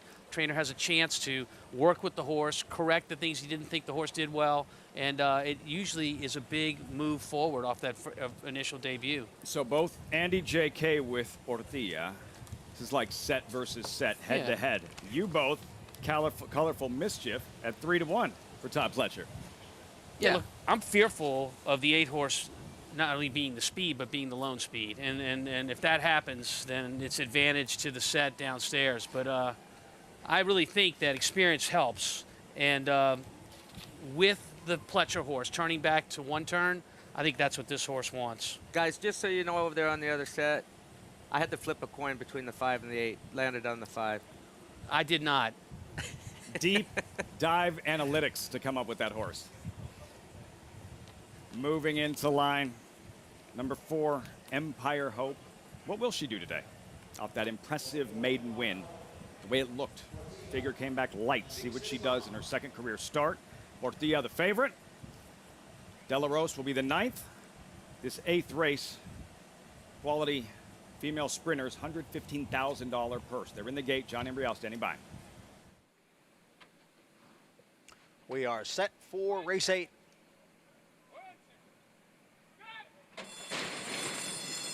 And they're off.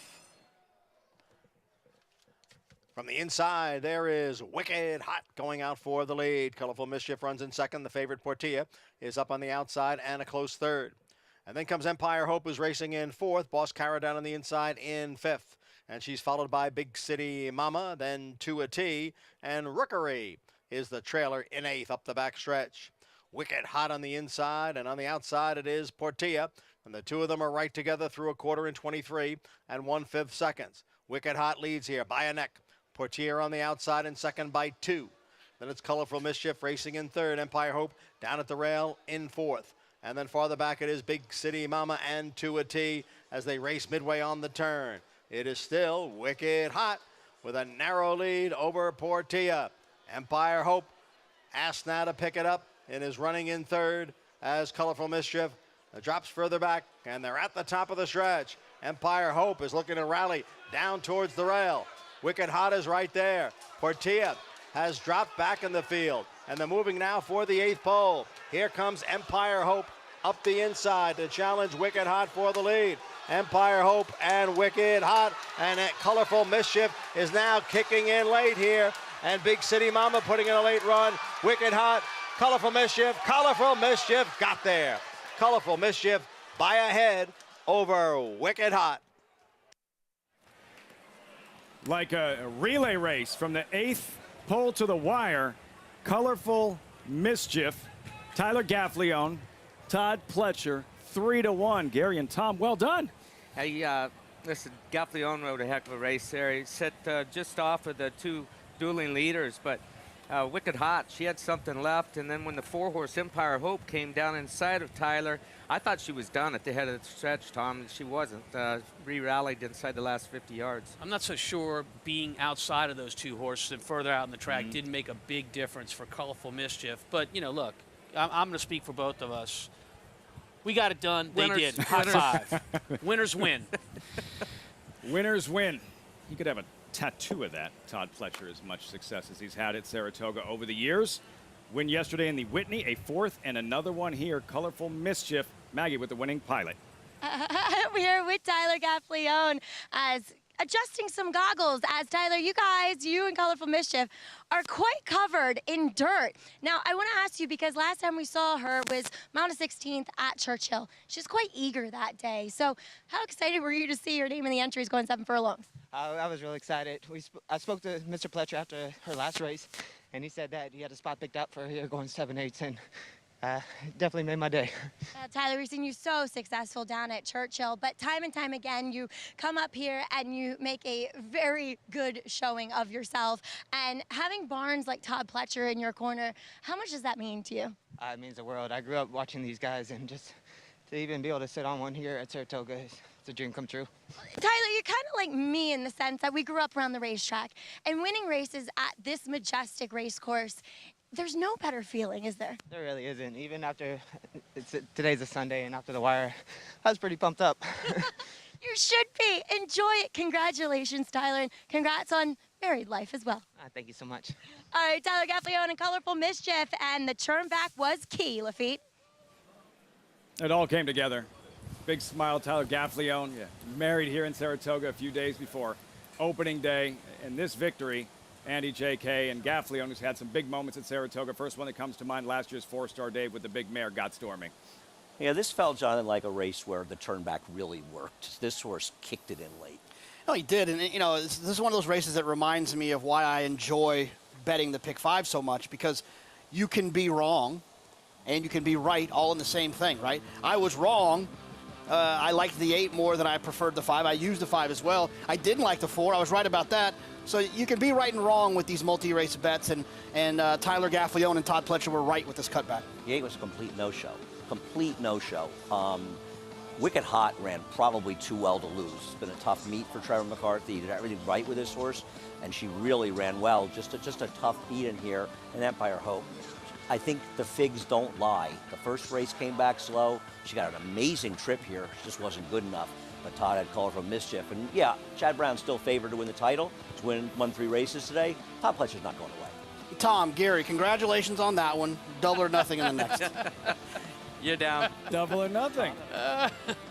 You saw Vinny Viola winning owner, and for Todd Pletcher a win here. But yesterday, Tom, and what that means for a trainer in a race is celebrated as prestigious. A 4th victory in the Whitney yesterday with Life is Good. Remarkable. Remarkable. I mean, it's just, you know, we've watched it today. After these horses run and they're walking back to the barn and these winners pass us and the crowd erupts after the race and claps for them and the performance they put in, that's what makes Saratoga special. I mean, it's about the horse. And who wouldn't want to compete when that's what's going on? The fan base, it's why we get the big crowds, know the game inside and out. They've seen Todd Pletcher do it here for so many years, 14-time champion trainer for Tyler Gaffleo, and he's just getting started. A victory, much more following this 8th race at Saratoga as they are on their way over for the Fasig-Tipton De La Rose. And there is Jouster. Forgettable Saratoga debut last summer, defeated Lake George favorite, but she's different now. She's versatile now and arrives with momentum. That's next, the De La Rose on Saratoga Live.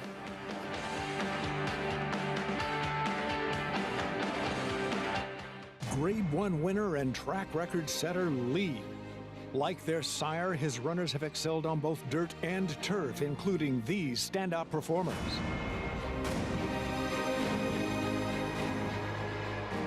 Leading by 3, Gibberish and Dylan Davis. Out of a Galileo mare, this dual surface star has sired juvenile stakes winners on both dirt and turf. Lee, standing at Claiborne Farm.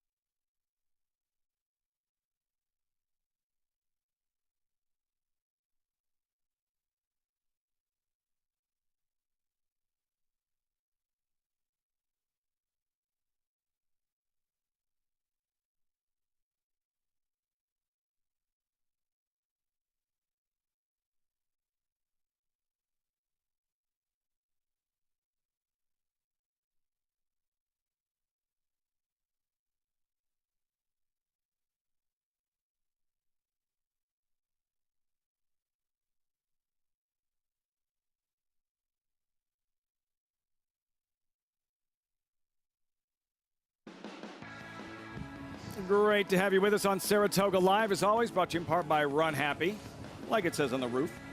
Eclipse champion, record-breaking speed, now the sire of winners on all surfaces, dirt, grass, all weather.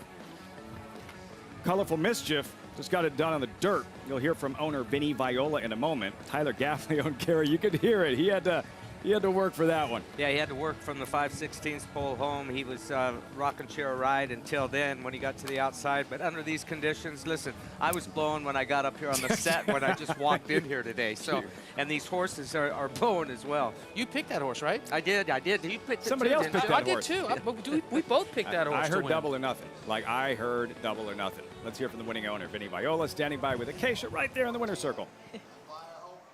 He is indeed, Lafitte, and we talked about the excitement of winning here at Saratoga. And Vinny, you were just telling me that you got a little animated today. You felt like you were back at Aqueduct in the 1980s. I did. I was pounding the booth up there, and I kept saying, "Come on, Mama, get through there." 5/16 pole. I was thinking, all right, maybe she's not going to engage, but she's tough. She runs to her sire. I was very impressed, really impressed.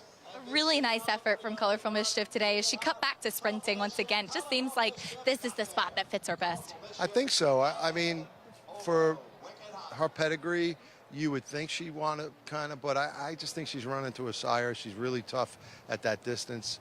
And our effort today, I thought, was about her heart. She's a real gritty, tough filly. Wonderful. I wanted to ask you, as coming up in the De La Rose next, Jouster, not one that you own, but one that you actually bred. How exciting is that, being on this side of it and seeing horses that you bred and sold being successful on the racetrack? That is a fantastic question. It's like a big fat fastball down the middle of it. It's great, number one, because you develop trust in the marketplace. And we find, my family, our staff, that we root for as hard for the horses that we put out than we do for the ones we own. It's the same thing like if there's a Liam's Map running, an Army Mule running. We really, Always Dreaming running. It's just feel like you own a little part of every one of them. Just a wonderful part of the business. Thanks for asking that. Yeah. Of course. Wishing you all the best with Jouster coming up. Congratulations on Colorful Mischief. Thank you. Thank you very much. And I want to say hello to Teresa, who's babysitting Vincent Grant and Grace Rose. So she would be here otherwise. Well, Teresa, we miss you. Hope to see you back in the winner's circle as well. Vinny Viola, big congratulations with a nice win with Colorful Mischief, Lafitte. Good stuff. Vinny Viola co-owned a Kentucky Derby winner in Always Dreaming. And that one, Colorful Mischief. And that's what Saratoga seems to do to even people that have been around the sport for like decades. He's talking about how excited he was, like back in the day at Aqueduct, watching Colorful Mischief come through the stretch here at Saratoga. I mean, it's just, look, it starts, and when you catch it, doesn't matter what age, young, old, once you catch that fever, it doesn't go away. Acacia good at throwing those 95-mile-an-hour heaters right down the middle. As far as Colorful Mischief, again, it's been rather formful. This one, 860. Tom Gary zeroed in on that one. Well done for the late pick 5. 2 of them left. See if that form continues. Is there an upset lurking in the Fasig-Tipton De La Rose Stakes? That's coming up next. Fillies and mares yet to win a graded stakes race this year. Mile on the inner turf course, current favorite at 7-2. Wow, this is wide open. Love and Thunder and Jouster with about 20 minutes to go until this Fasig-Tipton De La Rose Stakes.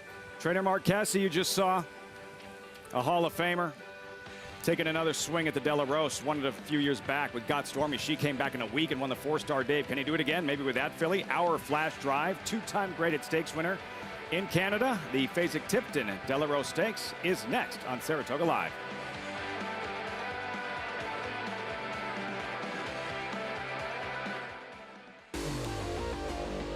Audible let loose on the outside to take the lead. Audible by 3. Audible, no doubt about it. Audible on the inside, no confrontation at all. It's Audible to win the Holy Bull with style. Audible on the outside races to the lead. Audible wins by 2.5.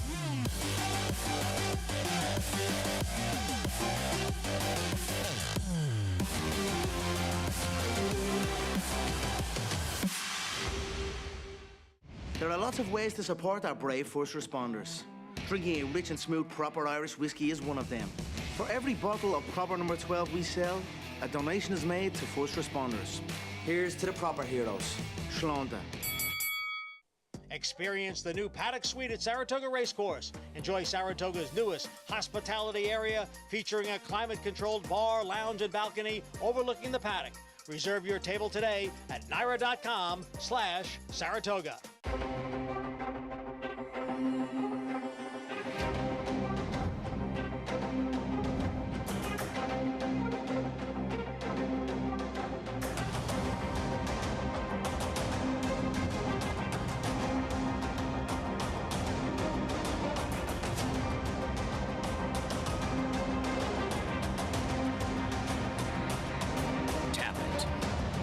Standing at Gainesway.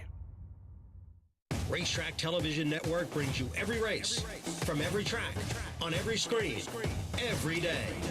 With monthly packages starting as low as $5, RTN gives you great value and access to more live HD streaming and race replays than anyone. Visit RTN.tv today to sign up and watch on almost any device, including Roku and Amazon Fire. RTN has packages that start at $5 per month.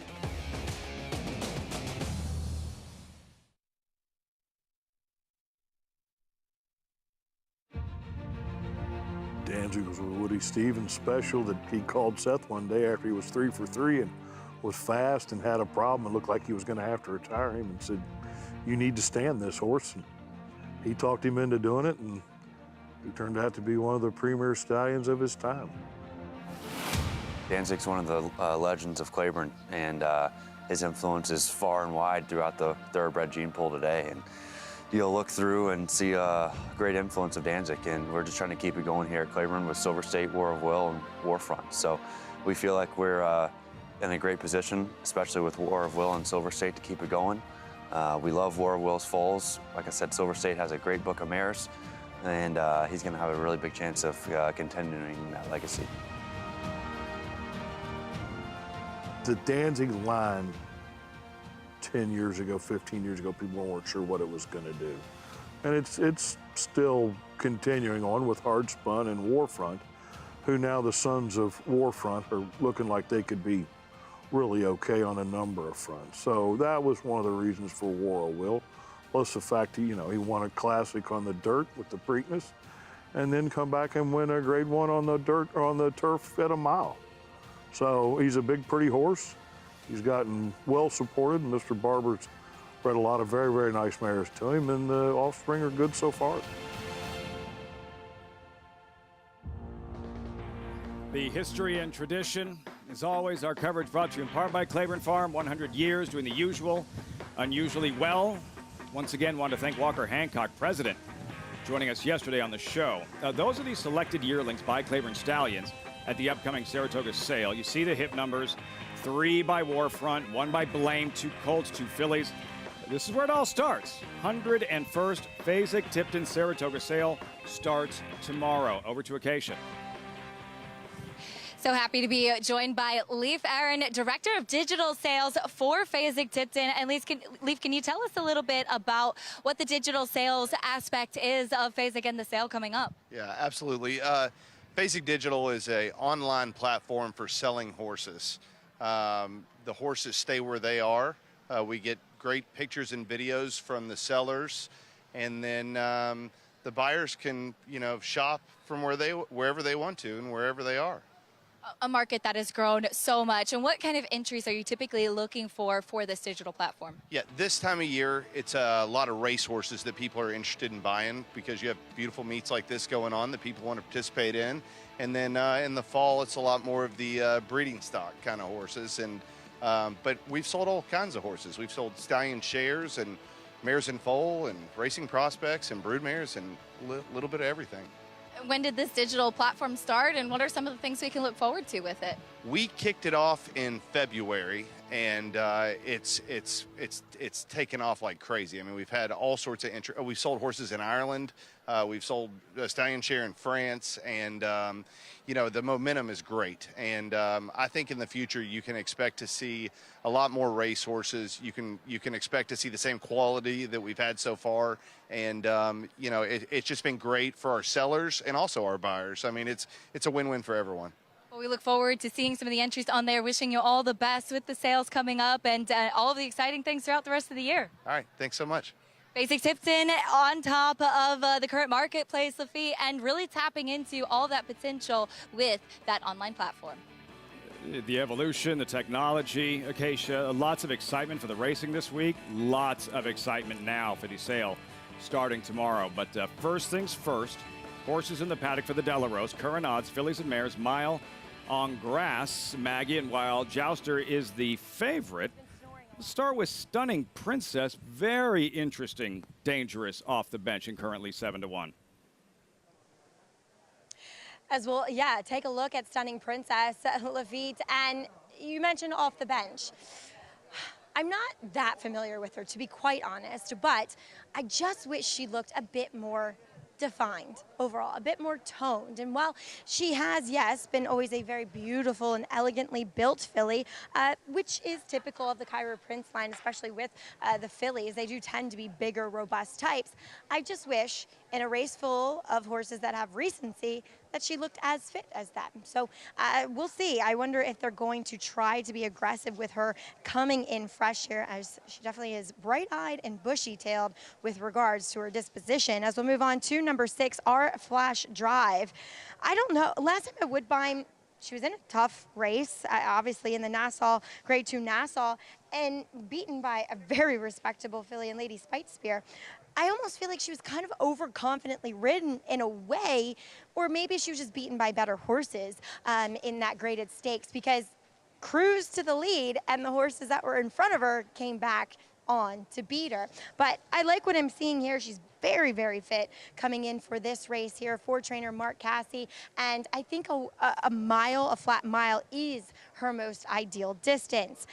Stretching out and could, at least on paper, work out to be the pace setter in here, is in good spirits, because she does tend to break very alertly. As we last saw her in a Grade 2 up at Woodbine, she breaks quick, but then she'll settle back. But it's kind of mitigated when you're stretching out from 5.5 to a mile.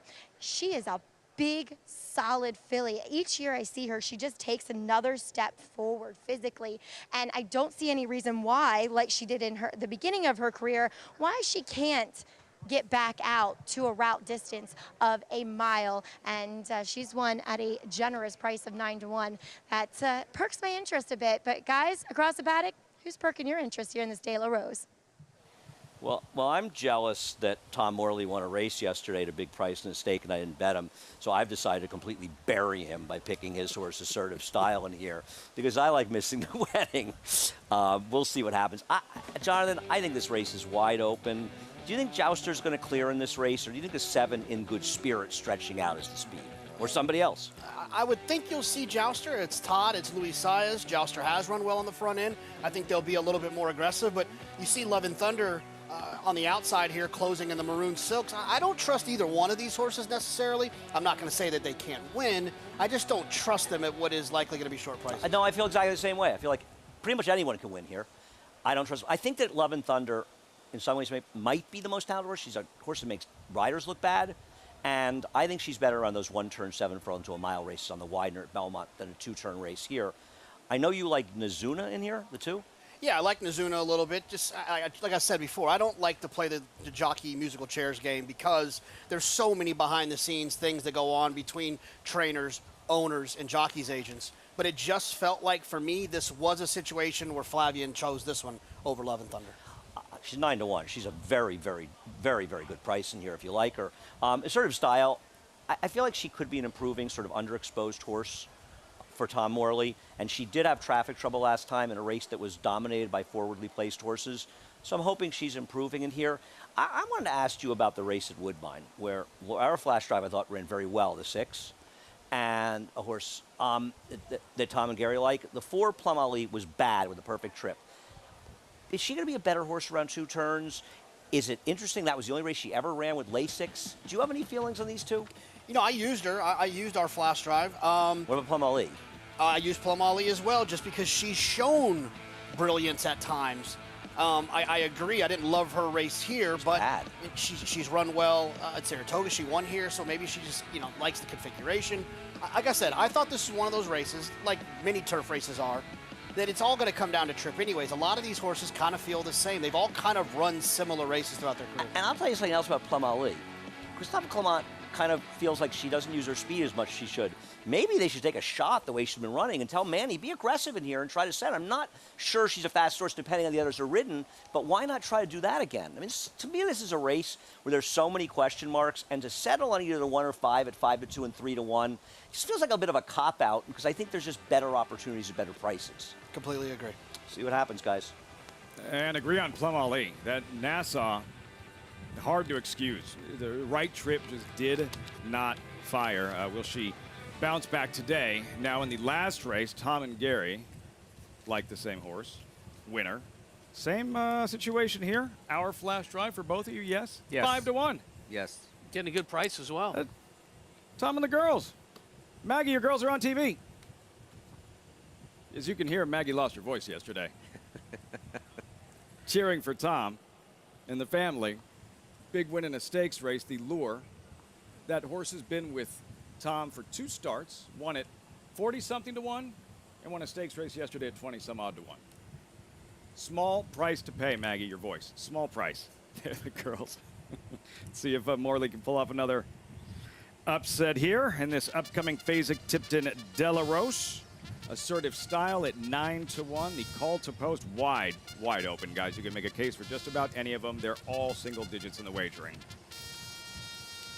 And we'll meet the field starting with Love and Thunder. A look out for her closing late. Yeah, she won't be too far away from the pace. There's not a lot of speed in here today, so Irad Ortiz is going to be trying to close late. JK likes Nazuna, second to 2 for Chad Brown, who's already a 3-time Delarose winner. Yeah, the other Chad Brown horse, he has the 1 as well, and the horse that's going to be stepping up out of the first level allowance races. Big move forward. Stunning Princess. She has thrived in the past off the bench. Yeah, look, she's one that figures in here as well, fresh off the bench, and goes to Joel Rosario. That's dangerous right there. In itself. Number 4, Plum Ali, the Nassau, again, disappointing. We know she's better than that. She's better than that, and she's getting back to 2 turns. Those last couple of races at the 1-turn distance, I think she's better going around 2 turns, even though the distances are the same. Jouster, like multi-dimensional now, sharp. She doesn't need the lead in order to be effective. Coming off of a big win last time out in the Perfect Sting at Belmont Park. Going to try and repeat today. Our Flash Drive, Live Oak Homebred, 3rd in the Nassau at Woodbine. Yeah, this is another one that's going to be making that transition from 1 turn to 2 turns, and I think one that's going to like it. In good spirits, earlier today, trainer Alstall told Acacia, quote, she's going to take them a long way. She will take them a long way. She's the speed of the speed. There's only 2 horses with real speed in here. She's one of them coming off of the sprint races. Assertive Style, Flying Pete, Tom Morley shocked him yesterday in the Lure. He'll shock me here, too. I mean, Assertive Style is a horse that this mile distance at 2 turns seems a little bit too far for this one today. That's the field for this Delarose final stakes race of Whitney Week. And you're looking at the 6th, the Florida bred, Our Flash Drive, and for trainer Mark Cassie. And what he pulled off 3 years ago, it was historic in the Delarose. Got stormy, winning so impressively, Tom. The conversation started. 4-Star Dave is next week. Yeah, but it's only in a week. Owner Gary Barber, he was aggressive about it. Mark Cassie was a little hesitant. They brought her back in a week, and she made history, becoming the first female to win the 4-Star Dave. That might have been one of the 2 most impressive back-to-back performances on short rest that I've seen in my time. This was big against the boys. Like Conquistador Cielo going from the Met Mile on a Monday to the well, Belmont on a Saturday. You're going to one-up me there. Okay, you're right. Also a little the biased. second, the most by Philly. How about that? But that was it. We had never seen it. And then she did it again last year.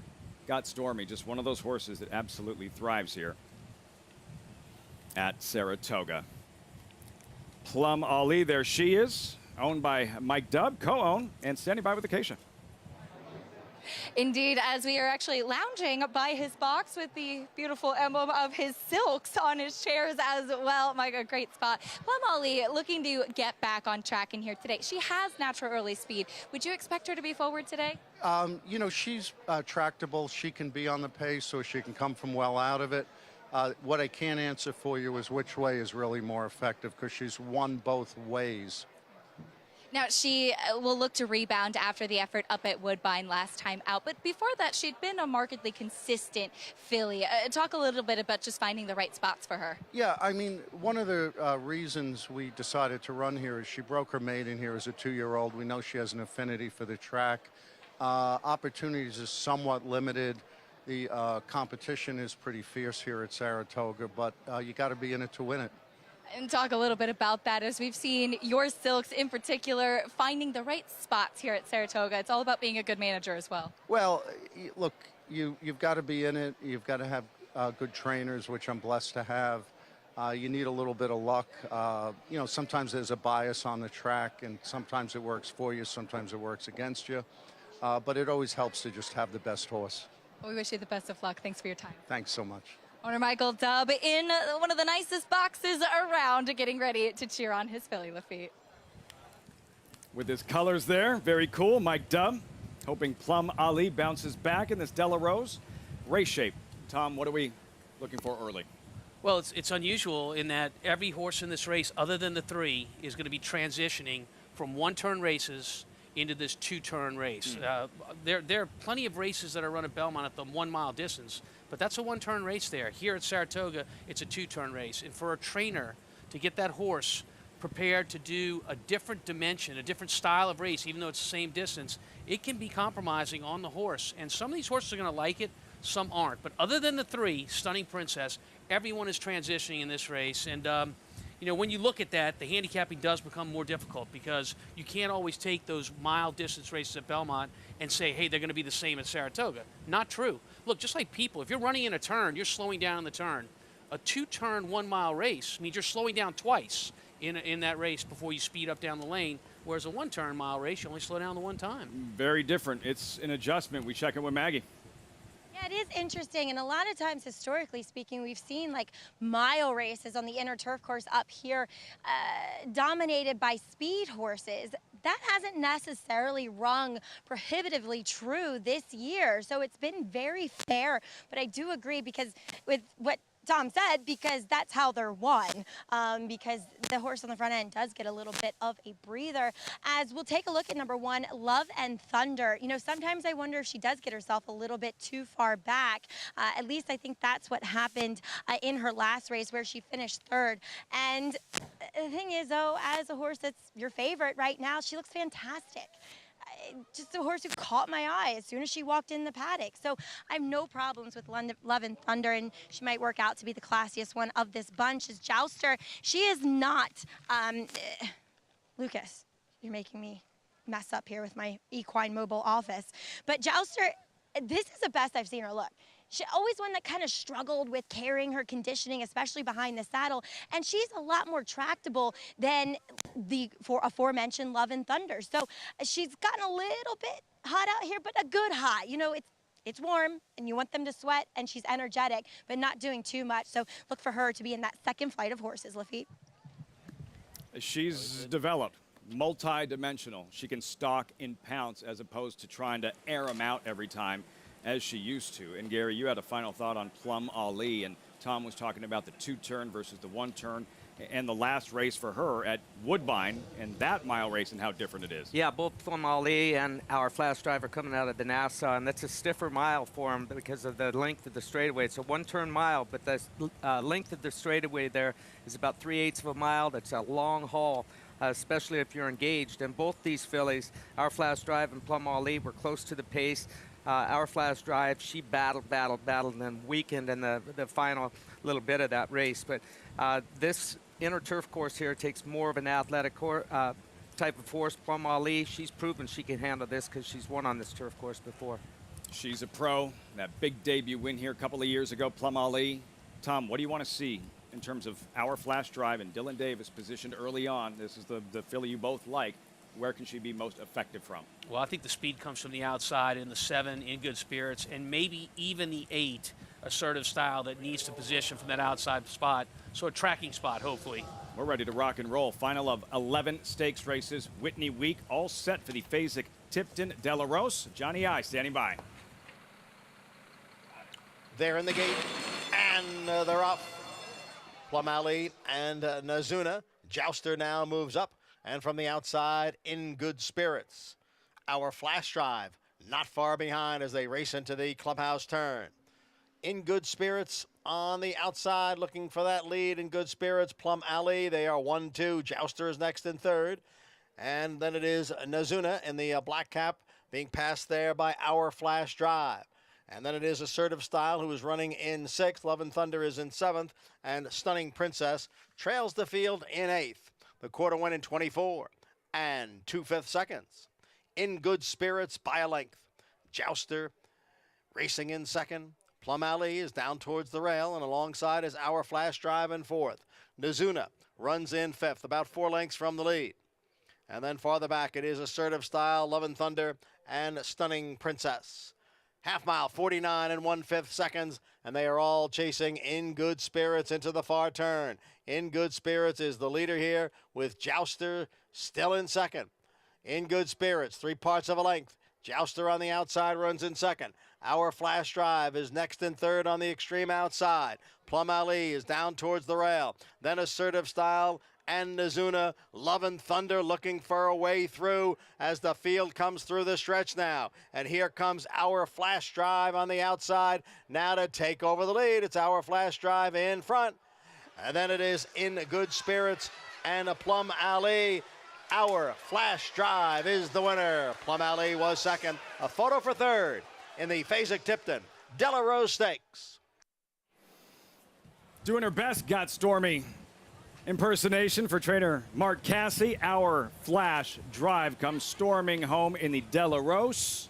4-1 at post time. Tom and Gary go back to back. Yeah, Dylan rode this filly with a lot of confidence. She lost some ground around the first turn. He didn't panic. He just wanted to keep her out of trouble. He had her nice and settled, relaxed down the backside and in through the far turn, coming into the stretch. And when he pushed the button, she blasted off. A 3-wide trip right off the speed down the backside. She was that horse going into the first turn had the most comfortable trip, albeit a little bit wide in our 6 horse. And turning for home, Our Flash Drive, like a flash, went to the front. And I don't know, Gary, you had that one? I did. Yeah. I did. I think you had it too, didn't you, Tom? You know, look, I don't know about the boys on the desk down there, but if it was a fight, I think they'd stop it. Their mics are open. Irad Ortiz there, though. Love and Thunder, nowhere to go. Hemmed in, guys. Good to see Plum Ali snap back in a big performance, but too much Our Flash Drive on this afternoon. She'd run extremely well last time. It's a very logical horse. In this kind of race, you get 4-1 on her. I thought Manny gave Plum Ali exactly the ride that we kind of hoped that he'd give her, and it worked out well. She was second best to a horse that beat her last time. And Love and Thunder, who was unlucky in here in a way, but Irad sort of had to do that. I don't blame Irad. She's a horse that puts you between a rock and a hard place. Yeah, she's a tricky one. But like to your point, that the Woodbine horses have come back. And I will tell you guys this, though. The AC went out over here for a couple of minutes. I think it has something to do with my decision-making process. I'll do better in the next race. This should be good. Dylan Davis, the winning ride with Maggie. We're going to get a horseback interview together. You made good on your promise, Dylan. Our Flash Drive, you seem to be so confident with this filly today. Yes, thanks to Mark Cassie and Live Oak for giving me the chance to ride her back over here. She ran a phenomenal race. Mark just told me just ride my race and ride her like she's the best, and she was the best. Coming out of that gate, I thought I was going to lay second or third, but she kind of came back a little bit, but she just got in a comfortable stride, and I just was waiting on her to the second turn, and once we straightened up, she was there for me, and she was hard to catch, and that's what it was, and she ran great. She ran great today. Picking up a stakes win here, Dylan. We saw you have such a good Belmont meet. Obviously, things are tough up here, so this win has to be extra. I feel extra good. Every win is special up here, so I'm always trying my best. I had a great Belmont meet, thanks to everybody, and I'm just trying to keep it moving. It's definitely tough up here, but I'm still having a good meet. You're a hometown boy, too. Yeah, just hometown. It's great to have family and friends over here. It's nice. Dylan, congratulations for Hall of Famer Mark Cassie with Our Flash Drive. Thanks, Maggie. Right. We got it, Lafitte. We got our horseback interview. Ticked off the bucket list with Dylan Davis. And you could hear that excitement. Dylan Davis, and for trainer Mark Cassie. I wonder if someone will ask him, hey, 4-star Dave next week, you're going to wheel her back like you did God Stormy? Would love to see his reaction to that. All that was a workout. Yeah. Our Flash Drive. I guess that was the question, Tom, if she really had that waiting for that knockout punch. When the real running starts, could she really turn it on? She did today. I think the question for all the horses in this race was, again, what we focused on before the race. How well are they going to transition from 1 to 2 turns? Yeah. This horse, Our Flash Drive, obviously transitioned very well. Had a great trip and had no problem negotiating the 2 turns and kicking home with a punch. Mark Casse inducted into the National Museum of Racing and Hall of Fame last summer. More than 3,000 wins, Preakness win, Belmont win, multiple Breeders' Cup victories. Tepin went into the Hall of Fame, who he campaigned beautifully. That was on Friday. And to cap it all off with a stakes win here. And he's touched on this in the past, Gary, how much it means to win for Charlotte Weber, Live Oak Plantation, long-time relationship and a homebred. Our Flash Drive, taking it all in. What a pro. Yeah, she loves her horses, and like you said, a homebred. And whenever it's a homebred, heard it from him earlier, there's a little more pride when you bred them and you race them. For Live Oak Plantation, those famed colors, Dylan Davis, Our Flash Drive in the De La Rose. Tom and Gary in a zone, another win. Results, reaction following this De La Rose. You're watching Saratoga Live on Fox Sports 1.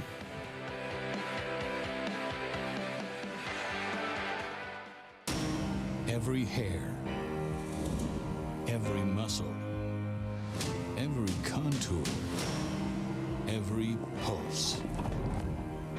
In the juvenile, Essential Quality have won. in the Belmont, Essential Quality has won the Belmont Stakes.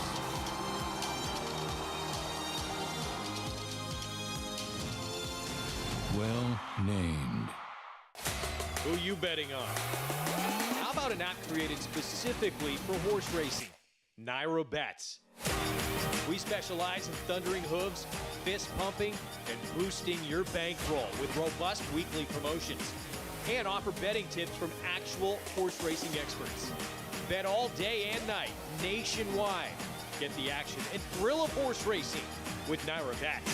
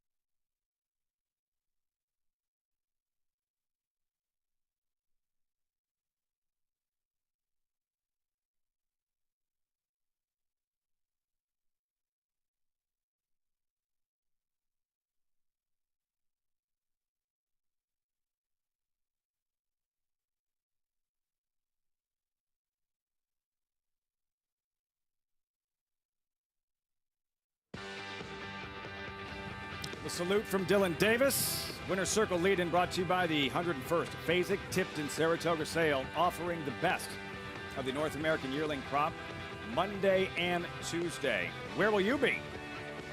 There in the Winner's Circle, posing for pictures, well-deserved, in the De La Rose. Our Flash Drive, Live Oak Plantation by a former Breeders' Cup Classic winner, Horse of the Year, Ghost Zapper, trained by Hall of Famer Mark Casse with Acacia in the Winner's Circle. And Mark sending out Our Flash Drive to victory here. Mark, she went back to the 2 turns here in this De La Rose, and she obviously has quite a bit of athleticism. Do you think that that made a bit of a difference today? Oh, for sure. You know, I thought maybe the race at Woodbine, you know, a lot of horses can't handle the 3/8 of a mile. She looked like a winner there, and just came up a little short. And when that happened, I said, this will be a good race. This is a race I think got stormy when she went back and won the 4-Star Dave. But we're not going to try that with this one. That was going to be my next question. No, we're not doing that. No, but she's a nice filly. I had a lot of confidence in her today. I told Dylan, I said, ride her like she's the best horse, you know, and he did, and he did a great job, and she ran well. This is a homebred for Charlotte Weber's Live Oak as well. How special to win not only for Mrs. Weber, but with the filly that's a homebred for her? Well, you know what? She's been part of my life. Charlotte has for 50 years. And, you know, Saratoga is so important to her as well. So this is definitely special. And this race for fillies that haven't got a graded stakes win this year, does this give you confidence to put her back in some of those deeper waters again after this? Oh, for sure. And I think she likes the sharper turns and, you know, a 2-turn race. And she's a nice horse. I think we brought her here as a 2-year-old, and she was disappointing. We sent her home as Mrs. Weber's big on giving them time, and she's come back a good horse. It has rewarded her and you as well. Congratulations, Mark. Thank you. Our flash drive, a nice winner and a Charlotte Weber homebred at that Lafitte. Relationship with deep, deep roots, Gary. It's not just the winning at Saratoga, but the people you get to win and share it with. Yeah, absolutely. And I got to admit, I was rooting silently extra hard for those Glen Hill Farm Silks of Mr. Leonard Lavin and now Craig Bernick.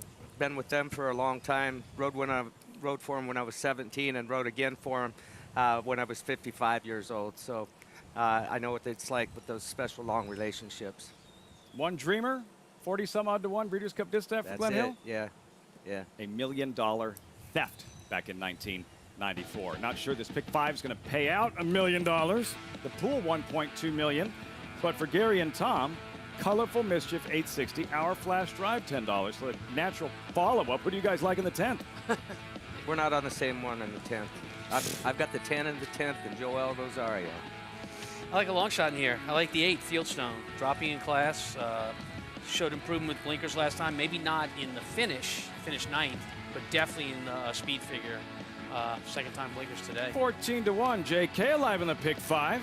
Merci at 3 to 1. 21 minutes to post. John Velasquez riding Cash in a Flash, closing in on 1,000 victories at Saratoga. It's an incredible achievement, what John Velasquez is about to achieve, 1,000 wins here at Saratoga. He is one of the best jockeys in recent memory, all time, and one of the most respected is John Velasquez. And this week's guest on Cart Talk with Jonathan Kinchin.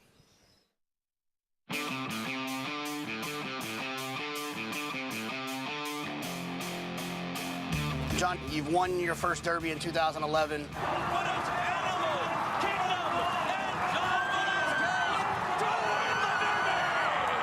I gotta imagine the second Derby also meant a ton to you because of your relationship with Todd and winning with Always Dreaming. You know, the first one, it's with Graham and family, we've been friends forever. Having the relationship with Todd for the many years and not having one for him, it definitely would have bothered me too. They're all special, obviously. They all have the different emotions that meaning to you and your family. As we sit here at Saratoga, you're sitting 10 away from 1,000 wins at Saratoga. You're already the leading rider here at Saratoga. What did Todd, and also Angel, I would think there's a couple of people that were instrumental in your career and where you are now and becoming the leading rider here at Saratoga. Where did Todd and Angel kind of fit? You know, obviously they were a great influence in my career, though, you know, with Angel and Todd, and, you know, right from the beginning, Angel started working for me in 1998. Todd was already trained, and Angel always, you know, trying to get in. It's like, you're going to be the next champion trainer, and you need the next champion jockey, you know what I mean? That's how all it started. I was riding here and there for him, not a lot, but 1999 here in Saratoga, I think, was the year that kind of put the stamp on both of us. He was growing, he was riding a lot, he was getting a lot of horses, and I was doing really well, and kind of connected really well from that year on. So Todd and Angel kind of kept it rolling, you know. 990 wins. You're sitting right at 1,000. Of those 990, what are some of the rides or wins here at Saratoga that just really stick out to you? And there's so many, and there's so many. But I mean, I had to say West End has always been special, you know. And since I started riding, and he was horse of the year 2 years back to back. Estarine winning on the grass for Bobby Franco is one of those things that I always had in my mind. And obviously, winning the Towers with Todd, having another Towers with Shug, everybody win it counts, that's for sure. You know, I'm proud of the things that I've done and with the people that I work with and the opportunities that I've been given, that I'm more proud of that than the numbers and the money wins and all that stuff, you know, so I think it means a lot. Johnny, it's been well documented how much effort and time and energy you've put into rights for the jockeys and making sure that they're getting all the benefits and making sure that the racetracks are doing what's right for them. Why did you feel like that was such an important role that you wanted to spend a lot of time in doing? I think it's more important things that, you know, that for us to grow the sport, which would be a partnership and not an against thing against one another. It has worked in a better way that, you know, with the partnership and coverage for the jockeys. And if we can save one life, you know, I think it means a lot. And having all those things in place, if insurance are better, you know, everything is better for the racetracks and for all of us. So it's important to us to get the best product that we can get, and safety issues have to be in place as well. As a fan, and a fan of you and a fan of racing, I'd love for you to get that 1,000th Saratoga win this summer, right? Let's just go ahead and knock it out. So I think in order to kind of get some good luck, we should bring back the mustache. Huh? I can't do that. I can't do that. Really, I don't know what was I thinking when I had that mustache. Can't go back to those days.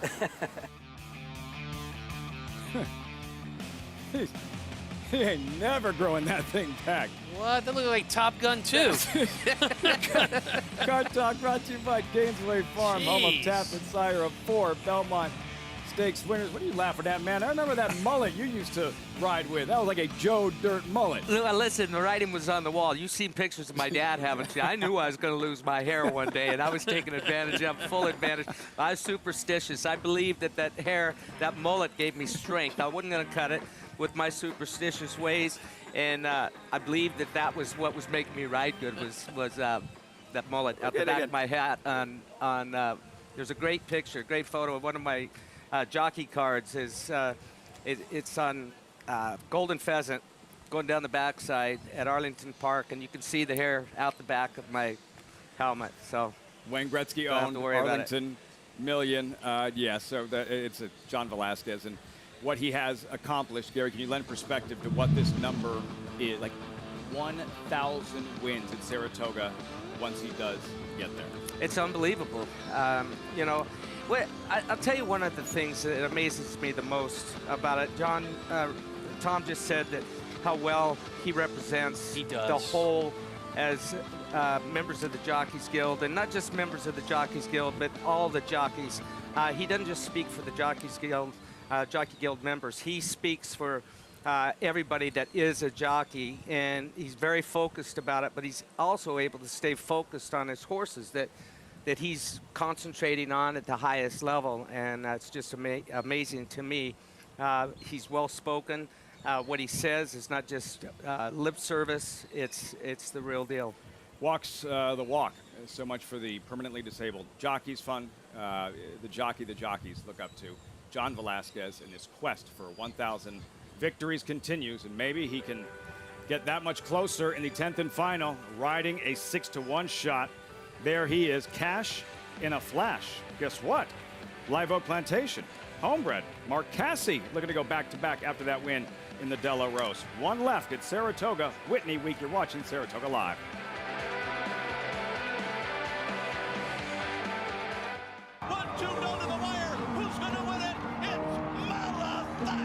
Malafat gets up to win it in the Central Bank Ashland. And Clariere will win the Cotillion. Here comes Malafat. Here comes Clariere on the outside. They're coming to the finish, and it's going to be Clariere. Clariere and Malafat on the outside. It's a showdown in the Shuby. That's going to go to Clariere. Curling, the classic sire.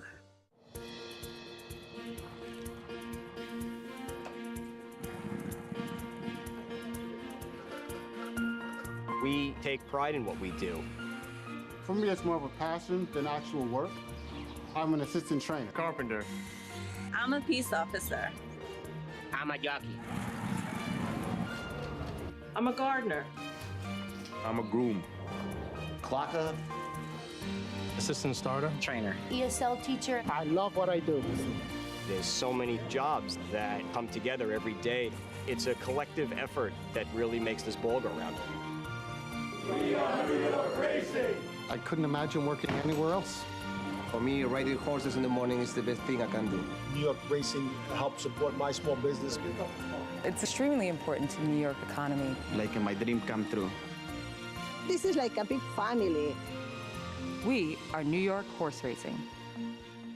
Game Winner first got started and ran a very, very impressive maiden race to Del Mar.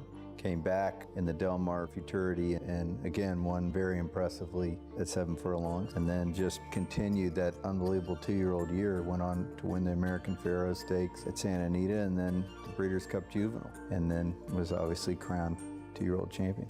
Got the precocity to do that, plus the stamina and everything that his whole family indicates. Winding things down on Saratoga Live is always brought to you in part by America's Best Racing. For the love of the race, visit americasbestracing.net today. Gorgeous homes. Victorians on Union Avenue, the mansions. Just outside Saratoga, that sea of humanity we saw yesterday. The fans waiting to go in the gates for one of the biggest days of the summer, Whitney Saturday. Huge crowd here yesterday. And for the Sunday program, one left, the 10th race. Horses are in the paddock, $35,000 claiming event, non-winners to lifetime on the Mellon Turf Course, mile and a 16th. And the current favorite, a tepid one at 3-1. Jonathan Kinchin, alive in the late pick 5, has Merci at 3-1. We check in with Acacia for this final paddock report. And Acacia, how about the gelding drawn inside digital software for Chad Brown? And this one comes off of yet another layoff for Chad Brown. Obviously has been a tricky horse to keep on the racetrack and does have a couple of voided claims as well. But we do see him return to the races for his first start since October. And looking at the Clocker report, he's been training strongly for this return on the Saratoga, Oklahoma training track here. He looks incredibly fit as well. All of those good workouts are showing off. He's never been an individual to carry a ton of muscle mass. He looks like a kind of typical Temple City. Obviously love that progeny on the turf, but he's on the muscle. Couldn't look any more defined and chiseled off of a layoff since October. Very impressed with what I see from there. He was pretty flat late in that last try at the non-winners of 2 level, but again back in October. No problems with him coming back, but of course, he has shown to be a little bit of a tricky horse to trust, especially given those layoff lines. The 3 Bless is first off the claim for Mike Maker. He won and broke his maiden 2 starts back, and that day I just did not think that he looked fit. He is one of those horses that carries a lot of condition. Was a little bit more tucked up last time and then had a stumble at the start. It just never really looked comfortable, never got to really save enough ground in there. He is so much more defined in here today, now 3rd off of the layoff. He's a big, good-looking horse and one that I think will not be as far back as he was last time out. Not to mention Luis Saez does climb aboard. Mark Casse looking for the late double as he has Cash in a Flash, who he finally gets to try on the turf. My notes for this horse last time out when he ran on the sloppy off the turf try here at Saratoga was that in his physical, he looked more like a turf or synthetic horse. He's got that flat, turfy hoof to him. There's a lot of length to his frame. He's a little bit lighter behind, a little more angular in his hindquarters, built like a horse that would push off on the turf better. He's incredibly fit, dappled out from head to toe, and he is a big son of Uncle Mo. The Dam Crying Catch Me was a grade 1 winner, all on synthetic, never tried the grass, but the second Dam a stakes winner and multiple graded stakes place on the turf, plus a couple of siblings who were turf winners as well. Intrigued by this one for the Hot Barn, who looks for the late double as we head across to the paddock and check in with Andy and JK. I like Cash in a Flash because I'm not thrilled with anybody else in this race. And to be honest, this horse is supposed to be the speed. Johnny go to the lead. There's pedigree on this horse. And I just thought he was a new face in a race where I don't really want anybody else. Yeah, I mean, I landed on the 10 Merci, who were single 2 in the pick 5. And this isn't one of those where it's like, I don't think the horse can lose singles. It's just one of those, the way that the sequence kind of played out, I thought that trying to get alive to this horse was what I wanted to do. It doesn't have much early speed, which is always a concern, but does have a nice late kick. And if can work out a trip from the outside with Joel, I think we'll run down some of these horses that I question how good they might be. Listen, I won't be surprised by any of the 1, the 5, the 10, the 11. Just trying the new face. Was hoping for a little bit of a better price, though, with this one, guys. Perhaps not the price you're looking for. There's cash in the flash. Johnny Velasquez. Pick 5 will pays there as well. Again, JK singled to Merci and a 485 payoff. 485 should Merci come through for JK today. Joel Rosario in the saddle. 10 graded stakes wins at the meet. Teaming up here with Christophe Clement with Merci. We'll see him again in the post parade. $35,000 claimer. They're all one for something. Mile and a 16th on the Mellon Turf Course. And let's start with the favorite in digital software. Seth Klarman, Chad Brown, Irad Ortiz, 5-2. Comes off a 9-month layoff. I think it's a big positive, though. He's running for the claiming waiver. And maybe that's the biggest positive on him. Not great a price, but still a player. There he is. And yesterday's Whitney-winning jockey, Irad Ortiz with Life is Good digital software. Tepid Choice 3-1. Then Splendid Summer for Todd Pletcher at 19-1. Yeah, this horse isn't taking any money. Won for maiden 40 last time. Got an okay speed figure. Makes sense that they're looking elsewhere. Number 3, Bless. And Acacia really liked what she saw. Yeah, I'm not a fan of this horse. I don't think he's good enough to win this race. He had a trip last time with the track. He did have that stumble to start, which is fair. He really more of a bobble, and he was with the track that day. I'm not a fan. Kentucky Shipper Malibu Time for Dale Romans. Yeah, it just doesn't seem like this horse is talented enough for this group. Masetta for Linda Rice, 8-1. Yeah, this horse has been a big disappointment, though, and obviously can win. But Linda Rice, not great numbers with first time for the tag on the turf. 17-1, Dream of a Day, a winner last out from far back at Belmont. Yeah, from far back with a fast pace to close into. I wouldn't be shocked if this horse won, but I think is kind of up against it. El Segundo, now with Norm Cassie. Tried the turf once before and too much running, could be forwardly placed. Father and son in this one, the Cassies, then Fieldstone and Trevor McCarthy, 12-1 currently. Yeah, I think this horse is very interesting at 12-1. A horse that comes from out of it, but does have some fast speed figures. It has been facing some talented groups of horses as well. David Donkbarn going well, Resilient Courage. Appears overmatched, was one broken maiden against a much weaker field two back. Jose Ortiz in the saddle. JK, good luck with Merci. Yeah, good luck to everybody who played along. We'll see if we can't get a good trip. Thank goodness we've got Joel. When you need one, hopefully he can bring it. And your Cart Talk partner this week, Johnny Velasquez, cash in the flash. I'm just hoping Johnny's aggressive and clears and the horse handles the turf. I think he's found a vulnerable field. Luck with your top selection, Andy. Then Kong loves a fight on the outside, Manny Franco. Yeah, this is one in here that Noda hasn't won a lot of races for this meet. Usually with them, when they're hitting is when I like to try to bet on them. When they're not hitting, I like to look elsewhere. 10th and final, 5 minutes out for this $35,000 claimer. Winding things down Whitney week and circling back to Merci at 3-1. JK hoping for another patented Joel Rosario finish.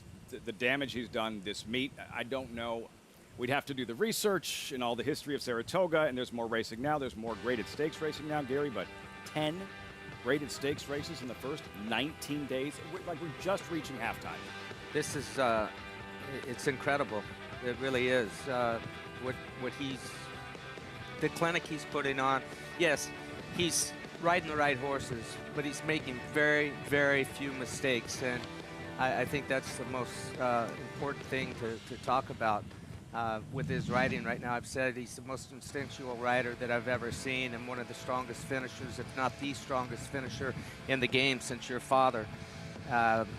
He's fun to watch. I admire the job that he does. He's just super, super focused. Really seeing the ball right now. Definitely not all favorites. Smiling Wesley Ward yesterday, Tom, Chi-Town Lady in a big upset in the Longines test. Yeah, you know, she watched a battle unfold in front of her, and Joel could see what was happening. He bided his time and made a flying finish along the outside. You know what I saw Joel Rosario wearing the other day, Gary? Superman? No. No, a really cool pair of sunglasses. Joel, where'd you get those? Really cool pair of sunglasses. You used to have a really cool pair of sunglasses that I don't see on you like ever. Are they mine? I don't. The cool sunglasses. Oh, he left him. Always, He left him at the restaurant. Remember? Where? He left the sunglasses at the restaurant a couple Where weeks you lost ago. them? Yeah. Did you lose your sunglasses? I did, yes. I bought a new pair the day before because I haven't think been. Ian Wilkes- You bought a new pair? I did Ian buy Wilkes' a new wife pair. has them. Remember? Do you have them? Did I don't know. I'm just saying. Did I was just wondering where one those cool Cassie sunglasses happen to give you those sunglasses? Because I'm just glad. I'm gonna get off her if they win. If they win this race, Cassie wins this race. I'm going down. I'm getting off early. I'm walking down to the winner's circle, and I'm gonna get my glasses. Acacia. We'll check in with the horse that was vying for favoritism, and that is Merci. As Lafitte, very impressed by your Spanish pronunciation. We do need to work on your French. But this one, who is taking a significant drop in class, and Joel Rosario stays put, which certainly is encouraging. Was very awkward out of the gate last time, and then he seemed, to get really kind of keen and headstrong after that. Does have, again, that significant drop in class.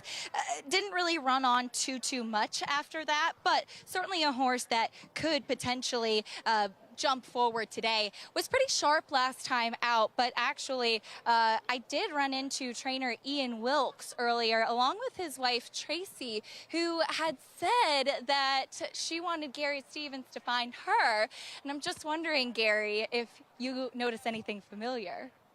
I'm headed down there now, Acacia. Guys, wow. Mrs. Glasses, are they still scratched? Any new scratches? There's a dispute on the story. They are you know. very scratched, yes. You they're said very you left him at the scratched, restaurant, but Frank Lyons said you left him at the bar at the restaurant. Well, the restaurant was a bar. Okay, just making sure. I mean, I just Are think you it's kidding great, me? and you just replaced them. Huh? And they look. I I mean, did. they look better on her anyway. I went and bought some brand new Ray-Bans, and I'm leaving them in my truck. I had no idea where you guys were going with that. Merci, Acacia. Merci. Oui. Beaucoup merci. Joel Rosario. I bet he does have a cool pair of sunglasses. Here trying to boot home Merci for JK in the late pick 5 at 3-1. Incredible first half of the meet. And for this 10th and final race, Gary, if Merci is going to be successful, what should Rosario do with him early? Ride like he Still rides. thinking about his sunglasses. I'm not telling him. Whatever he does is going to be fine. Yeah. You know, from that 10 hole with Merci, last time Merci ran for Christophe Clement, didn't break well, kind of stumbled a little bit out of the gate, got hurt by a slow pace up front, still finished well in that race. But for Merci to be successful, he's going to need some pace. I think he gets it. I see pace from the 5. I see a lot of pace from El Segundo. I think that's going to be your leader into the turn, the 7 horse. And then Andy was mentioning as well, Cash and a Flash, the 11, showing some speed. So there's a lot of speed to set up for close in this race. Listen, one thing I've noticed about Joel, if he ever gets a hold, gets a wrap around his nerves, it's going to be hard saying how good he can really be. That anxiety is the only thing keeping him from superstardom. The only thing. Yeah. Just never, and it's so even-keeled, and in a sport, you know this as well as that you both do. There's so much more losing in thoroughbred racing. In baseball, you hit 200, you're not playing. You're back in the minors. In horse racing, you win 20% of the time. Those are Hall of Fame numbers. And the mentality to stay that even-keeled is going to go a long way, along with his physical attributes, to why he's having the career he's having. 100%. And he'll ride this race. We looked at all those big races he's won this meet. He'll ride this race, the last on a Sunday, just as well as he rides those others. He's a professional. Absolutely. Post time, 10th and final. All set. One final time. John Imbrial standing by for the 10th. Loves a fight.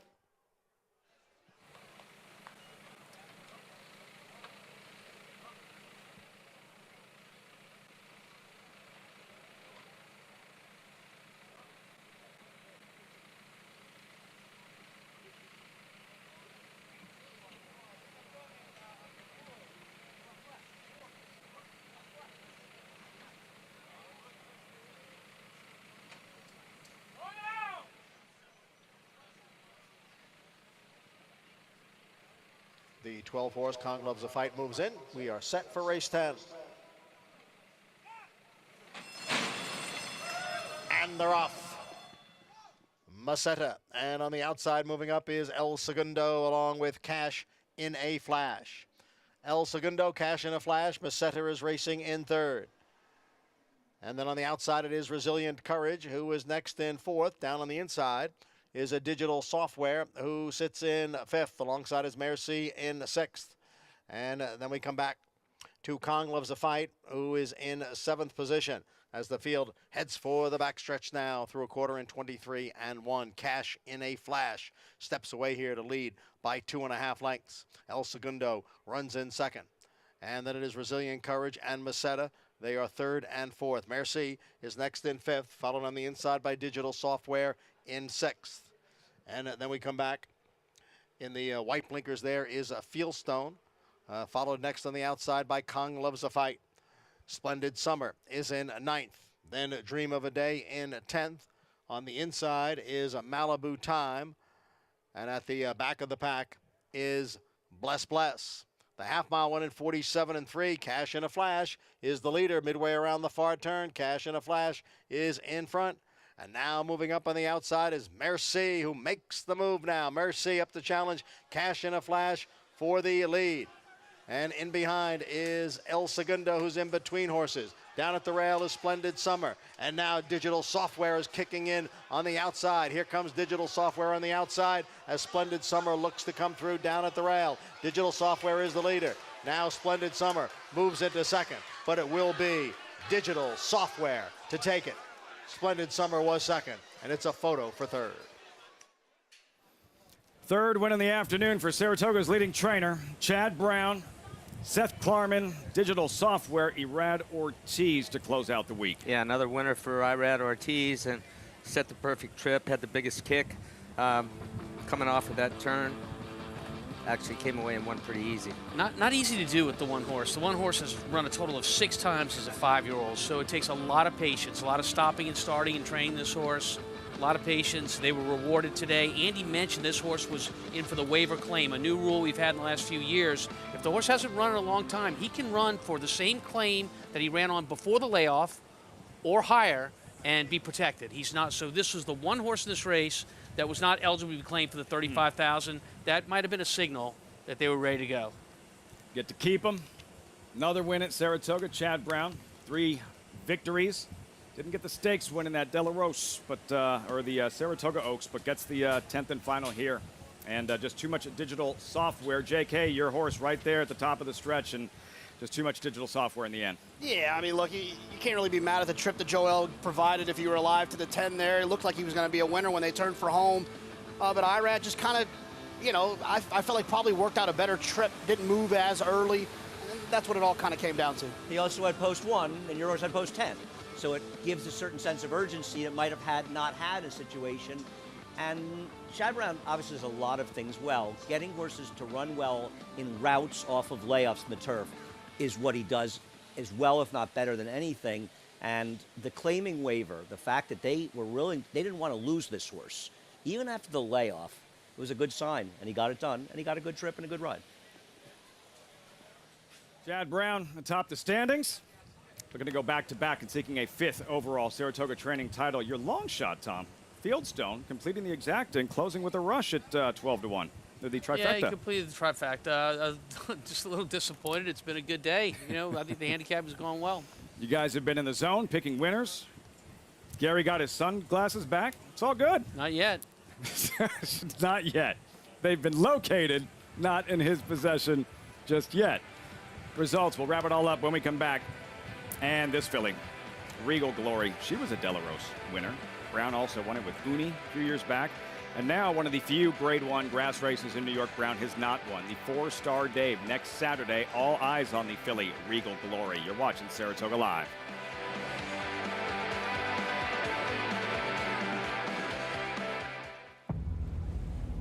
History remembers moments of extraordinary strength, skill, and determination. True greatness is forged by those who fulfill their destiny.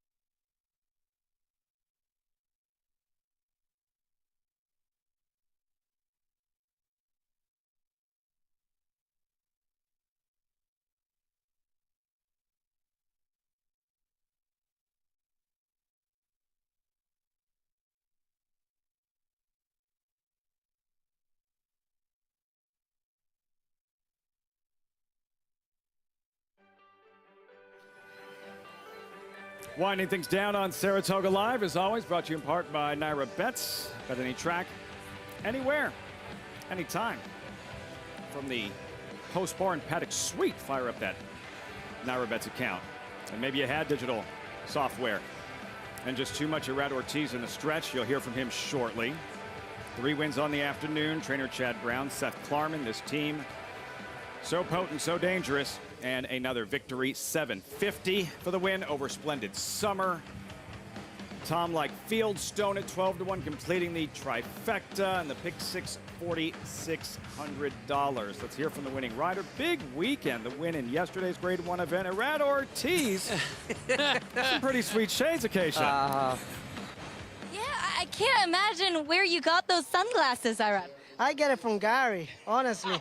Gary, I love it. I love it. I think I'm going to keep it, honestly. I love it. They look better on you anyway. They're scary. We're giving him such a tough time about the sunglasses. Irad, such a good sport, as always. 29 wins as we wrap up this week. A 2-win day for you here today. The meet's just been continuing on such a good note for you. Honestly, I got big support from trainers and owners, all kinds. They all help me.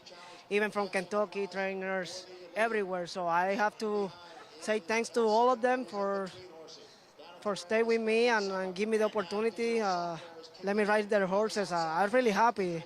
My agent do a great job so far. I mean, he always do a great job. I'm happy with him. Steve is the man. He's my main man. I love him, and thanks the trainer and owners again. That's all I can say. You had a lot of horse coming into the stretch here today, too, off of a layoff. And I heard you say to Chad coming back, that's how much I trust you. I mean, honestly, I got to the paddock and I told him, listen, we got 10 months of layoff. What you want me to do? We got a great post. But he told me, break running, get your position, we are ready. So I trust him. He's those kind of trainer. When he told you he's ready, he's ready. So I've been riding for him long time, and I trust him a lot. I do what he told me. I ride it like he was running the last 2 months. So, and we got the win. Worked out good. You know, he was right, like always. Certainly was. Congratulations on another great week for you, Irad. Thank you very much, Acacia. You look good in the shades. I'm gonna keep it, Gary. All right, Gary, good luck getting them back now. They look good on him. I was waiting to see if he gave him back to her. Because what the jockeys will do very often is give their goggles to the kids. I was going to give the goggles your glasses.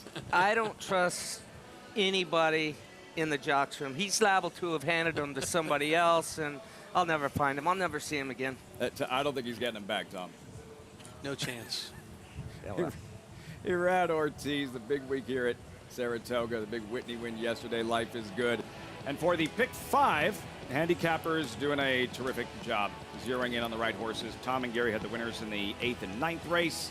Digital software, $489.25 for the late pick 5. Chad Brown told Irad we're ready, and he was. Big win, digital software in the 10th and final. Saratoga Showdown. Codon 1963, well done with ease.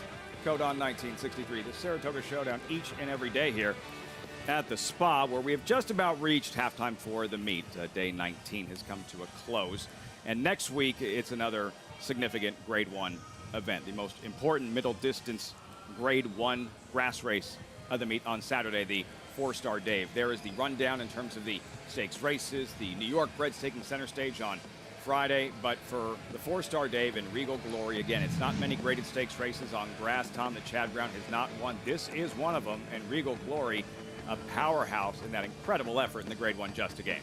Got a great setup up front with 2 horses battling, and just cruised home from this spot, moving outside of the stopping speed horses.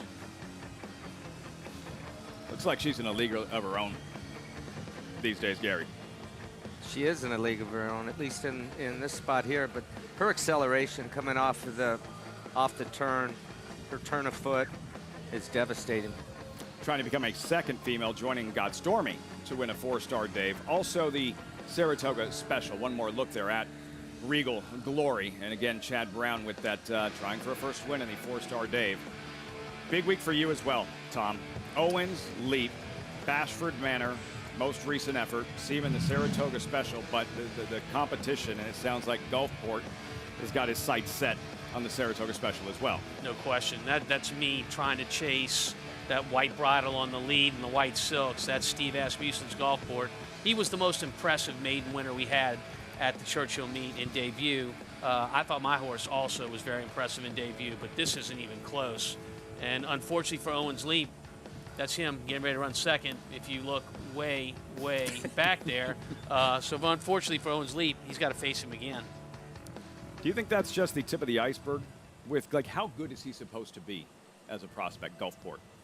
Well, I mean, of course, we'll see as it goes on, because he's been a horse that goes to the lead both of his races. But is he going to the lead because he's just that good and he's got that much class? It sure seems like it. He does. How impressed have you been? Super impressed. I was also super impressed with one named Unarmed yesterday, too, Gunrunner Colt.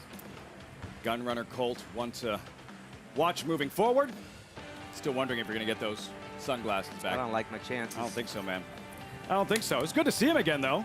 Thanks so much for joining us on Saratoga Live. For Tom Amos, Gary Stevens, Acacia Maggie, I'm Lafitte Pinkai. We'll see you next week. Highlights today, D. Wayne Lucas and a 7th win in the Adirondack Naughty Gal. Onward and upward for her.